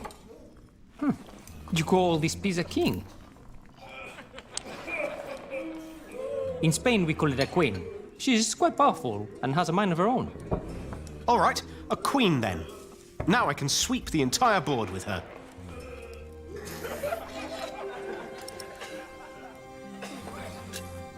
You know what you're doing. Show him what you can do. All right, Ali, here we go. I've got a queen on my side. Time to rampage. When the sovereign has been claimed, the game is almost decided.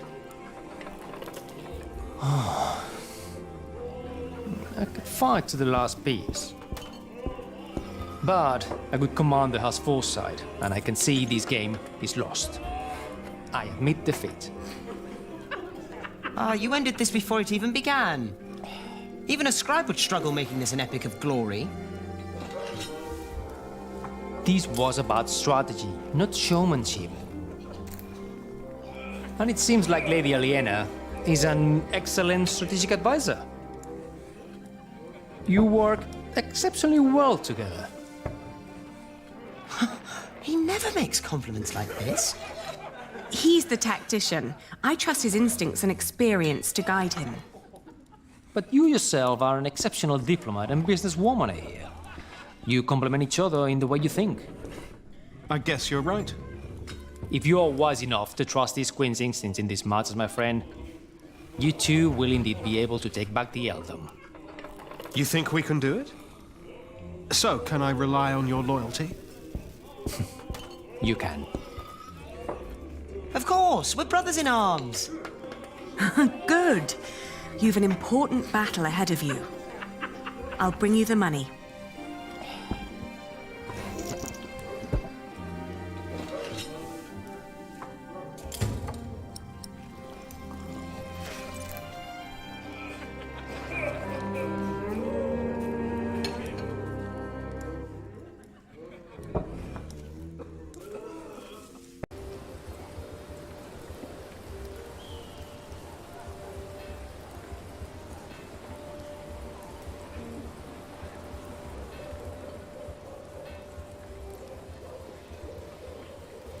You've done me a great favor. We are glad to hear it. Thank you for returning it. We always pass the time on our travels trying to best each other.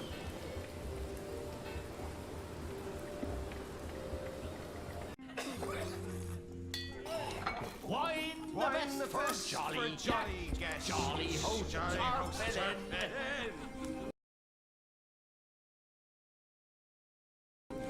Wine the best for a jolly guest. Jolly hosts are Here.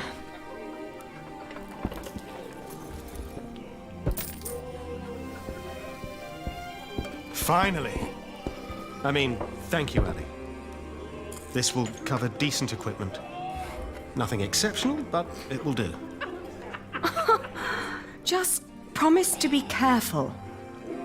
I've learned a few tricks. I'll be fine. Must you really fight? What is all this good for? For Father, Ali. I will save Shiring from Percy Hamley. But who's going to save you? With men like these, I'm afraid I'm already beyond saving. For victory! For victory! For victory! I see. I wish you the best of luck. I'll be at the marketplace with Philip. And make more money, I hope. From such wine, rare fancies, flow like juice distilling.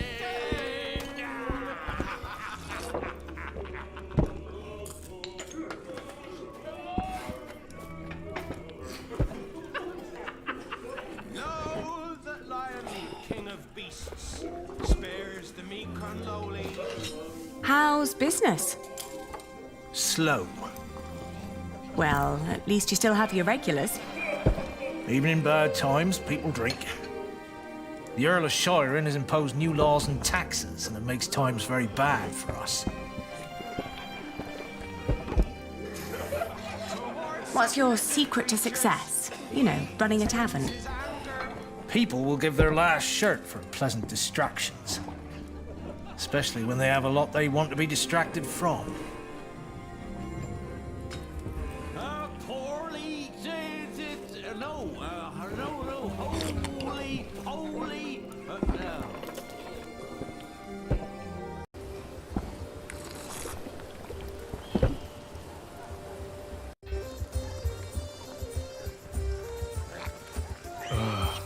How's your family? My father caught a cold. Gets sick from worrying too much. Have you finished your business? Yes. Glad to hear it. Philip, I now understand why our market at Kingsbridge has had more visitors lately. Shiring isn't what it used to be. Steep taxes and strict laws have taken their toll on the town. Is that so?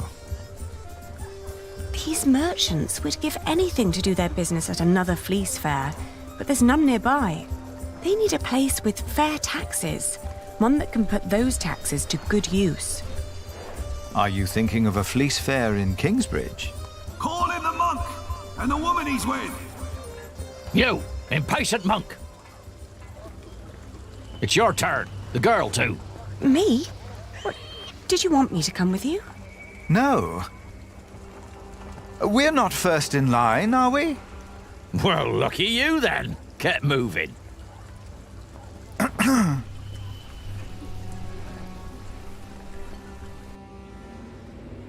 Philip of Gwynedd, Prior of Kingsbridge. The Earl of Shiring. Thank you for hearing me, old Percy. Please allow me to introduce my friend, Aliena of Kingsbridge. I knew it was you.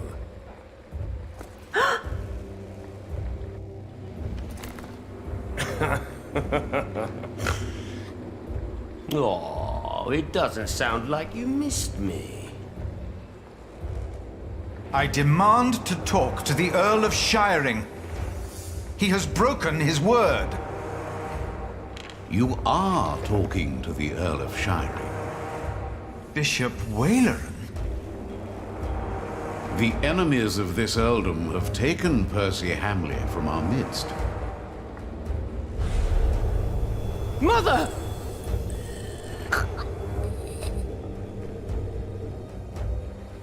Do you consider yourself a friend of the earldom of Shiring, Philip?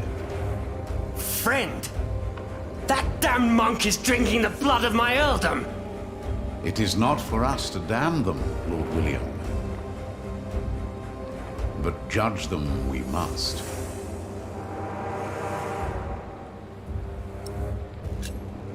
What you are doing to the people of Shiring is shameful. Your father would have done well to teach you respect. The monk's a thief and so are you.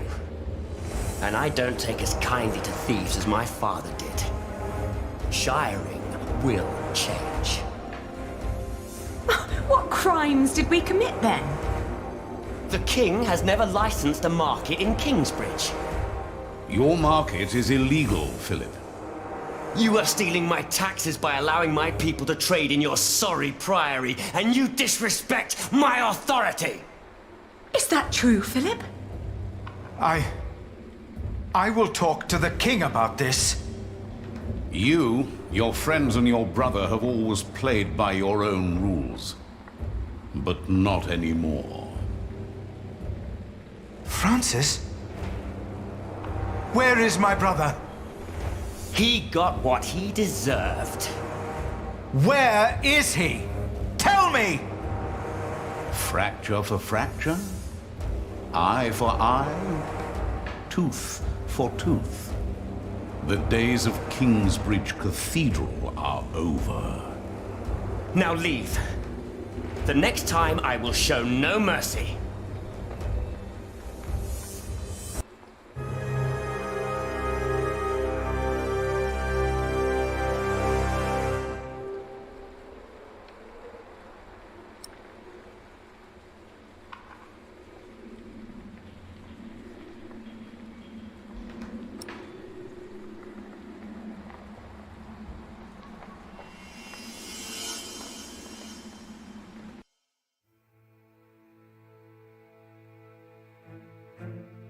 I had assumed that as long as the market was held within the walls of the priory, and the taxes supported the construction of our cathedral, Kingsbridge would need no market license. I had made a foolish mistake. Now I had no option but to call on King Stephen for help. And as Aliena suggested, I joined the knights on their way north to Lincoln.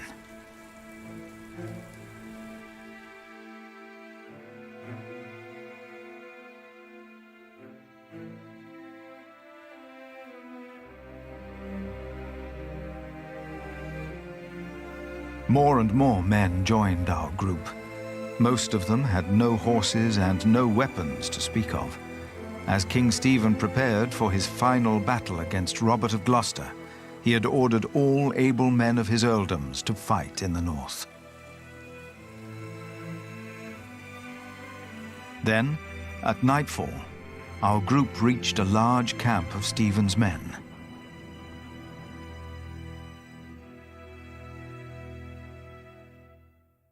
Many men asked me to pray with them. They were husbands, fathers, and children about to fight in a war that most of them did not understand.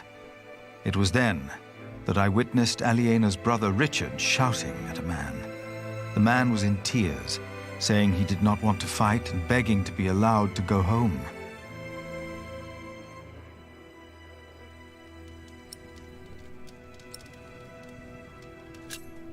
I told Richard to have pity. Full of anger, he told me that he would hang deserters himself if need be. Then the man interrupted us by shouting infamities about Robert of Gloucester and started to laugh. Richard and his knights joined in and began to cheer for the king. Richard seemed to me just as desperate as the young man, but he did not know it.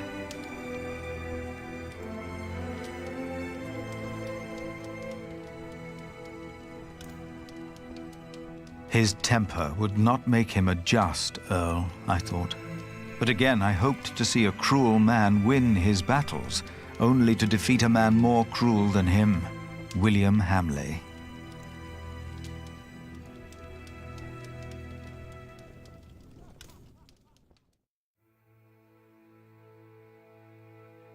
After a long first day on my way to Lincoln, I found a place to rest. I fell asleep soon and dreamed about soldiers. But these soldiers were not on their way to Lincoln. They had come up the twisting hillside path to our little hamlet in North Wales. My brother Francis and I had tried to outrun them and to warn my parents. But as always when I had this dream, we were too late. King Henry's men had killed Mam and Da. Abbot Peter came to take us in, just as it had happened so long ago. But this time, in my dream, something was different.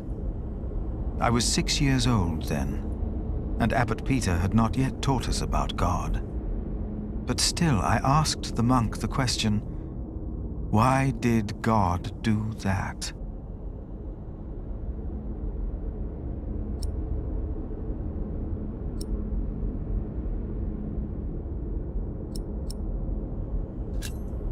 And then I heard a voice answering the question.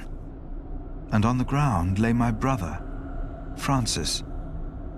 It was Bishop Waleran who had answered, and he took my hand to calm me. Then I realized his hands were drenched in blood. I awoke with a start. I had a very bad feeling about Francis. I told myself I should never have agreed to go and see Bishop Waleran for him.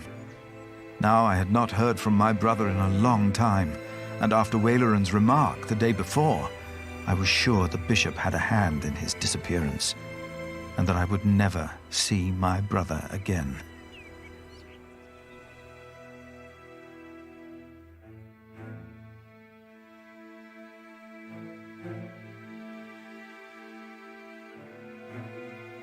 After what felt like an eternity, the sun rose and we continued on our way to Lincoln.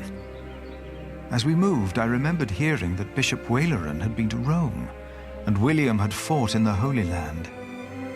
I told myself that King Stephen would eventually see these men for what they really were. He had to. And I tried to convince myself that God would make things right.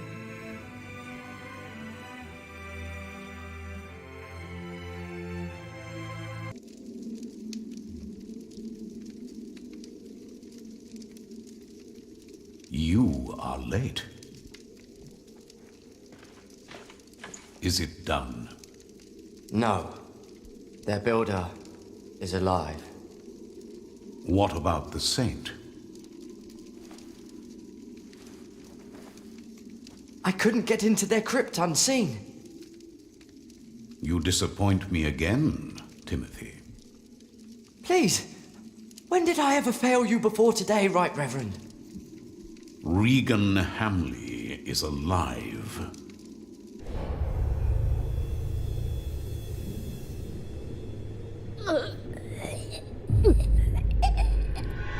She didn't. No. Your poison has left her in a deep sleep. When the time is right, I will send our Earl of Shiring to finish what I asked of you. Kingsbridge will fall.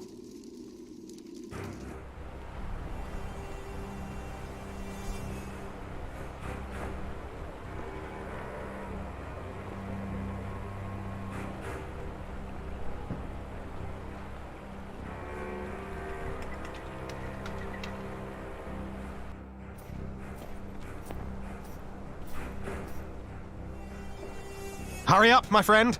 Or do you not want to see our king after all?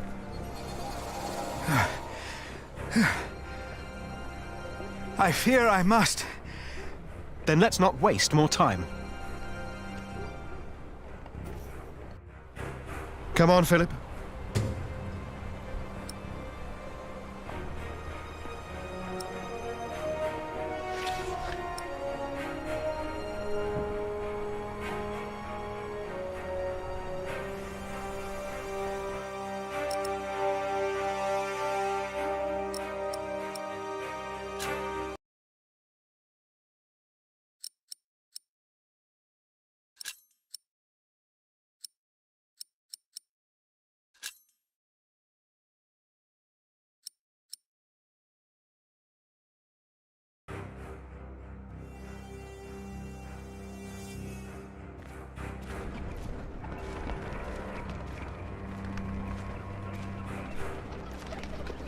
Where do we find King Stephen? Who's asking? Richard of Kingsbridge. I've heard of you. Good things, I hope. Maybe. You can go inside the cathedral. Where are all the knights and soldiers? I should go first. But this is a house of God.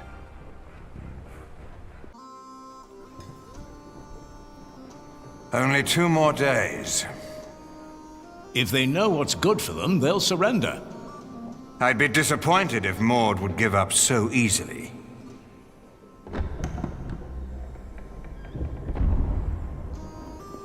My king! You have my sword! Good! Who is that? Richard of Kingsbridge. Him. Now, what about those archers out there? Ah, Sir Richard, you made it. Had a monk to look after. You should visit our enemies, father. They should be praying, for we'll cut their heads off. Yeah. Hear, hear.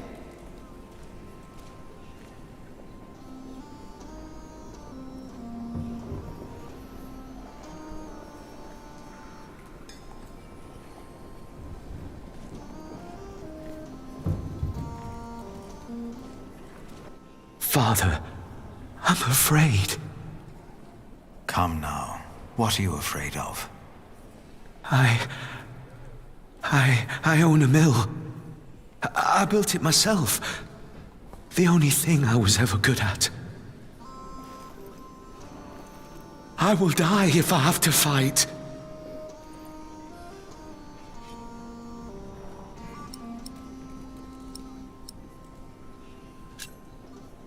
Do you have a family? A wife. I can't go out there. I can't.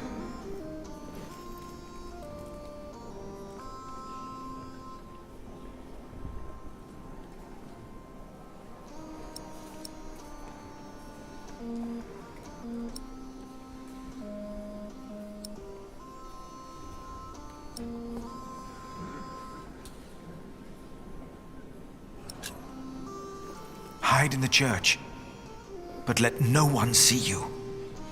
No. No, I won't. Oh, thank you, Father.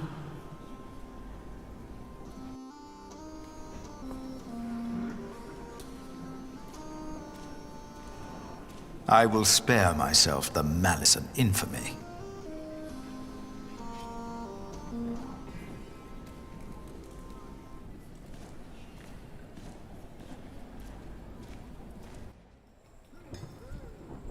There's no 2 ways about it. I have to go out there myself to see what's going on. My king, Ranulph's archers are only waiting for you. They know they'll be at my mercy once I've dealt with Robert the Bastard and Ranulph the traitor. I doubt they dare shoot me. Stephen, be reasonable. Henry, will the church for once shut up? We are at war. Wonderful. Now, I will go out there without getting shot in the head. I must know why they posted the archers up there today. Just for once, use your brain. Think. Yes, my king.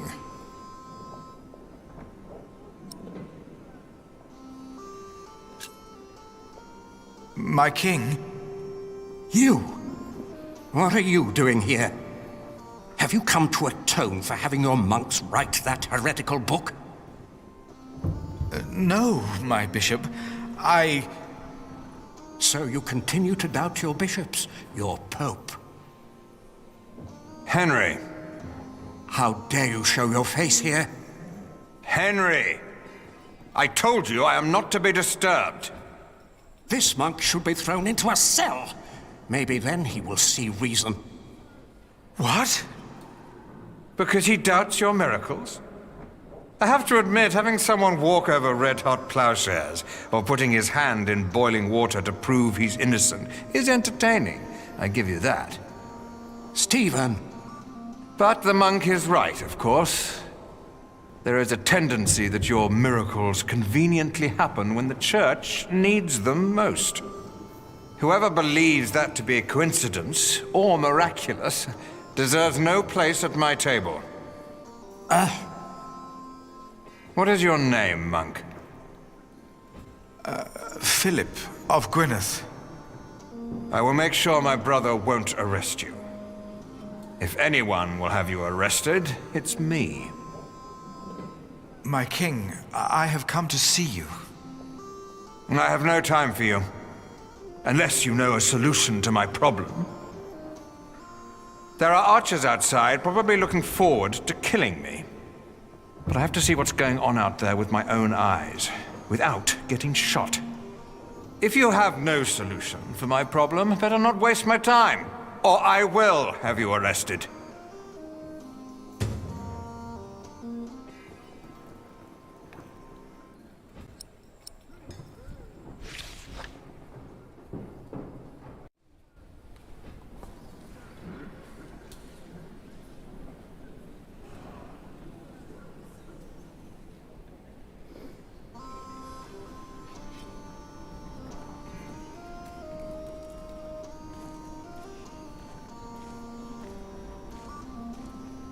What would be the safest way to face an archer? Are you thinking of joining us in battle? He's finally become one of us. Never mind.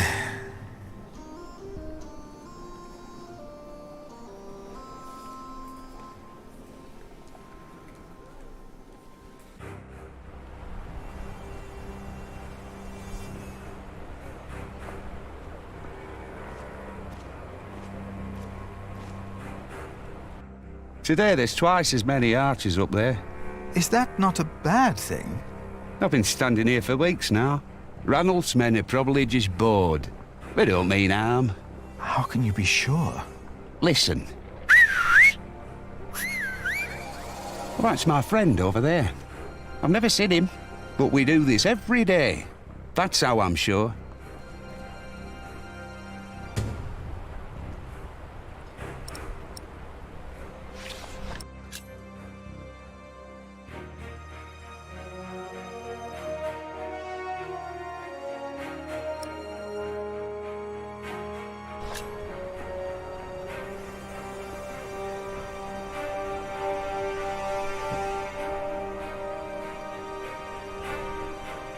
Our king's advisors believe it would be dangerous for him to stand out here in front of the archers. They're right. They are? But don't worry. They won't waste their arrows on monks and peasants. But the king would definitely be a tempting target. Would end the war in the blink of an eye. I wouldn't hesitate to shoot the bastard of Gloucester either.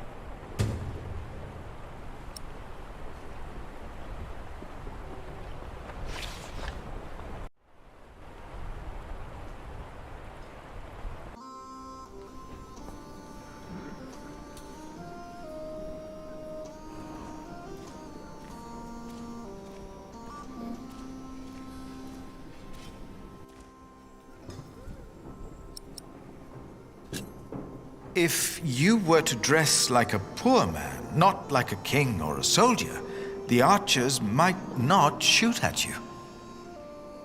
This is highly inappropriate, Philip of Gwynedd.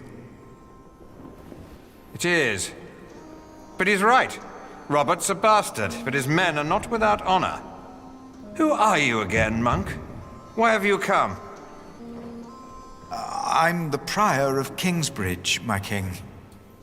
Ah, of course. The prior of Kingsbridge. I have come to ask for your help. What could be important enough to disturb the king at a time like this?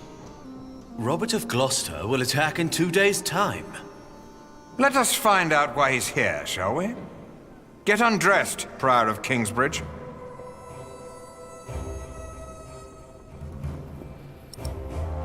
Hold him. It was his idea, after all. Ranulph's men have been nervous all day. Now, why is that? It's such a simple wall.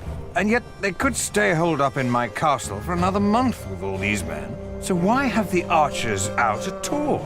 They'll be safer inside. They don't have to stand up there.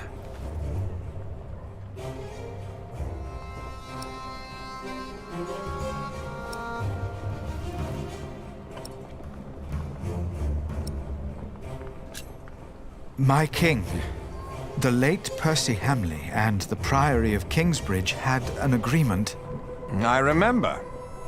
And according to his son, you broke the agreement by conducting an illegal market. He told you?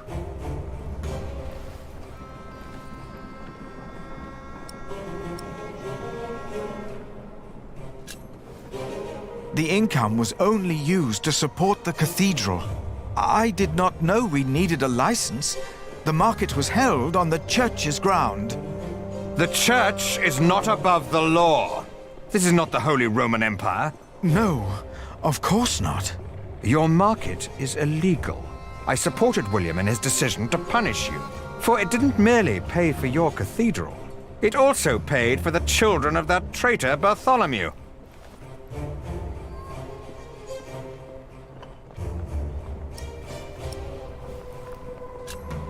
But Aliena and Richard are no traitors.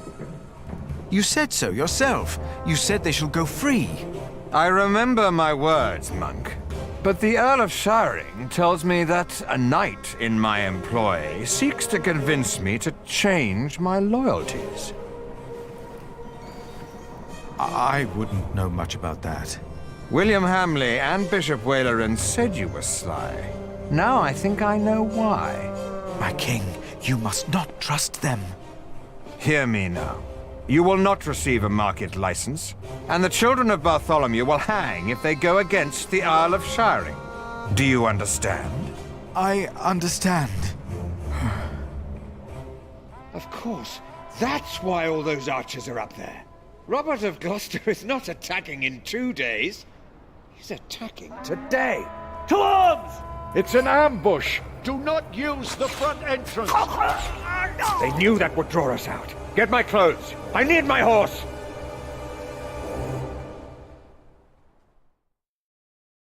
As Stephen and his men went to face the approaching army, his brother, Bishop Henry, urged me up to the top of the cathedral.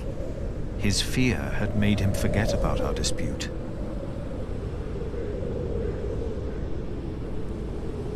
I had never been that high up.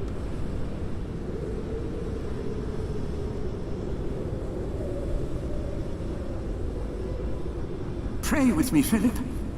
Pray that Stephen will win, so this war can end. I closed my eyes to pray.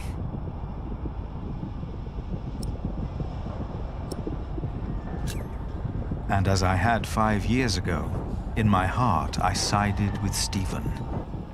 And I prayed for him and his men.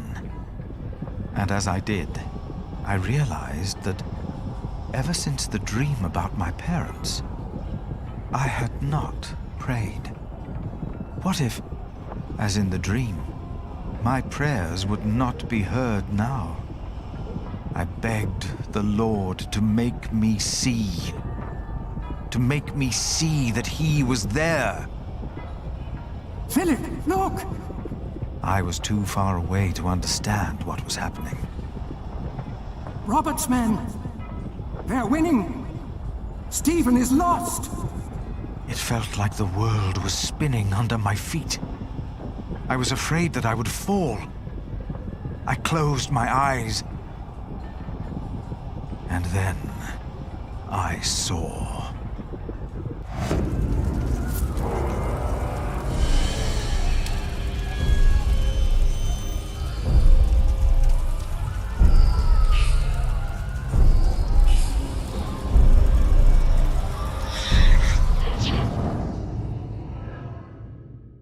They're breaking through the church doors!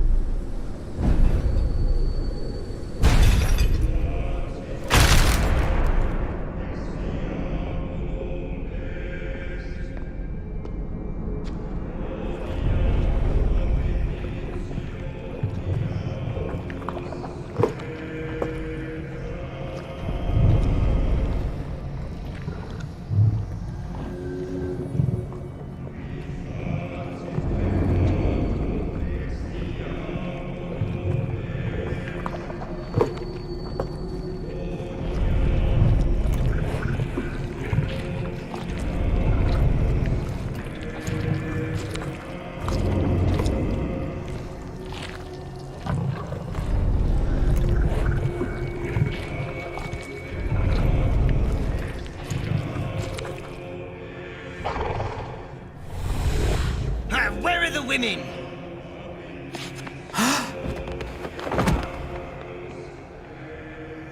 And then I knew it was us.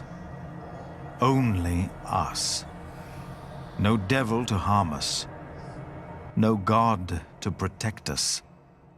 Only us.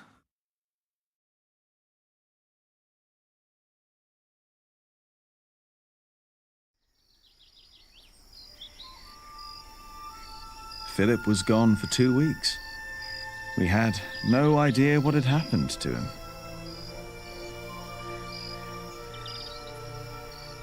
To be true, we had other things on our mind, Ali and I.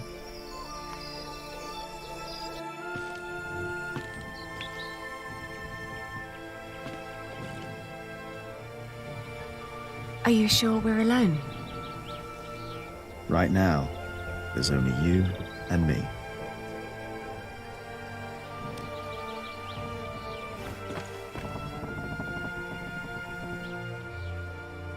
Look at that. Told you. I hope Philip and Richard are all right. Me too.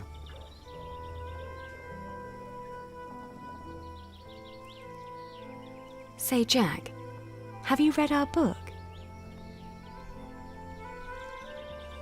What about you? What did you think?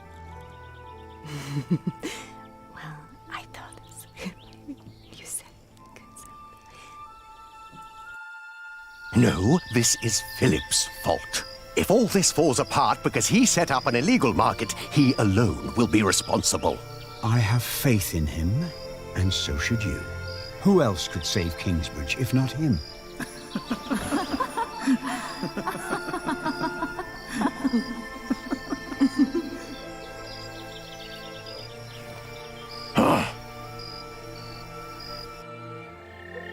Do you still remember the text? Well, do you? Well...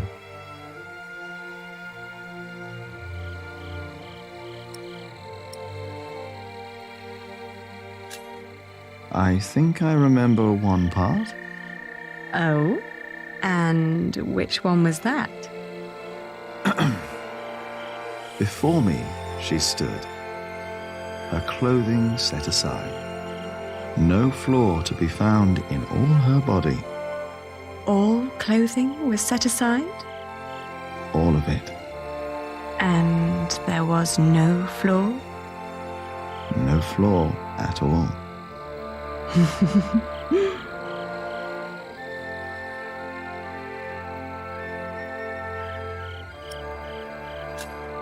Oh, his shoulders and his arms I saw and I caressed. And then his chest, a form made to be felt and touched. Careful there. Oh, oops. Sorry. Don't be.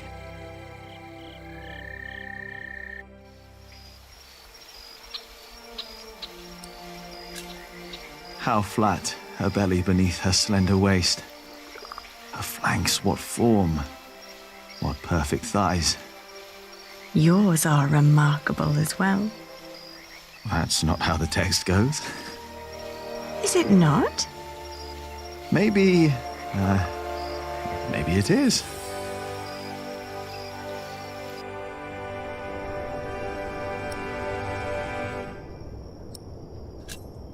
Why recall each aspect? Nothing that I saw lacked perfection. As I hugged my naked body close to his. Ali, Yes? I love you. I love you too. I always will.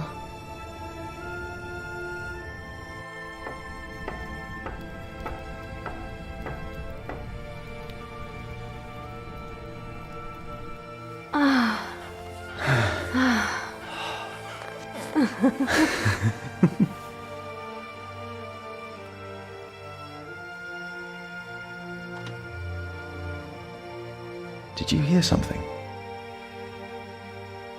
No.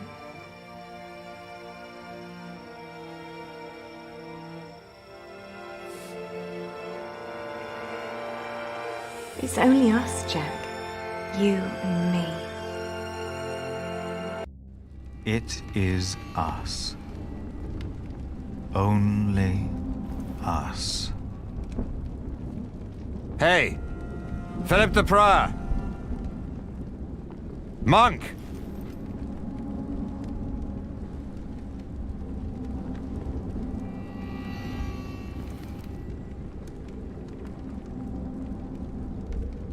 That's better. Never let them see you weak. Stand tall.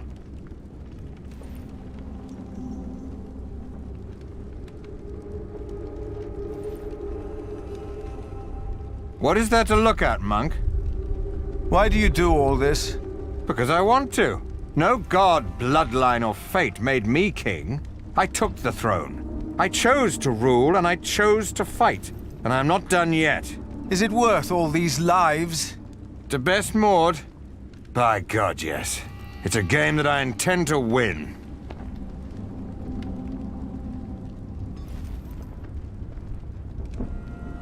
What about Ranulf's men? Probably glad to be out of the castle after all that time. Probably looking for women and getting drunk.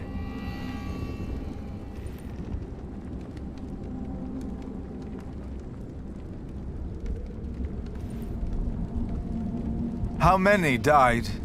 What?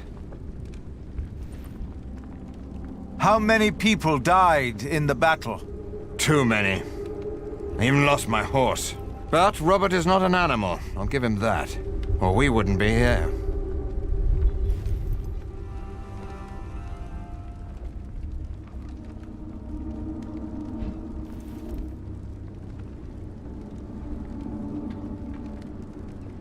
Richard!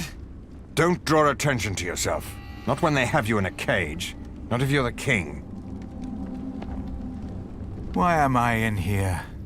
You are with us, are you not? I prayed for your victory. God is not a reliable ally these days, is he? How do you explain that?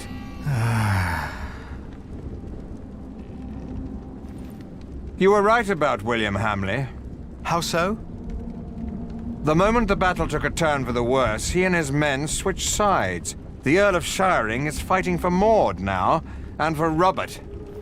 William Hamley is only fighting for himself, and for Bishop Waleran.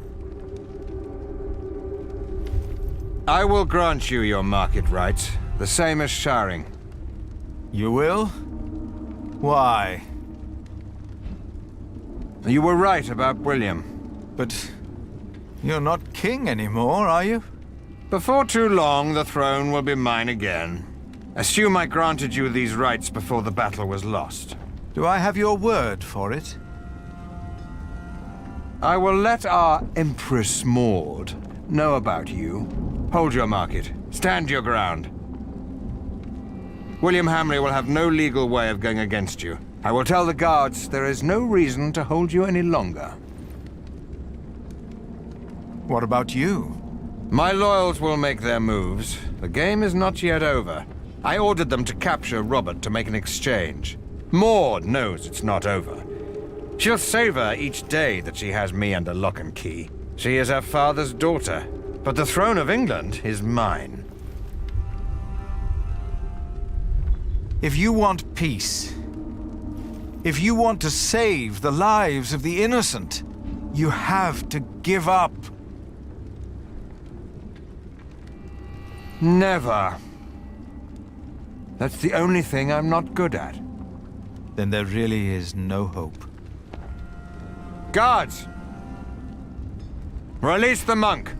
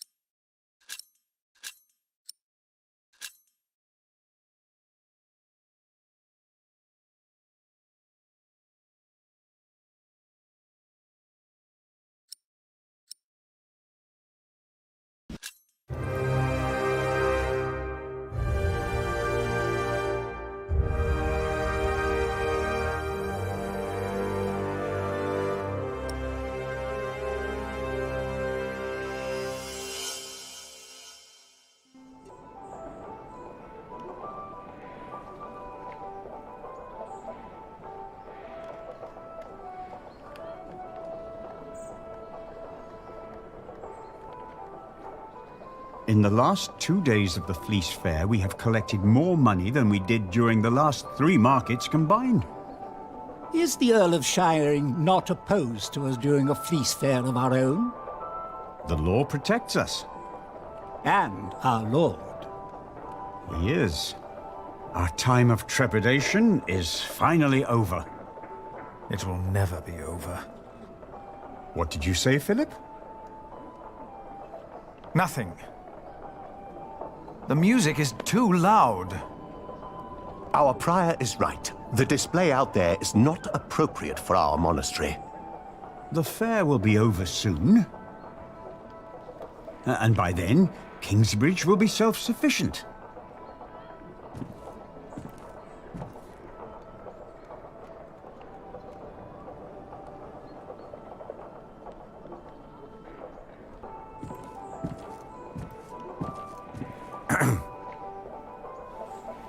Philip? Ah, you're back. How are things at the quarry? All's in order. We won't have any further problems. So, why did you ask me to come? It's about Jack. He got into a fight with Alfred again. Have you come to a decision yet about my proposition?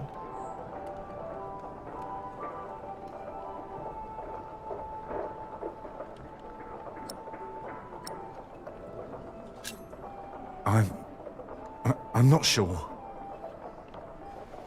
Jack can already read and write, and there is much more we can teach him here. What does his mother think? She may never agree to marry me because of this. She believes I'm favoring Alfred. But Alfred is the master craftsman. I taught him since he was 6. Jack is only an apprentice, and the two can't go on like this. No, they cannot. He wouldn't work on the cathedral, but he could stay in Kingsbridge. He could? I have no choice. I want the best for my children. For all of them. Of course. Let us talk to Jack, then. Yes.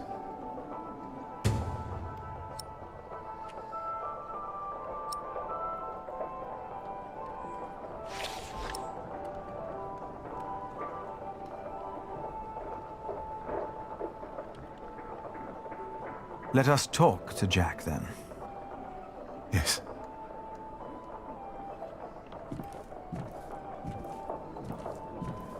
Tom? Wait for me. Philip? Something is ailing you, isn't it? Philip, you told me and Cuthbert once that if you became prior, you would want to expand our scriptorium. Remember? It was the day little Jonathan came to us. Yes, I remember. He was so little. You achieved what you set out to do, and so much more. If only Cuthbert was still here with us to see this. Milius, we have not had time to talk since I returned. There was time, but you avoided it. I have a bad feeling about all this. Why? For once, all is well. I haven't seen my brother Francis in a long time. I'm afraid. For him. For all of us. But it's not just that. No? I think I've lost my faith. You? Let us talk later, like we used to. Yes, of course. We will. Are you not coming, Remigius? I have pressing matters to attend to, my prior. All right. And what kind of surprise is it? Well, I think you'll be amazed, both of you. Ooh, now I'm curious. When can we see it? I should be done this afternoon. Come on, Jonathan. Let's have a look at the bear. Yes, please. Have fun, boys. Any idea what he's up to? I have no idea. Father, Jack took tools from the site.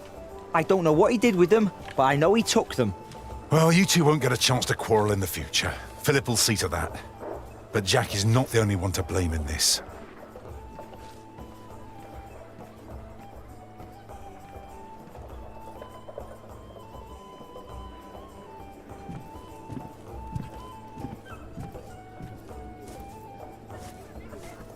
Martha, have you seen Jack? He went with Jonathan to see the bear fight. With Jonathan? That's dangerous. What is he thinking? Oh. Yeah, sure, we can do that.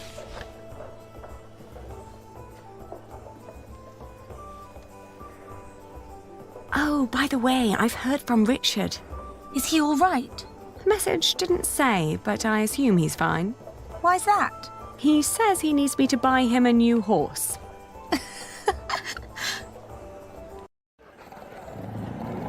Look at him go! Are you sure you want to see this? Of course. What a show. Why did the bear and dog fight? It's in their nature. The beast that is more clever and stronger wins. No. For them, there is no winning.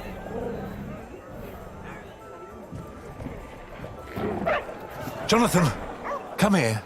You shouldn't have brought him here. It's dangerous. I'm always doing something wrong no matter what I do. If Alfred had brought him here, I bet there wouldn't have been a problem. There would have. Maybe it's better if you and Jonathan go.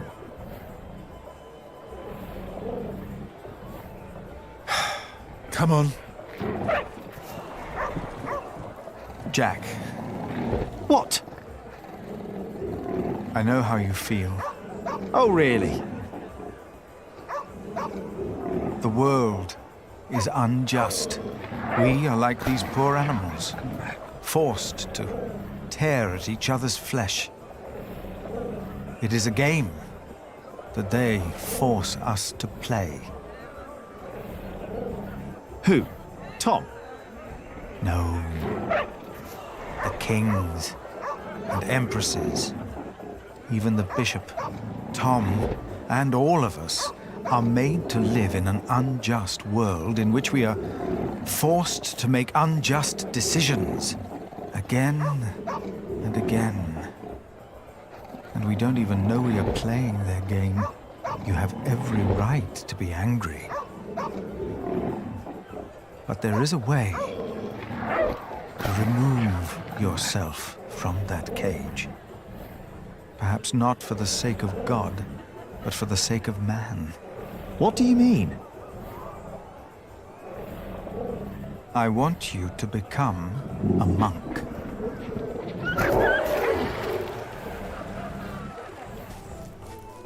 Wait!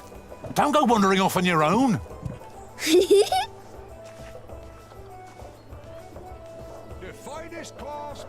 No, I need to look after Jonathan.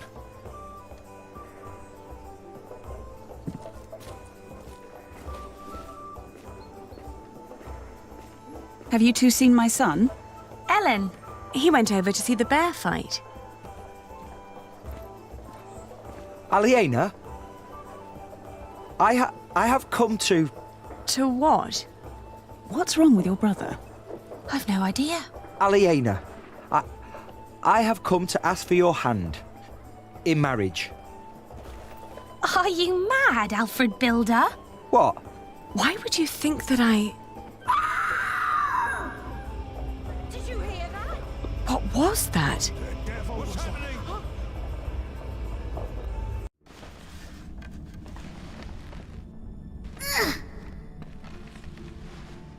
Oh.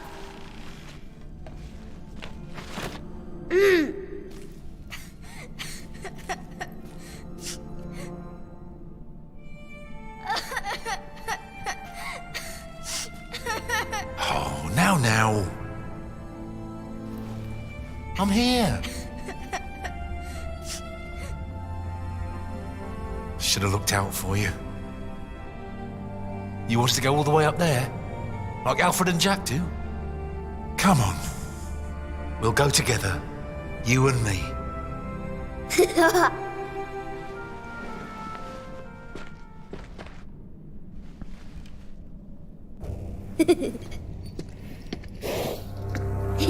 So, this is it then? Who's that man? I am the Earl of Shiring, boy. Stay with me, Jonathan. Now, while my men inspect your market, tell me, where is your saint? The crypt. Speak up! Tom! The crypt! Oh, you are Tom Builder. Two birds with one stone. Jonathan!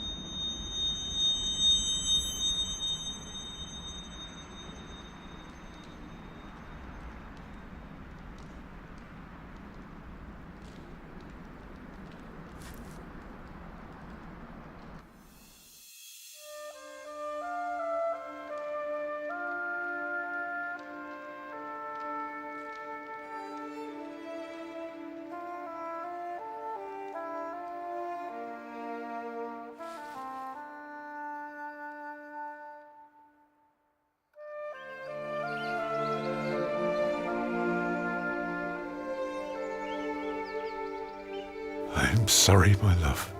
I am so sorry. All is well, my husband.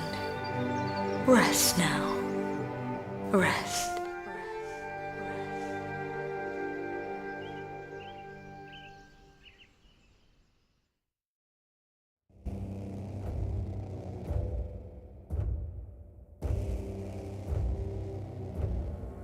If this is the end,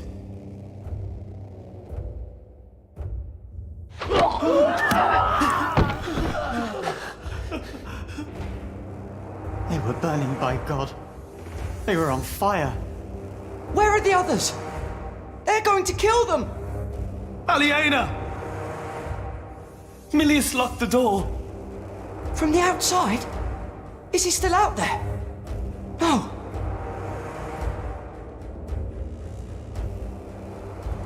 What did we do wrong? Nothing. Then why is the Lord punishing us? We are doomed. Stay here. You will be safe. Ever since that lightning struck, Kingsbridge has been cursed. We are doomed. Ever since I've come here, Kingsbridge has been doomed. Come on. Our Father, who art in heaven, hallowed be thy name. Milius locked it. Milius! I think I can hear him out there. Return our saint, or you will go to hell. No, you go. No! Thy kingdom come.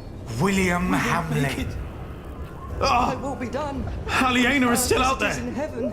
So is Jonathan. Give us this day our daily bread. I know it.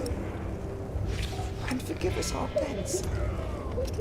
We will die. As we have forgiven our debtors.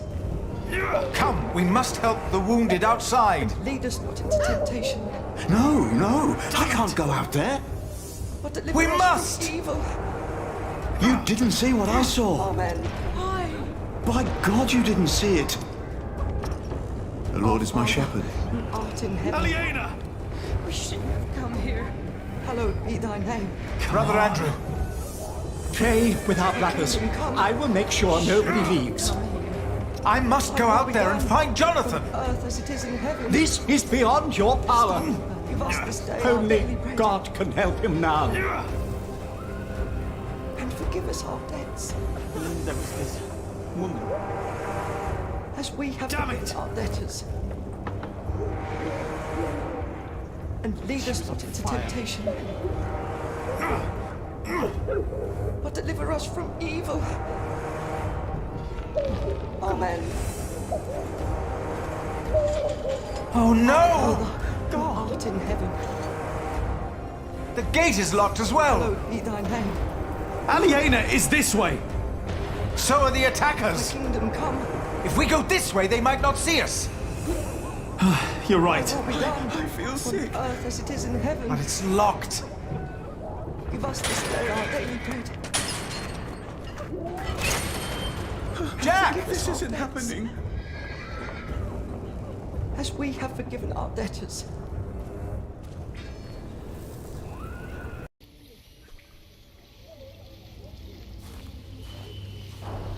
Jack!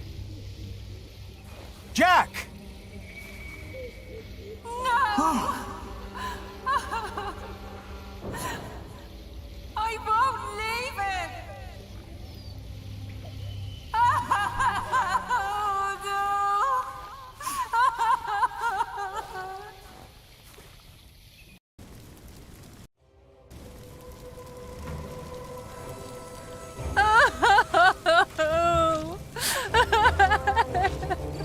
Move, Mary, please. We must leave him here. No! I have to help him! Peter! We cannot leave her here. Words from the scripture will calm her. Look at her, husband. Look at her.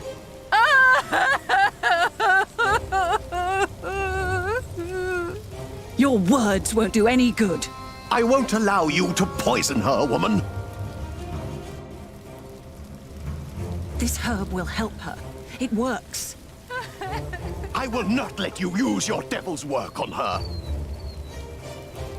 What's going on here? Look at that poor woman. Her husband has died in her arms. Your sub-prior refuses to let me help her. Her herbage is the devil's work. We must get her away from here. William and his men will ride this way, I know it. You are right. We must make haste. Philip, I told you this woman is a witch. You're a fool. This is henbane. Henbane? The devil's eye! So you admit that you are trying to poison this woman? Oh, does the evil eye of the flower intimidate you, you old goat? Calm down, all of you! Prior Philip, take this.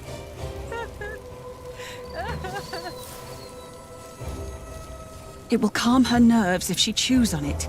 For once, do the right thing.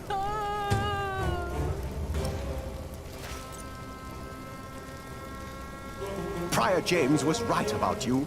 Prior James? Ugh, you have no idea what kind of man Prior James was. You are a fool. Are you sure this won't harm her? Yes, I am.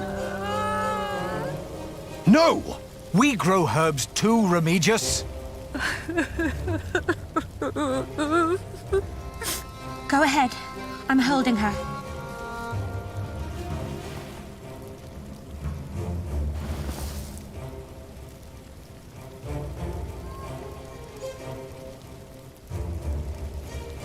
It's working. I told you. Maybe I was wrong about you, Philip. How could you do that? Oh, piss on you. They're coming. We need to move now. It makes no sense. Why would the Earl of Shiring do this? Shut up, or they will kill us all. It's them. Shh. Shh. Shh. Be quiet, please. Look at him. He did quite well. He got pretty far. There was someone here with him. Hugh's right. They might be close by. We should make haste. We got what we came for. Not yet.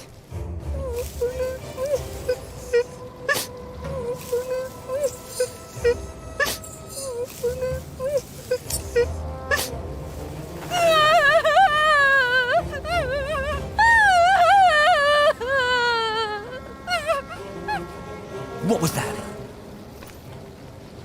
Sounds like there's a little birdie sitting in the bushes. Ha! There you are.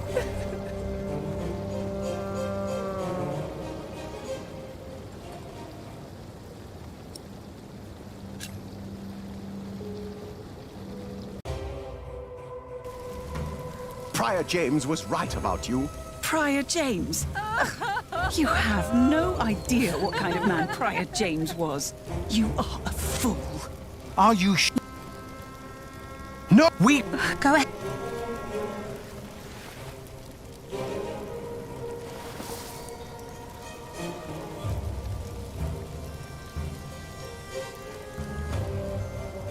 It's working. I told you, maybe... How? Oh, they're coming. We need to move now. It makes no sense. Why would the Earl of Shiring do this? Shut up, or they will kill us all. It's them. Shh. Shh. Shh. Be quiet, please.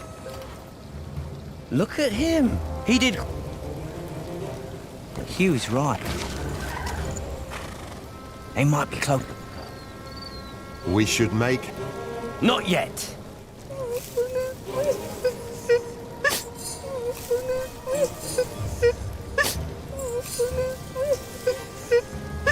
Walter, why do I get the feeling you're upset? We didn't have to do this. We came for the saint. They deserved it. Like this ugly bastard. Kingsbridge defied us for the last time. That monk, the bitch, and the bastard she's fucking.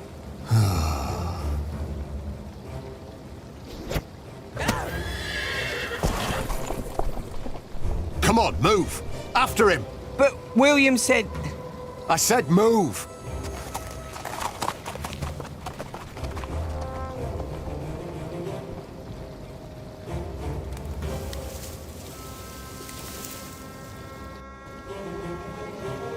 My little cub! Are you all right? Did you see Aliena?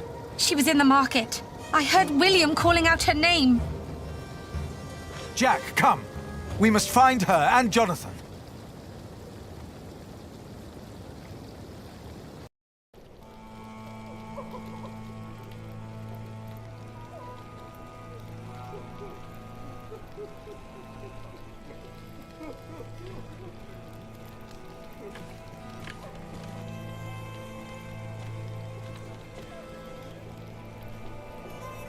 Dear God. Oh. No. Aliena! Aliena! Jonathan!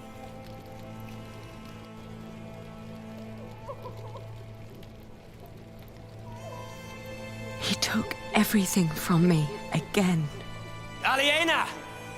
No matter what you do, no matter where you go, I will find you. Every time you think you're safe, every time you play house, I will find you, and I will crush you. Now, kill them all, and make her watch.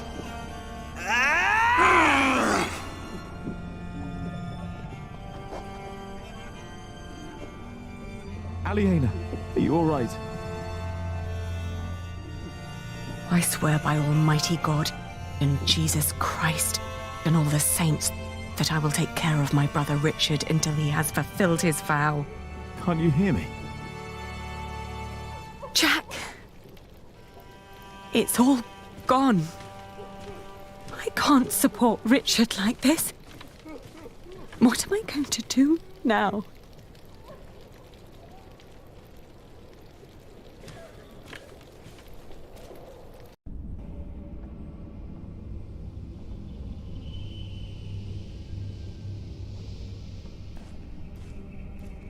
Tom. Oh, God. No.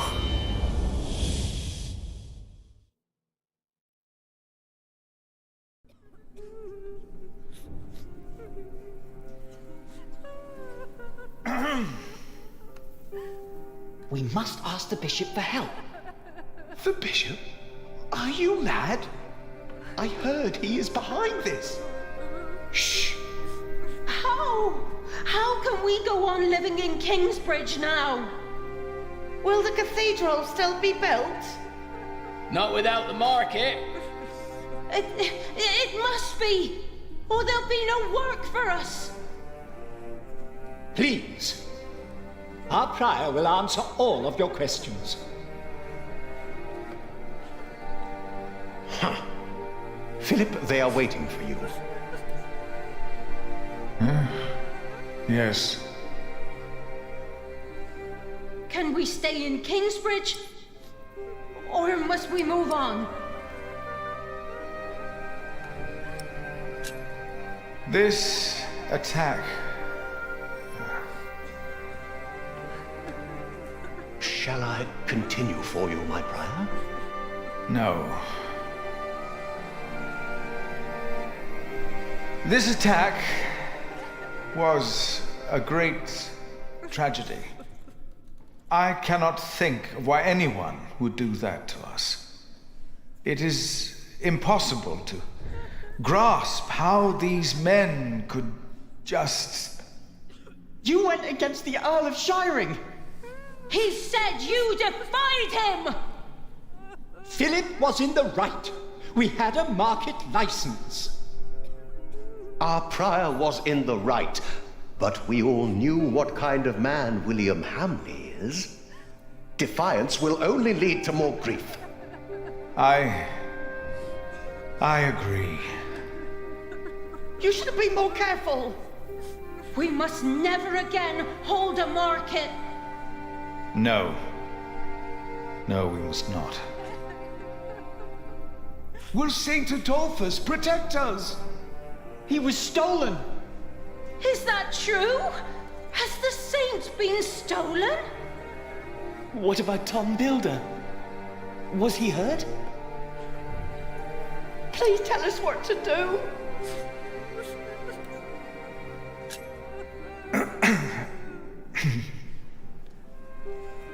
Too many people have died. Many were injured. Among the dead is Tom Builder. No! He died protecting our little Jonathan, for which I will be eternally grateful. Tom Builder is dead. What will happen to our cathedral now? 2 of our brothers have perished. Brother Arnaldus,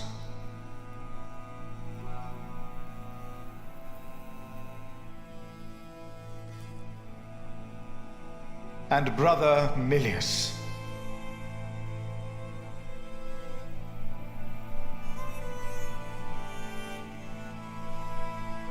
He rests by Cuthbert's side now.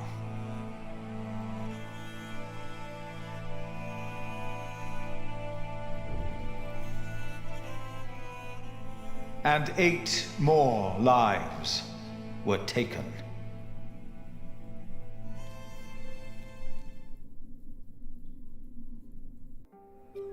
William Hamley killed them.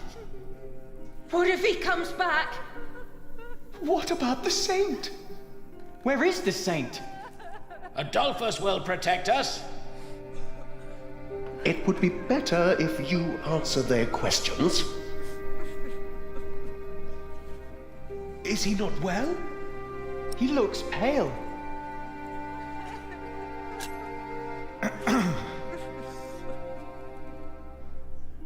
The rumors you have heard are true. The remains of Saint Adolphus were stolen from this crypt. We are doomed. The saint's It gone. was them! William Hamley stole him!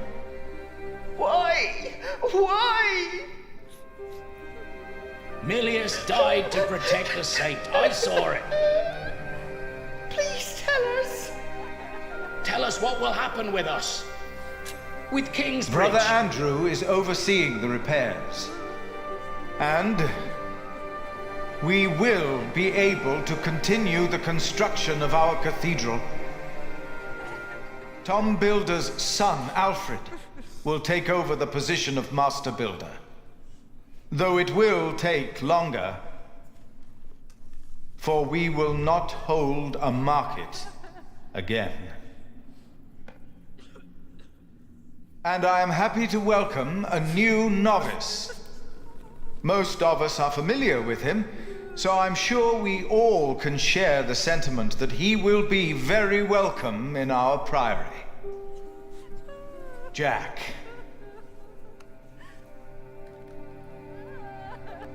As was Tom's wish. Why is he not answering? Please answer! Why is he not saying anything? How will we go on? Why is God doing this to us? Answer them?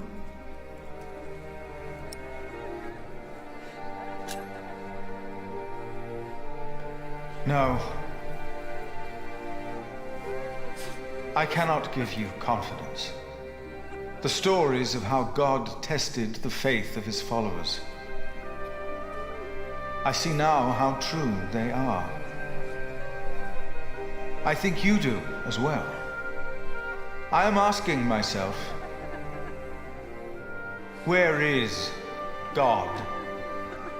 Why did he not prevent all this?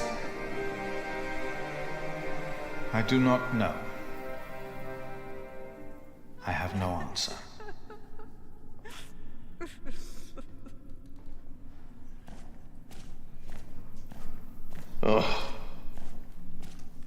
One day, God said to Satan, "Look at my man Job. There's a good man if ever I saw one." So Satan said, "You've given him everything. That's why he's a good man." But God said, even if he were to lose everything he has, his faith in me would not falter, and I will prove it to you.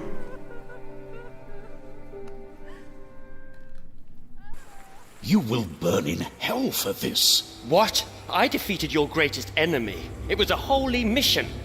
It's not up to you to decide that. Even your father would not have been that foolish. I am not my father. They saw you. They know that the Earl of Shiring is a murderer. What if my allies in Kingsbridge were hurt? What then?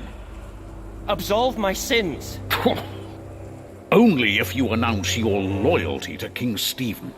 No, Stephen lost. He is weak. Bishop Henry will not approve of me giving absolution to a supporter of Empress Maud. Are you a man of the church or not? I am. Then do as you are told. And never defy me again. Is that understood? Yes, my bishop.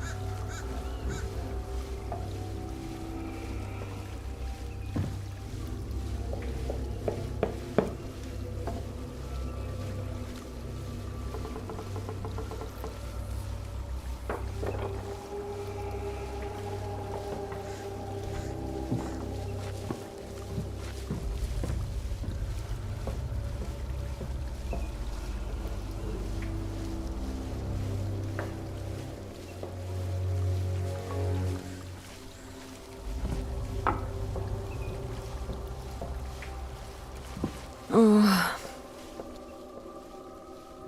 One day we'll tell everyone everything about us, Ali. All of them.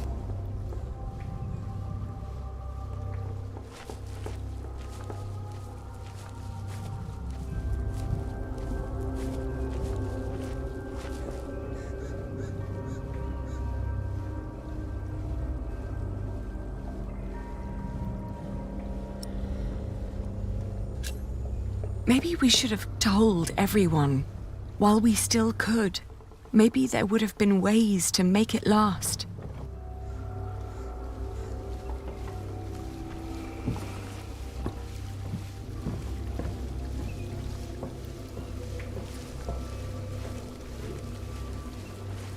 Jack! Oh, what is he doing in there? Jack!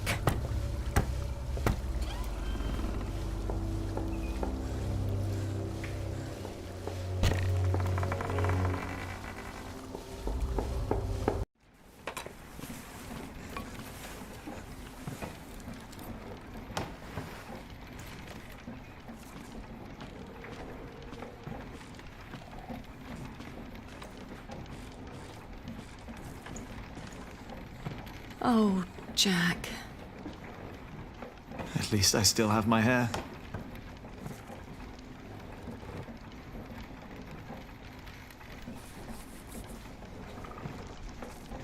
Where can we go from here? Anywhere we want. What is this? I told you I had a surprise for you. Remember? This is it. What is it? It's a first version of a fulling mill. It's fulling the cloth all by itself using the motion of the water wheel. Yes. What do you think? You'll be able to sell even more cloth, not just wool, like you wanted to.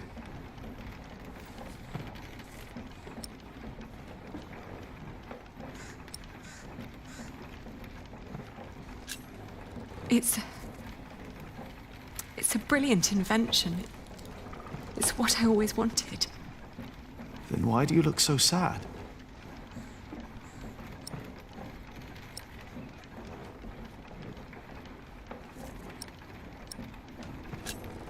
Because there will not be another market.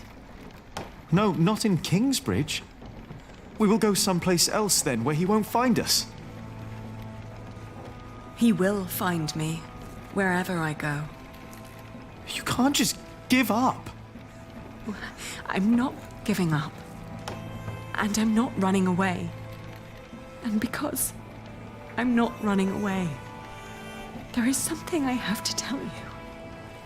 It's not what I want to do. It's what I have to do.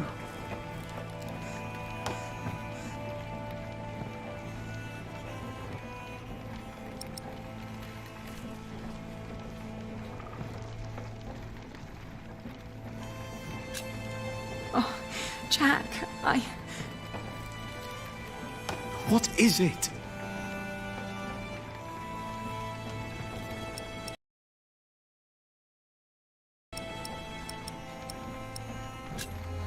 We can't meet again.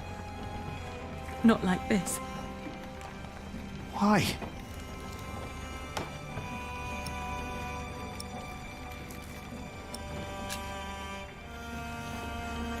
I'm getting married.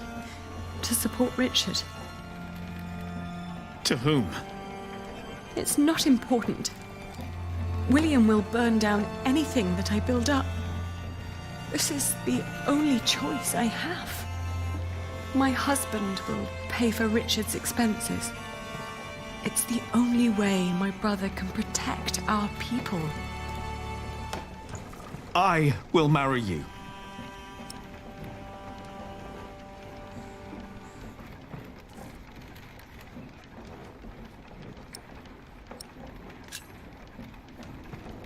I love you, Jack. And I always will. But look at yourself. You are a good man, Jack. And monks can't marry. Then I will stop being a monk. And what then? I don't know.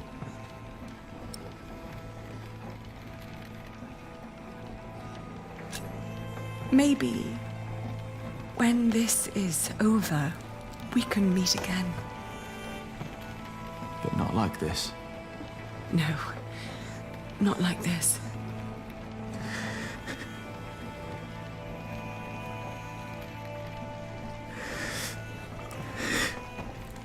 Don't say that.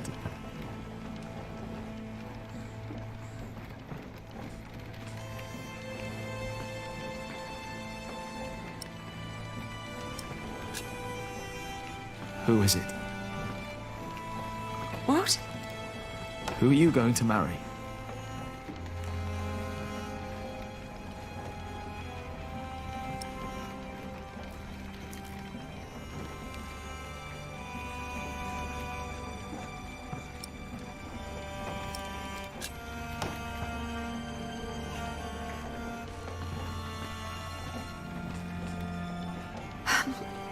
He has steady income from the houses he builds in Shiring and Winchester. And he is a master builder now. What?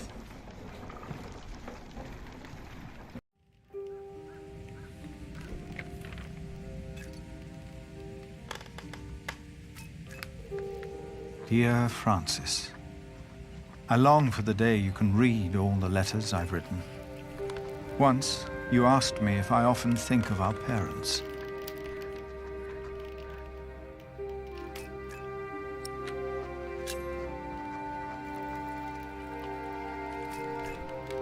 I do. And I often think of the day they were killed. And of how Abbot Peter took us in. Peter raised us and taught us about God. We grew up in the safety of the monastery.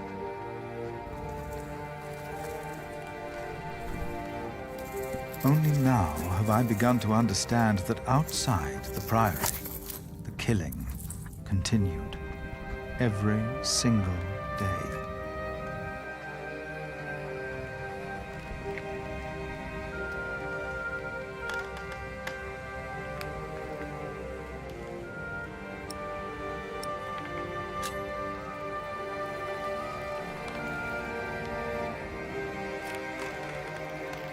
I have come to believe that if God was just, he would not allow all the pain and bloodshed.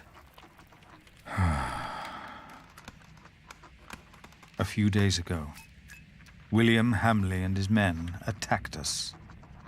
Many died by their hand. Milius is dead. First, I believed I had brought the devil to Kingsbridge, for I thought I had seen him in Lincoln. The last few nights, I did not sleep. I was afraid that in my dreams I might flee from his grasp in blind terror toward the river and drown like Prior James did. But I know this is not the work of the devil, but of man. But why does God not put an end to it?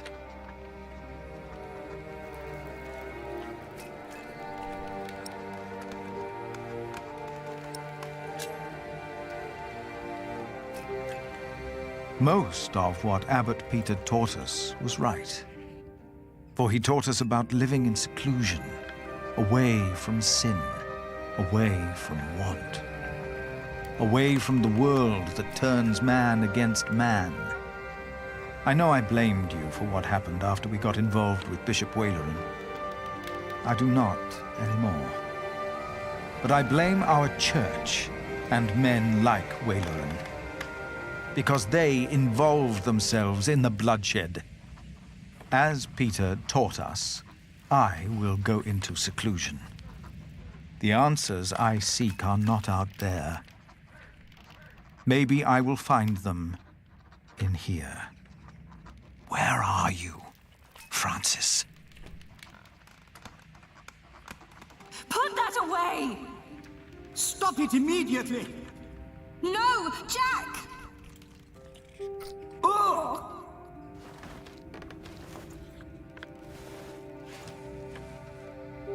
Jack! Jack! No! This is not what we do! Get off me, you freak! No! Oh.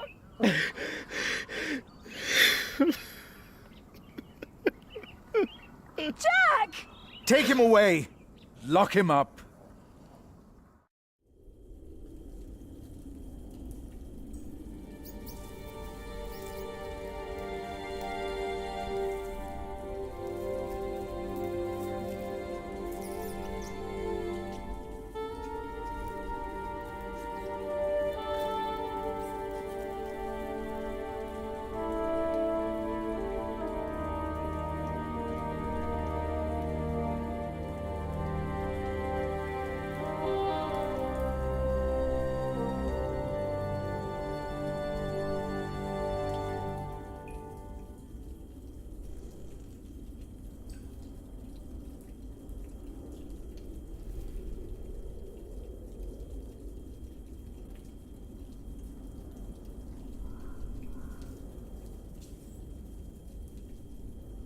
It's all useless.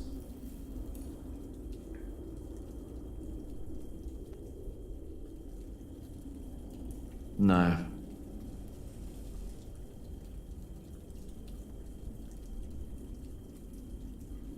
It's all useless.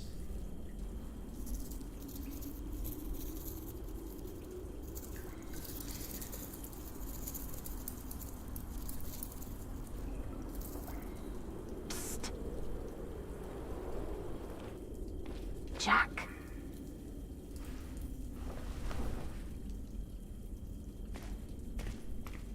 Mother?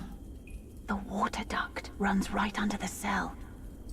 Look for a loose stone in the floor. It'll sound hollow. What? How do you know that?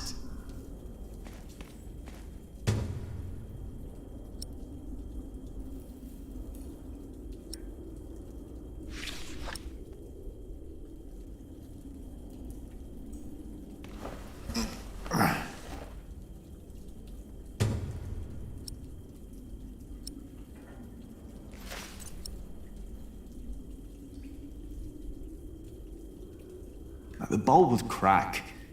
The slab's too heavy.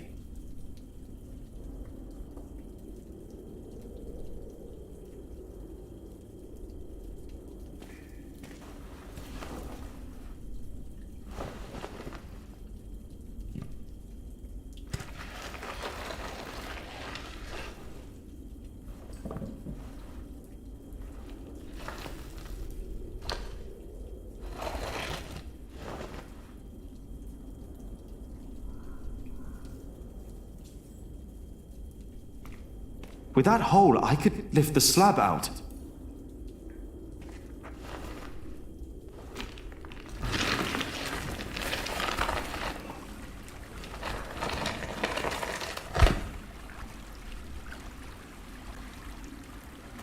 She was right.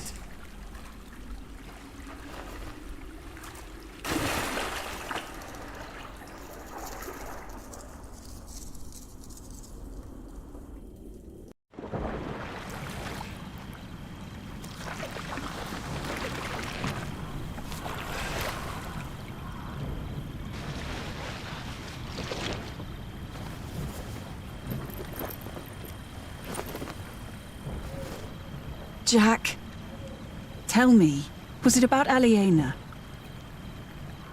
I know about you two. I have known for a long time. And how did you know how to get out of that cell? How did you know? Your father. He was locked up in there as well. Was he a monk? No. They said he was a thief, but he was not. Is it true then? What they say, that he was hanged in shiring? Yes, but he was innocent. How? How did it happen? Someone here in Kingsbridge gave him a jeweled cup and told him he could go. A mile down the road, he was arrested and accused of theft. It was like a game to them. They said he had stolen that cup from the priory. Who said that?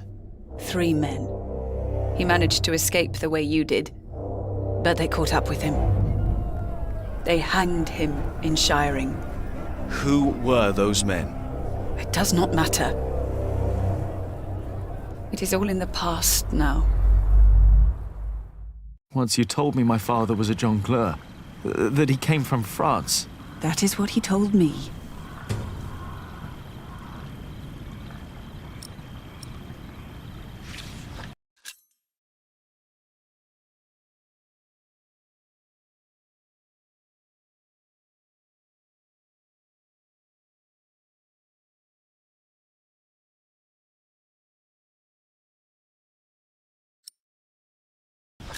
You want to leave? What if I have family there? There must be someone who remembers Jack Sherberg, right? I knew this day would come. I'm not a monk. I know. And I can't work here with Alfred. I know. You really love her, don't you, Aliena? Yes. You truly are his son, Jack Jackson. This place is too small for you. After your father died, I went into the forest to get away from it all. But if you live like an animal, then they treat you like one. Do not let them, ever, find your way in the world. And when it leads you back to me, I want to hear lots of new tales. Of course.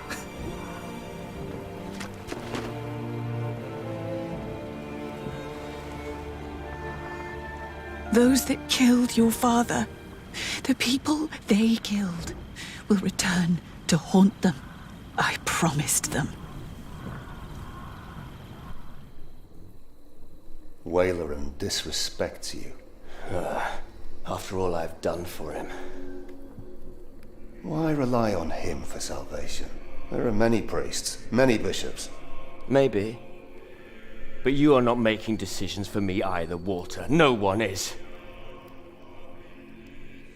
If the Lord wants me to support Wayleran, he will let me know.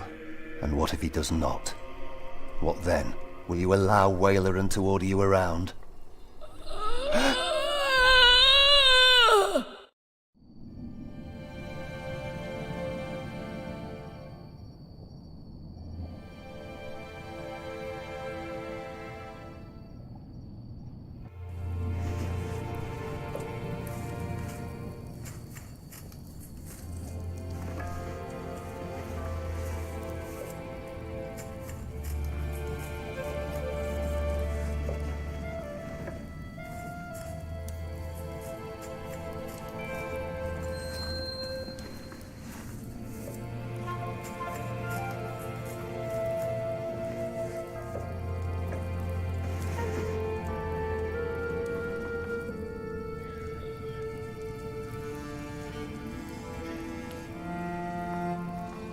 Whew, it's getting cold.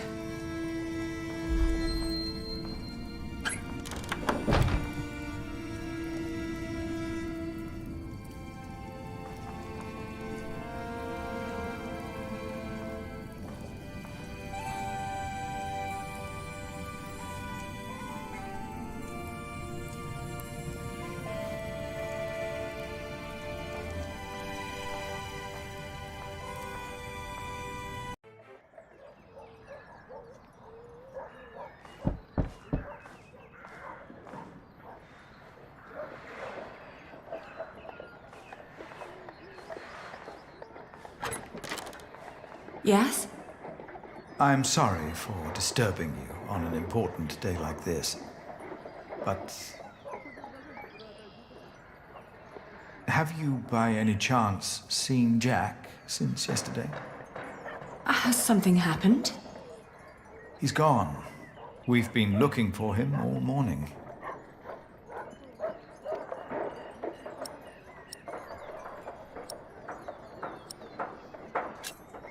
No, I haven't seen him. Does anyone know why he left? Well, yes, and I'm afraid it is my fault. I had him locked away. But in the end, I just punished anger with wrath.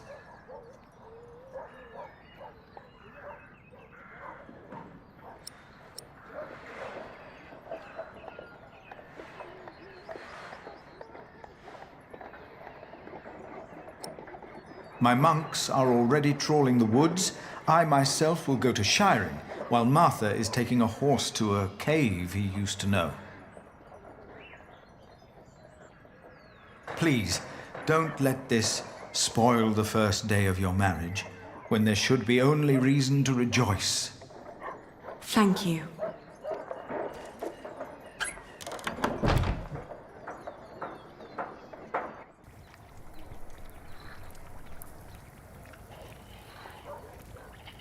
They still haven't found him? How long has it been? 3 days. Well, I think he's gone for good. I love him like a brother. But first he tries to kill me. Then he runs off, worrying his family's sick. Are you hungry? I think I'll prepare some food. Great. I'm starving.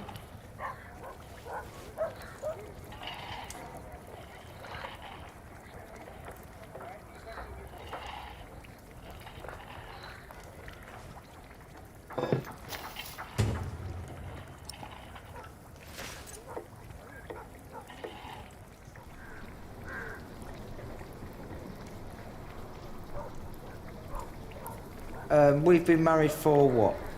A week?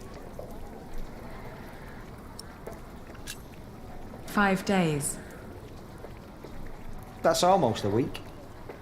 Yet, we still haven't... You know...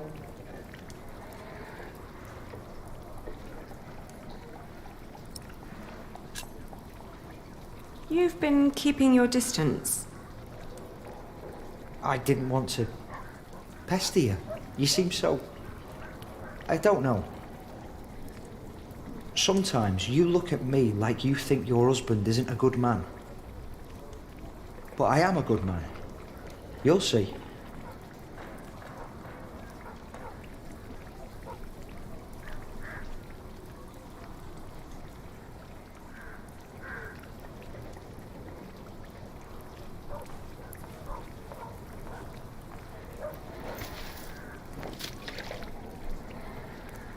It still needs eggs.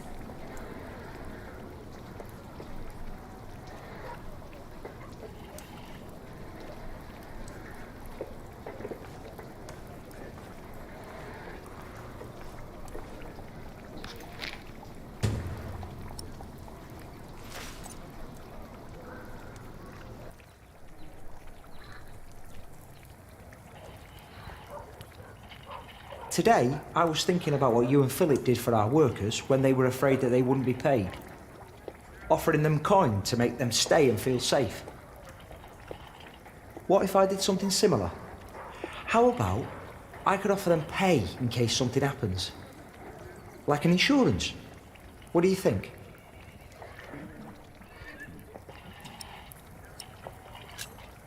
That would be very kind. I want to suggest it to the prior tomorrow. He said he'd come over around noon tomorrow. Maybe he could eat with us. And you could help me explain the idea. If you want. I think it would be good for you. To do something other than cooking and weaving. You haven't left the house in 2 weeks.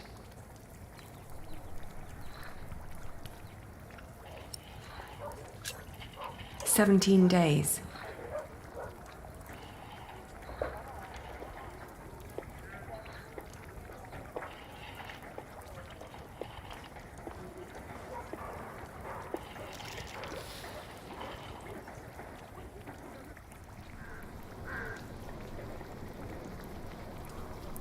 Would you like venison with it? No, thank you. I'm just here to talk. Ascetic as always, I see. It just turns more and more into a habit, really.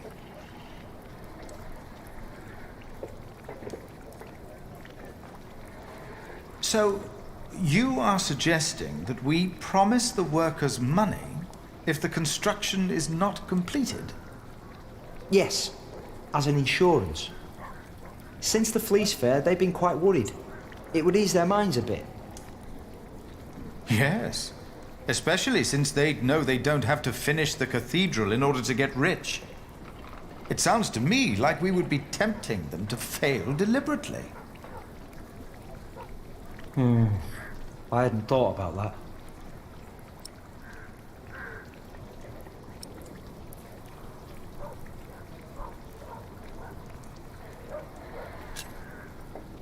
I think it's not a bad idea. We wouldn't promise them too much, just enough to help them get by till they find new work. It would ease their minds a bit. Yes, you said that. Your idea shows great compassion, Alfred. Thank you, Father. It's very rare these days to find spirits who still believe in the good of people. Unfortunately. I could never promise them coin, because one cannot give what one does not have. Ever since the market collapsed, Kingsbridge is losing more than it earns. We may even run out before we complete the cathedral. What? It was my father's dream to build that thing. We must finish it.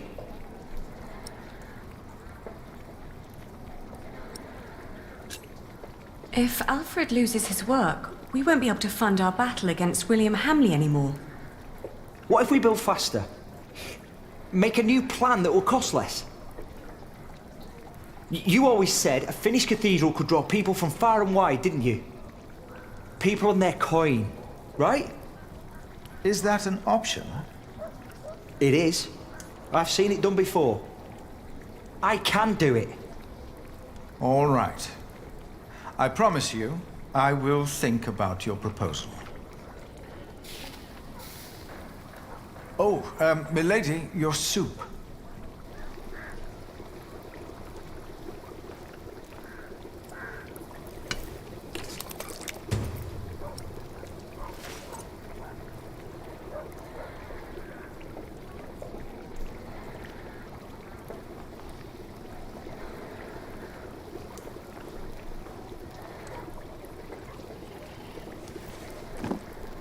Thank you.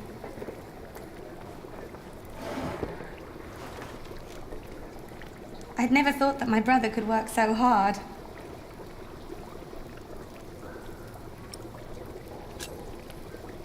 He really cares about Kingsbridge. I would never have thought. Really. Alfred has changed. He used to be such a bully.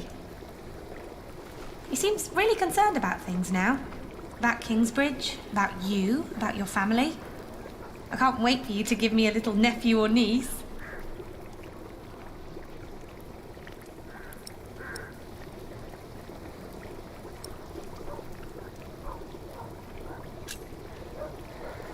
Well, enough about Alfred. Did you get the blue dye I've been asking for? Actually, I did. It's from a woad merchant in Winchester. Took me some time to find him. Oh, thank you so much, Martha. I guess now I finally have to finish my weaving. How's it going?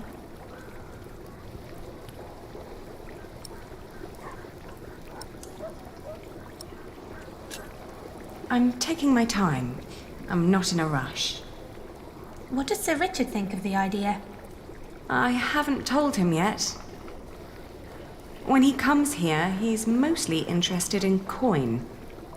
But that's the deal. He fights and I pay. It's an endless circle.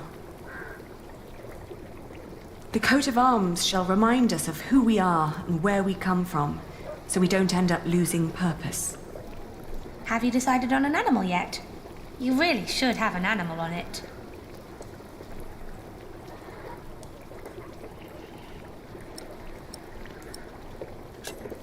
It will sport a lion.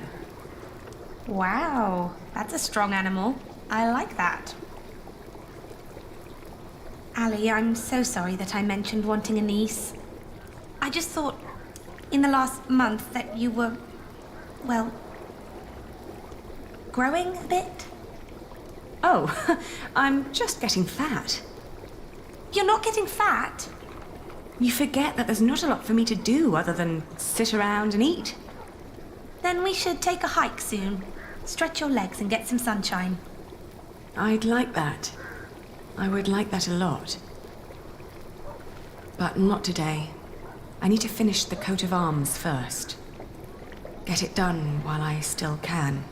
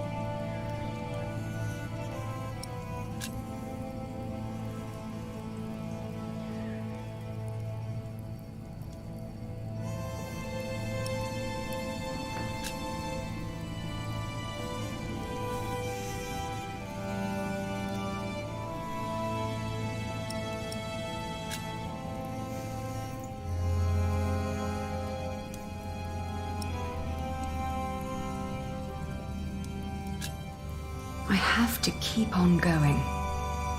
I had to marry Alfred to fulfill my oath. I wish that Jack would have understood. Love alone could never stop William Hamley. Only money and influence. With Alfred as a husband, I can fulfill my father's last wish.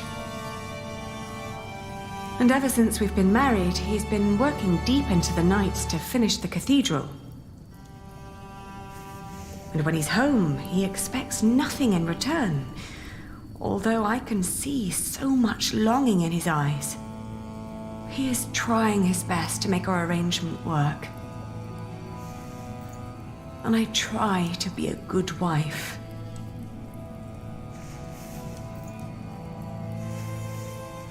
I did what I had to do when I married him. But what I didn't know back then was that I am pregnant with your grandchild. You brought this on yourself. You had the love of your life, but you threw it away.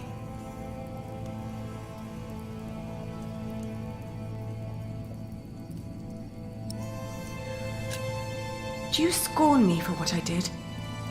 No more than anyone else. First and foremost, I blame that priest who turned my son into a monk.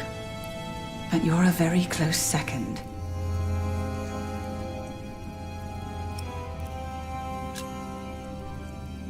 What if I brought Jack back? Oh, Aliena. Jack has left England. There's no possible way to find out where he went. I want you to know one thing. Jack loved you.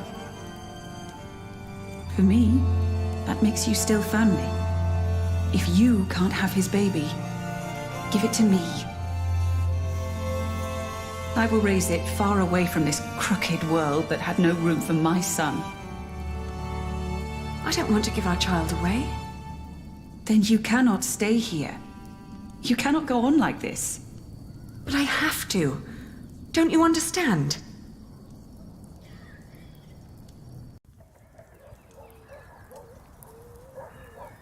It's finished. I want you to wear it when you go to battle. To remind us of what we are fighting for. Huh. Why a lion?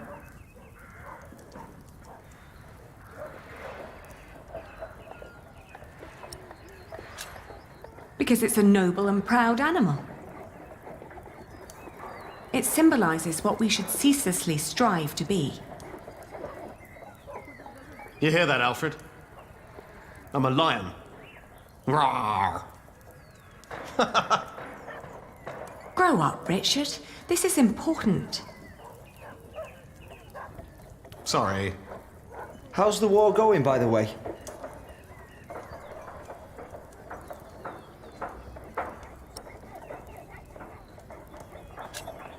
It can't go on forever, can it? The good thing is, William Hamley is turning out to be quite the lousy player.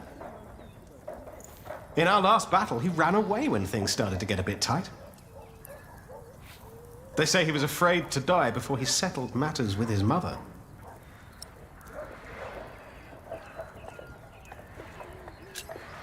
His mother? No one's seen her in years, not since her husband died. But rumor has it she's still alive and joyfully pulling his strings. Mention her to William, and he goes as pale as a sheep. Ali, we are so close, but we need to be careful. We mustn't let our guard down. Is there anything you need from me, Richard? Well, a new saddle would be nice. I'll see to it. And a horse to put it on, of course. The last one caught quite a few arrows. Right. I'll be out for a while. I've got some business at the market with Martha. All right.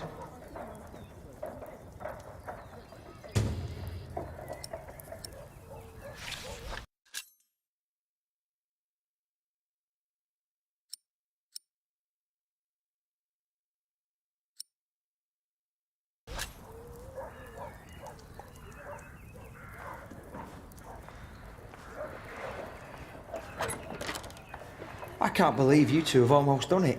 You've almost won your father's earldom back.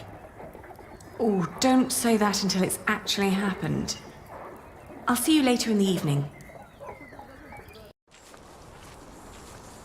Ah, there you are. I always wondered what it would have been like to grow up in a forest. Oh, it's cold. Very, very cold. When I was young, I spent a night in Ellen's cave. If it hadn't been for her soup, I would have died for sure.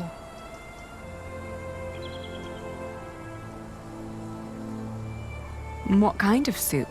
I think it had deer in it. Deer? Yes. Jack had caught it before we met him. I think it was the only one he ever caught. But hunting deer is... I know. It's punishable by death. Jack never was one for rules and laws. Right. He was always busy with something. Just not with what Tom asked him to do. Jack? Yes. Yes, he was. You will be an aunt soon. What? But don't tell Alfred. I haven't told him yet. You still think marrying him was a mistake? I do. I do too. But you did it for very good reasons. So, maybe it wasn't a mistake after all. Maybe it will work. Not in a loving way, but more like a partnership. You two seeing eye to each other. Maybe. But the baby is not... What was that?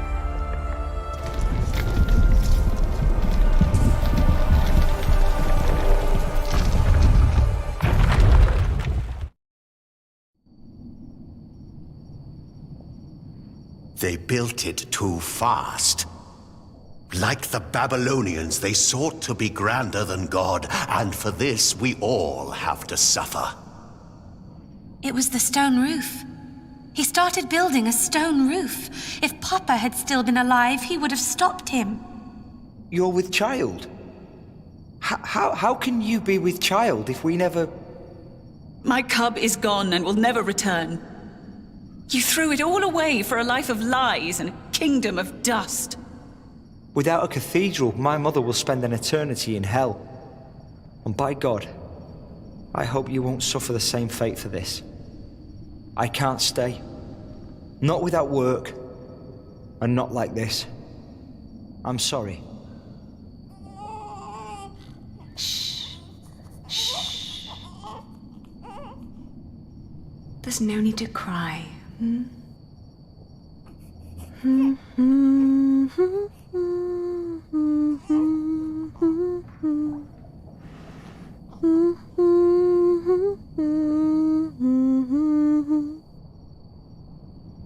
There. We've been crying for far too long now.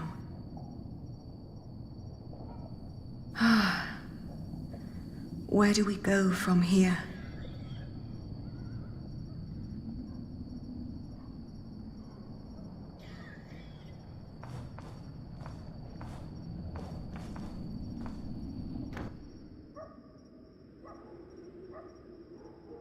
We will build a cathedral right here, towering high above Shiring. But it will not be a cheap undertaking. Money is no object. I shall build it for our Lord and my mother, so that the Lord will heal her. I am sure he will. Ah, yes, there he is. Who? We will need a master builder. My bishop, I think I have the right man.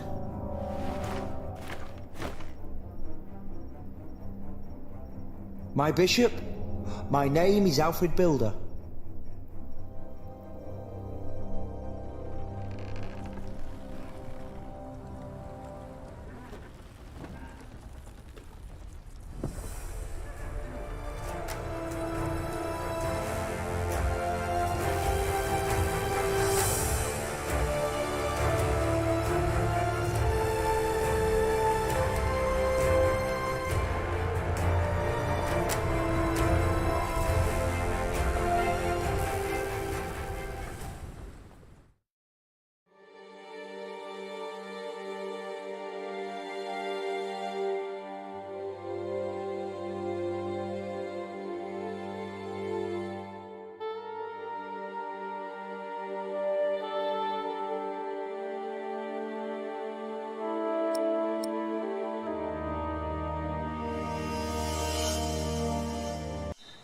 Next time on The Pillars of the Earth. Witness the climactic final part of the series. It's time we take back what was taken from us. It's time to face our enemies. It is time to make a stand for what we believe in. The Pillars of the Earth. Book 3. The Eye of the Storm.